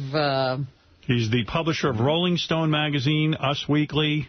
And Men's Health or something like that? I was kind of mad at Jan for writing something shitty about me. And he didn't write it. Well, he knew it's about the it. magazine he publishes. But by the way, I heard that guy who wrote that article speak once. Yeah. And I just to me, there's something obvious about why he might not like some of the stuff we do on the show. Mm-hmm. Oh, really? Yeah. All right, well. All right. But anyway, they sort of outed him in Page 6 the other day, saying that he was kissing a guy on the street who publishes a magazine. But wasn't he out, though? Well, he's got a life partner. I'm saying that they're, as cheating, not as gay. And they say that he and the guy he's with are now in couples counseling. I know Matt, and I know Jan. And I know they adopted a baby. Right, and I heard they were thinking of adopting another one, adding to their family. But it seems that there's a problem in Paradise. Neil Bolton, the guy he's accused of kissing, the man who publishes or edits Men's Fitness, he has a wife. They're saying maybe they'll be He's like Jim Splitsville now that this has all come out. Nothing gayer than gay couples counseling. Do you remember how mad you were about that? You fucking went nuts. Yeah, well, I was angry. I was angry. I was angry that was with as Jan. bad as I've ever seen you at a celebrity who you kind of know. And I'm still mad at Jan, but I said some harsh things, but... You think you really saw that article? You think he's that controlling? I know if anything negative is going to go in about Yoko. Yeah, you never see that happen. They won't even write a negative review of Sean Lennon's albums. I mean, Sean Lennon has zero musical talent. That doesn't take away credibility. It takes away all credibility. All right, you want to call Yoko Ono a 5-star genius? All right, maybe it's something I'm missing. But Sean Lennon... She certainly is a genius at marrying. Yeah. But how close are you to Jan, though? Look, I know Jan. I've appeared in his magazine. We've gotten together socially. You know, I'm an acquaintance of his. I used to see him around You weren't town. at the christening or anything like that. No. But I've been over to his house. Pissed. I was pissed at that review. I mean, that review, it's as bad a review as this show as I've ever read. I thought it was very unfair. He said, we got too serious and we sucked. It was the first day on the air, and he said, and I know the first day did not suck. Maybe the second day did, but not the first. But whatever it was, the guy was just lashing out at me. I mean, I get shit on by everyone. I mean, I never get a positive review in a newspaper ever, so I'm used to that. It was just that I know Jan controls things over there, and friends of Jan don't get bad write-ups. Well, what's weird about your career, you do get positive reviews, but not for the thing you're the best at. No. Radio, I never get a good review. Everything else, your books, the movie. Yeah. The books they like the films, they like all that stuff. They like Son of the Beach when I produce that. Right. The radio show I'm horrible at, evidently.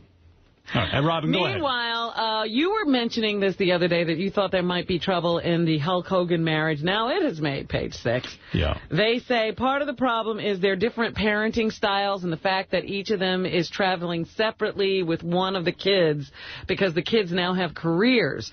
Nick is a race car driver, and Brooke, of course, is pursuing her music career, and the parents have been split, following each of them around as they do their various chores, and that Hulk wants to go back into wrestling, and Linda thinks that he'll get hurt. That's what they're saying in Page 6.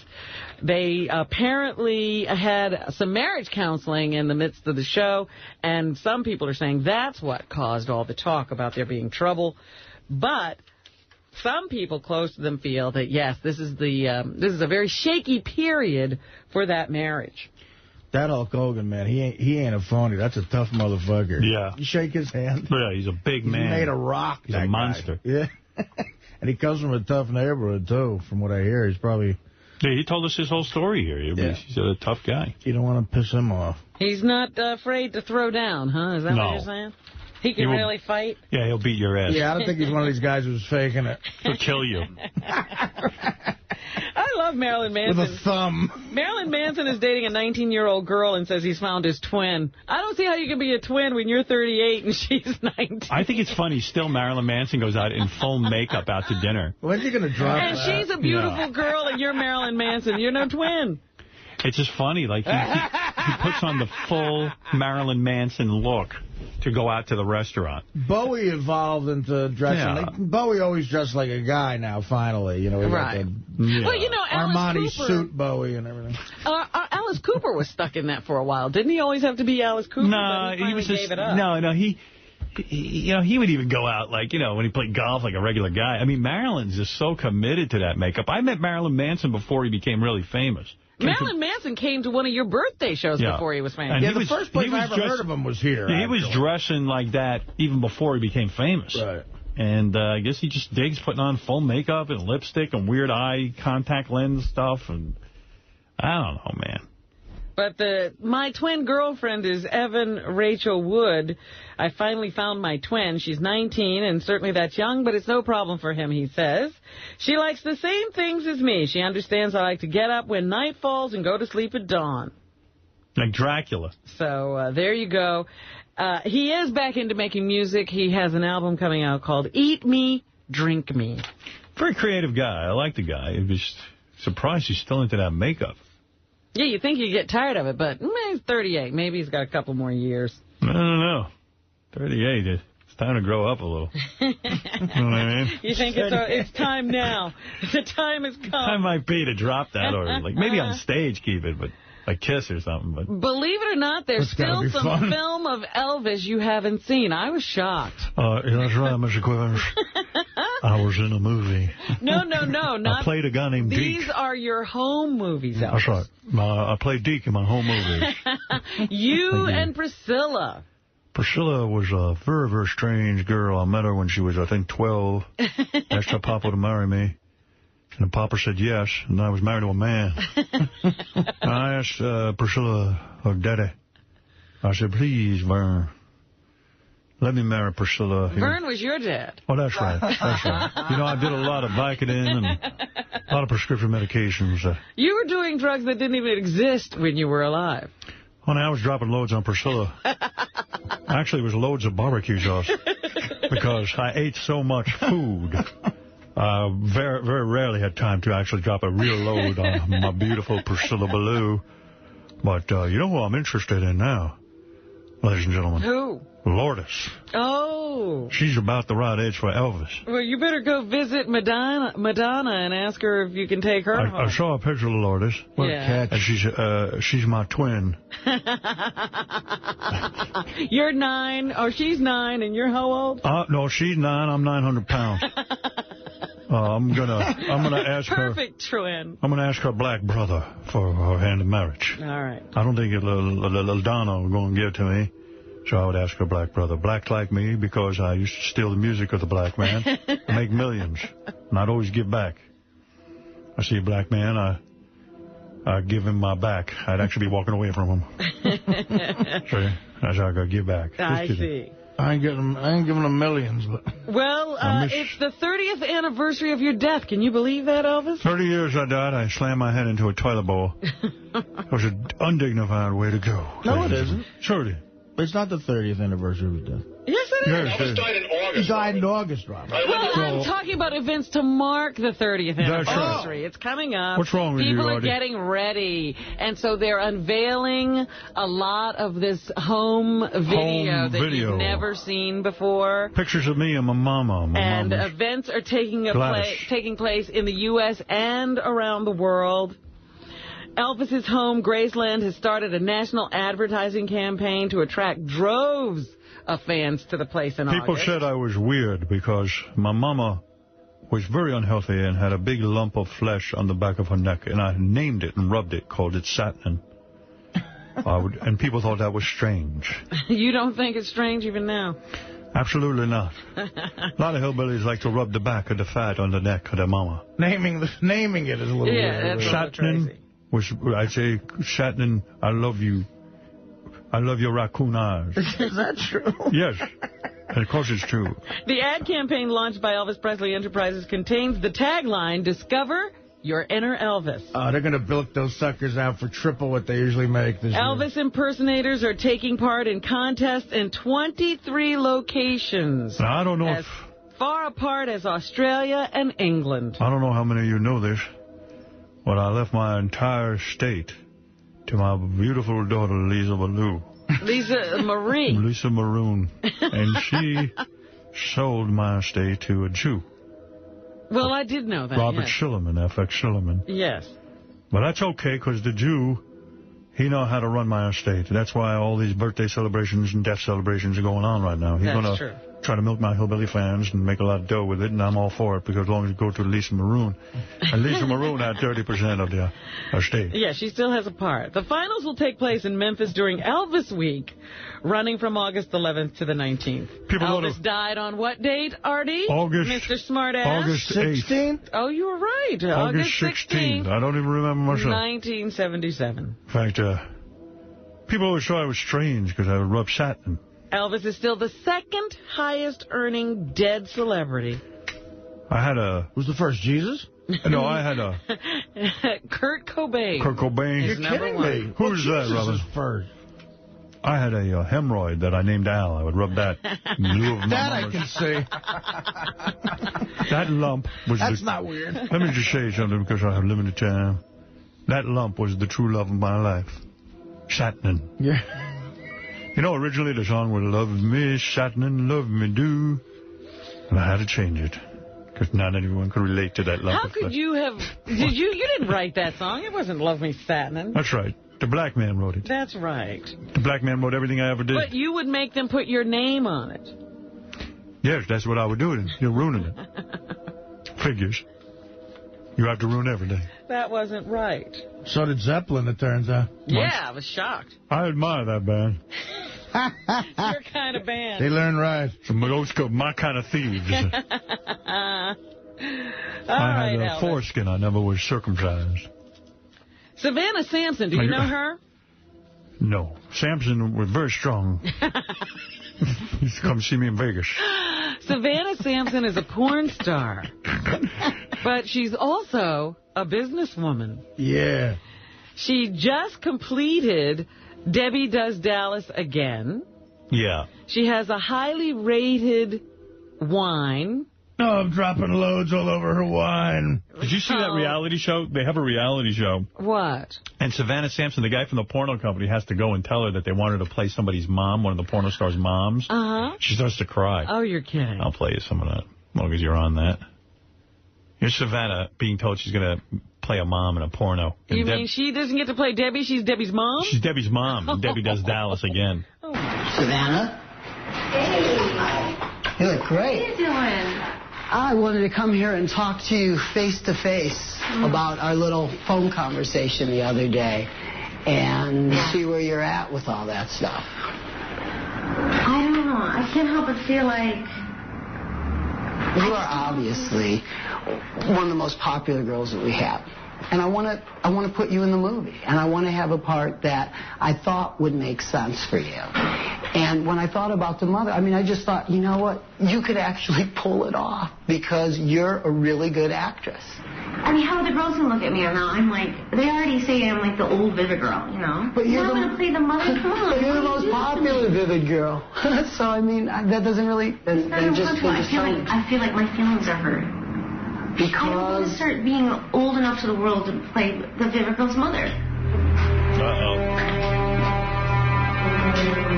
I guess because it's just within myself. It's my own power. I guess it's just because you're a woman, and women sometimes feel like... I feel like kind of, you know, scared about getting old and all that, you know? And now to play the Vivid girl's mother, you know? I don't know. But I just think you're really, really a special person for the company.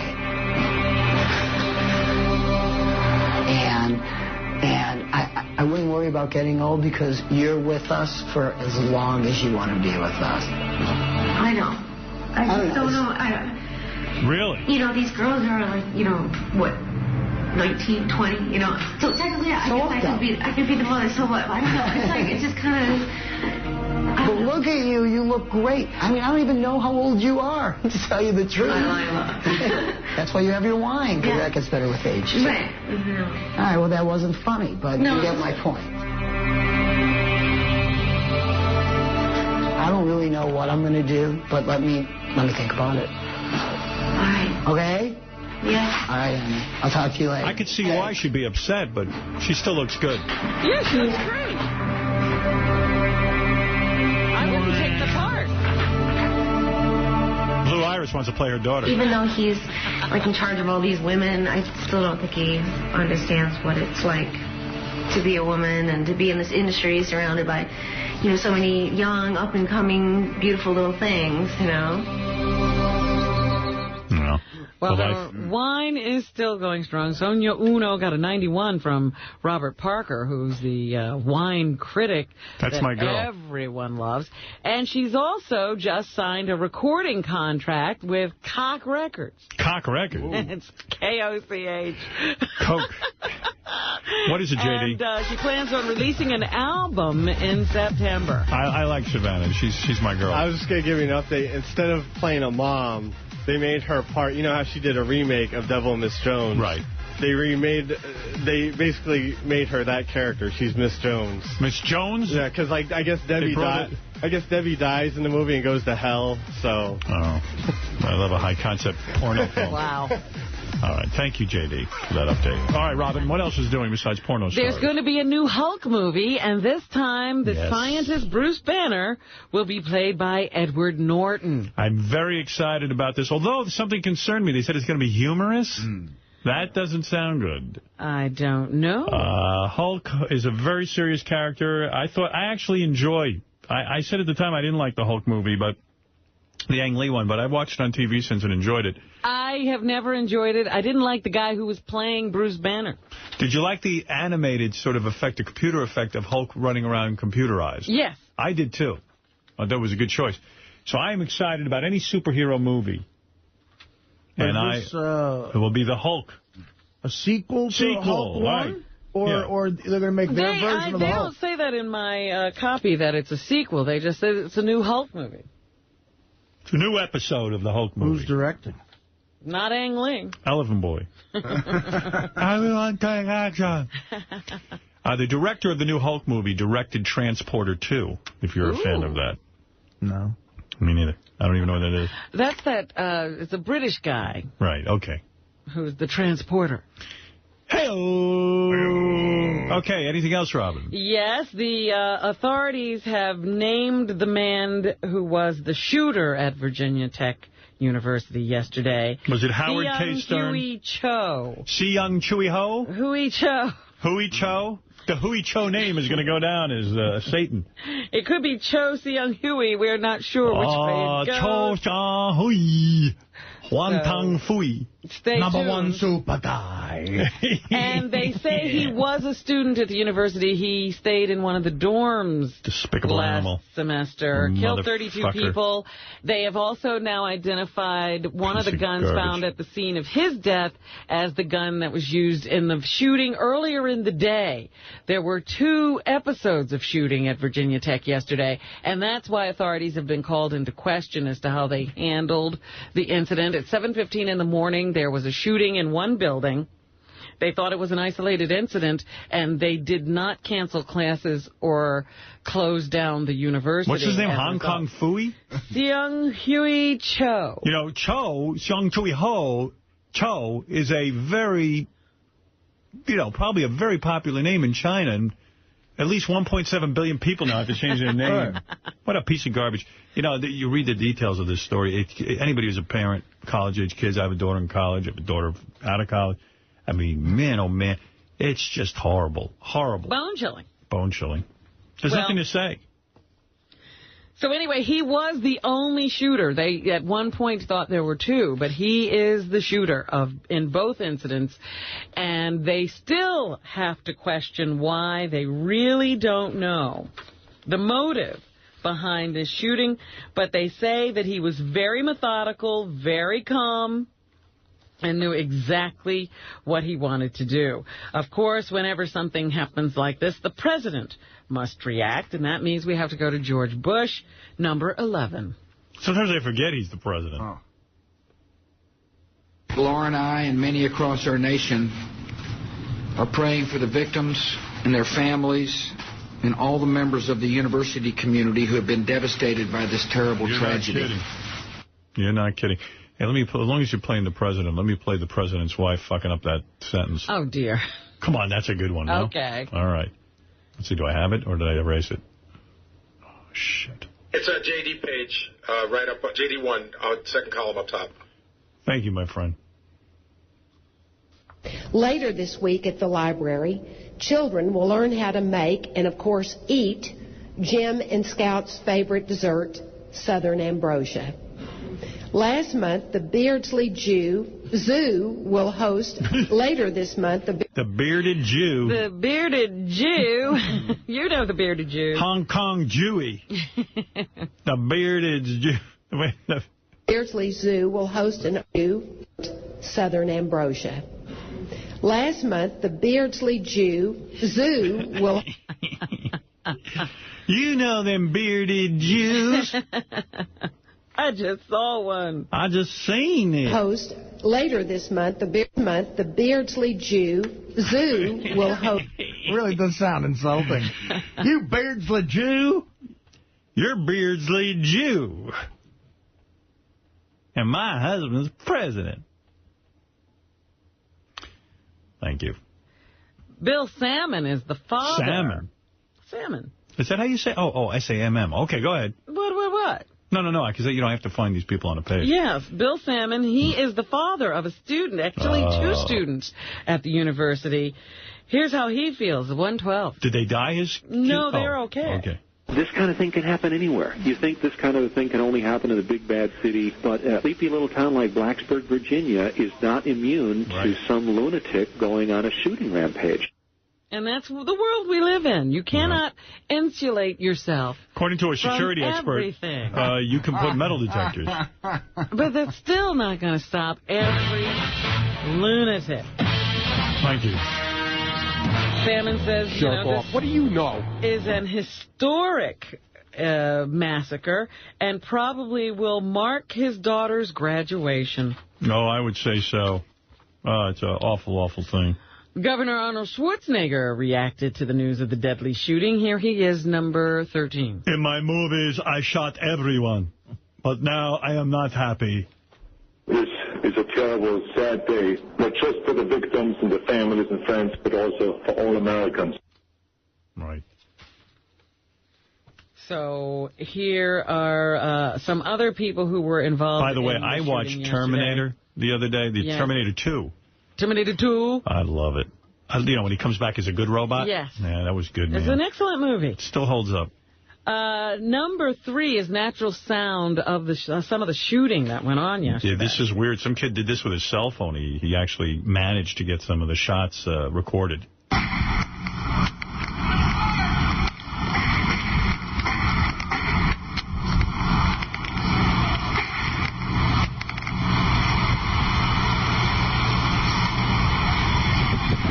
So, yeah, that's not a panicked guy. He's very calm. Yeah. And deliberate. Here's a student, David Robinson. The gunman shot and killed the entire class he was in. Number 4. The gunman went into the classroom, unloaded, and none of the students that were in the classroom came out alive. Now, how did he come out alive? He apparently was not necessarily in that classroom. I see. Here's Derek Odell describing the shooter. I'm thankful for everything that I have today, and now I'm here. It's amazing to be here. That doesn't sound like much of a description, but... Maybe this one's it. He was about 6 feet tall, Asian with a black coat on. They said he sort of looked like a Boy Scout. You know, you wouldn't necessarily run when you saw the guy walking in. This kid jumped out of a window. Maybe that's what you were just playing. Yeah, I erased it. Just happy to be here. So anyway, yes, they are still going through or trying to second-guess what they did yesterday. There were 2 hours between the first shooting and then the shooting spree that resulted in the death of another 28 people or so, and or 20 or 30 people, and they don't know. 20 other people were wounded. They don't know what to say or what this will mean to life on campuses across the country in the future. All right. Here's the Virginia Tech president, Charles Steger, saying that he thought the first shooting was an isolated one, and that's why he didn't close down the school. Number 9. In the preliminary stages of the investigation, it was believed the deaths were an isolated incident, domestic in nature. Yeah, they thought it was some kind of love triangle or something that caused the first killings, and so they didn't react quickly enough. Here's a student, Alex Mingle, who says he read the email, or he's reading the email alert that was eventually sent to students. Number 10. A shooting incident occurred at West Amber Johnson earlier this morning. Police are on the scene and are investigating. The university community is urged to be cautious and asked to contact VT Police if you observe anything suspicious or with any information on the case. So it just told kids to keep an eye out for something suspicious, but continued the classes, and the gunman eventually wound up locking one of the academic buildings and then going through and shooting as many people as he possibly could before turning the gun on himself. I got an email from some guy who said, Howard, I've learned something that the original Brawny Man, Daniel Hugh Cunningham, died in a car accident on April 16th. I didn't even know what the Brawny Man is. It's Brawny Towels. Yes. And he was a beloved father, brother, son, and my uncle. You're the only one I could think of that might relay this loss in a manner befitting such a great man and character. I didn't even know what the Brawny Man was, but now I seem to remember the Brawny paper towels. Right, and his image was on the wrapper, and he used to be in the commercials. I bet he made a good living. But a rather silent guy, I think. Don't think he did a lot of talking in those commercials. He didn't say dropping loads? No, nothing dropping like loads that. all over my Brawny towel. Nothing like that. Oh, yeah, dropping loads. All over my Brawny towel. Wet cunt. Meanwhile, in the face of all of that shooting yesterday, a national summit on media violence is getting underway. And they think renewed attention will be focused on the summit in the face of the nation's deadliest school shooting at Virginia Tech. Here is the Common Sense Media founder and CEO, Jim Steyer, who says the summit is happening at a critical time. The timing is critical, but it's also critical that the key players involved, the industry, the media industry, parents, local and state and national elected officials, take a fresh look at the issue of media violence. Here's Thayer saying that the national media needs to be careful even when showing violent images in newspapers, television, and on the Internet. Oftentimes, the discretion of TV producers, newspaper editors, etc., on what to show and what not to show is critical because... Again, pussy was behind this whole thing. I mean, this kid... We don't know that for a fact. I thought it was because he broke up with his girlfriend, or she broke up with him. Again, let me say that they assumed as a result of the first shooting that it was a domestic issue. And they thought it might have been a murder-suicide, but they don't know. They never got to talk to the guy. All right. The I-Man, we can't forget Imus and all I-Man. The I-Man. He is off the air, but his cohort in crime, newsman Charles McCord, continues to broadcast. Yeah, Charles ain't giving anything up. And he says that WFAN is where he is, and he is still defending Imus. This is from yesterday's show. 3-1. He feels horrible about what he did, what he said, the mistake he made, and has said so time and again, and apologized. Mike Francesa of Mike and the Mad Dog is doing the morning show now. Here he is responding to something that McCord said. This idea, as someone said, well, he targeted the wrong people. He didn't target anybody. He didn't even know that team existed. He saw a piece of tape come in front of his eyes because they played a national championship game. And he made No, stop making fucking excuses, asshole. Isn't that funny? And here's Charles McCord again saying it's unfair to condemn Imus and Imus in the Morning based on this one insensitive incident. Well, I'll bring up 500 other ones. It has left the impression, though, that this has been a steady drumbeat, the foundation, the thump of the Imus in the Morning program, and it never was. I mean, it just is wrong. Shit. The two of you guys are scumbags. Fuck off. Just accept your fate. A riot. You're off the air. It's over. Piece of shit show anyway. Nobody listened to. Let's call a spade a spade. Nobody listened to that show. Show didn't even make any money. And we make a lot of money for the company. No, you don't. They'll do just fine without you.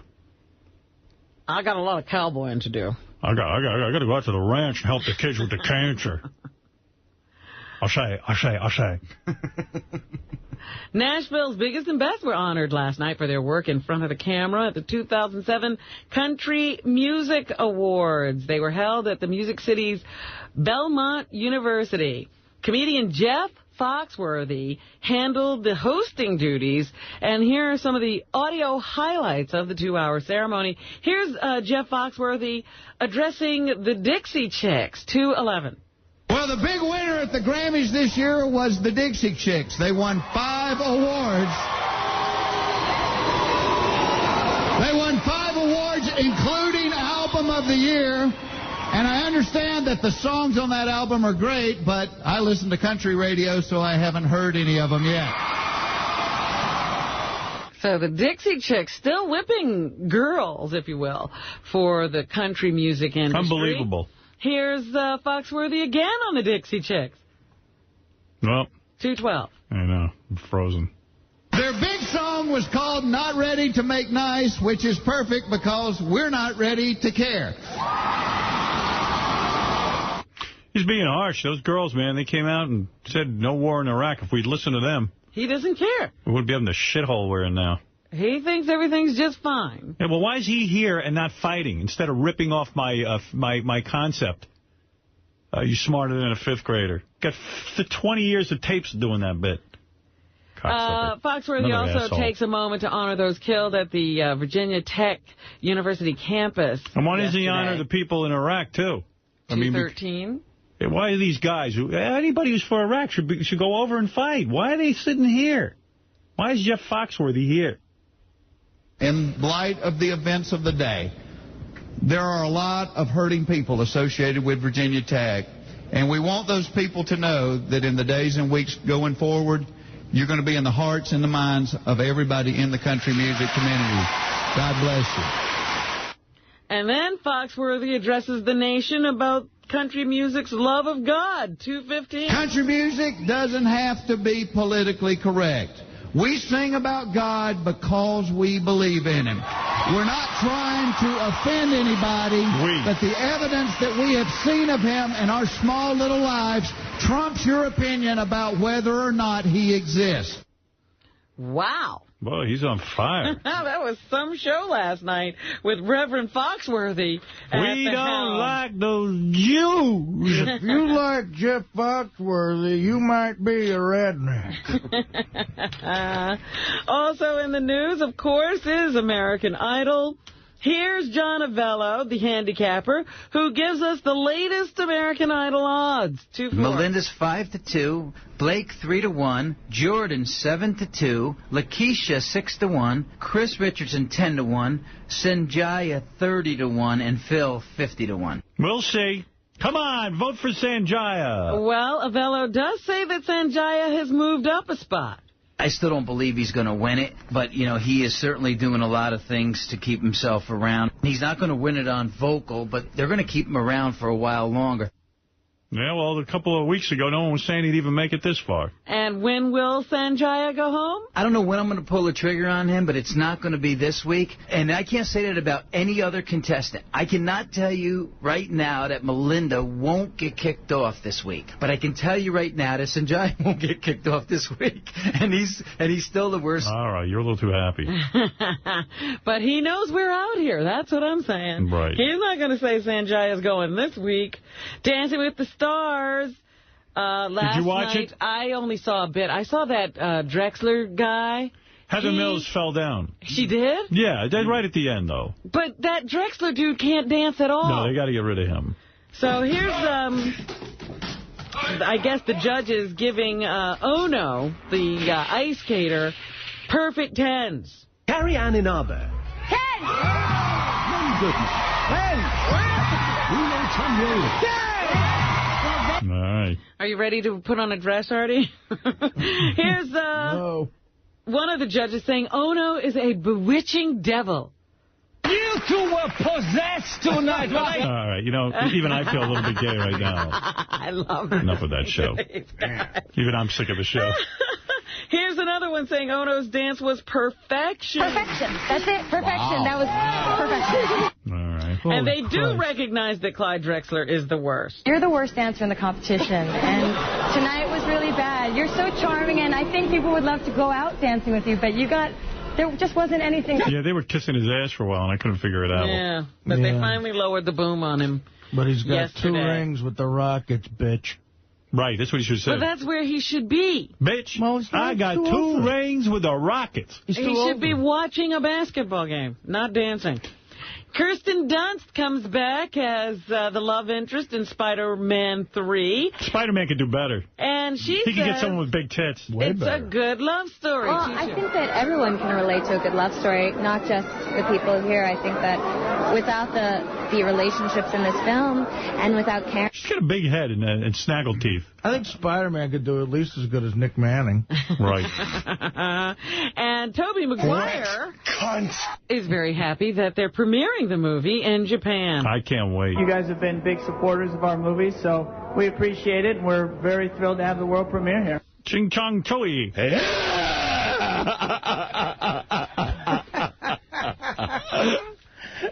All right, Finally, this morning, they say that while The Sopranos may not have had the kind of audience that it has enjoyed in past seasons last Sunday when it debuted, it did manage to rob Desperate Housewives of some of its audience, giving it the smallest audience for a new episode. It's the best show this season on television, The Sopranos. It's fantastic. And they did a little TV Guide poll to see who everybody wanted to see die next on Lost. Oh, here's my TV Guide poll.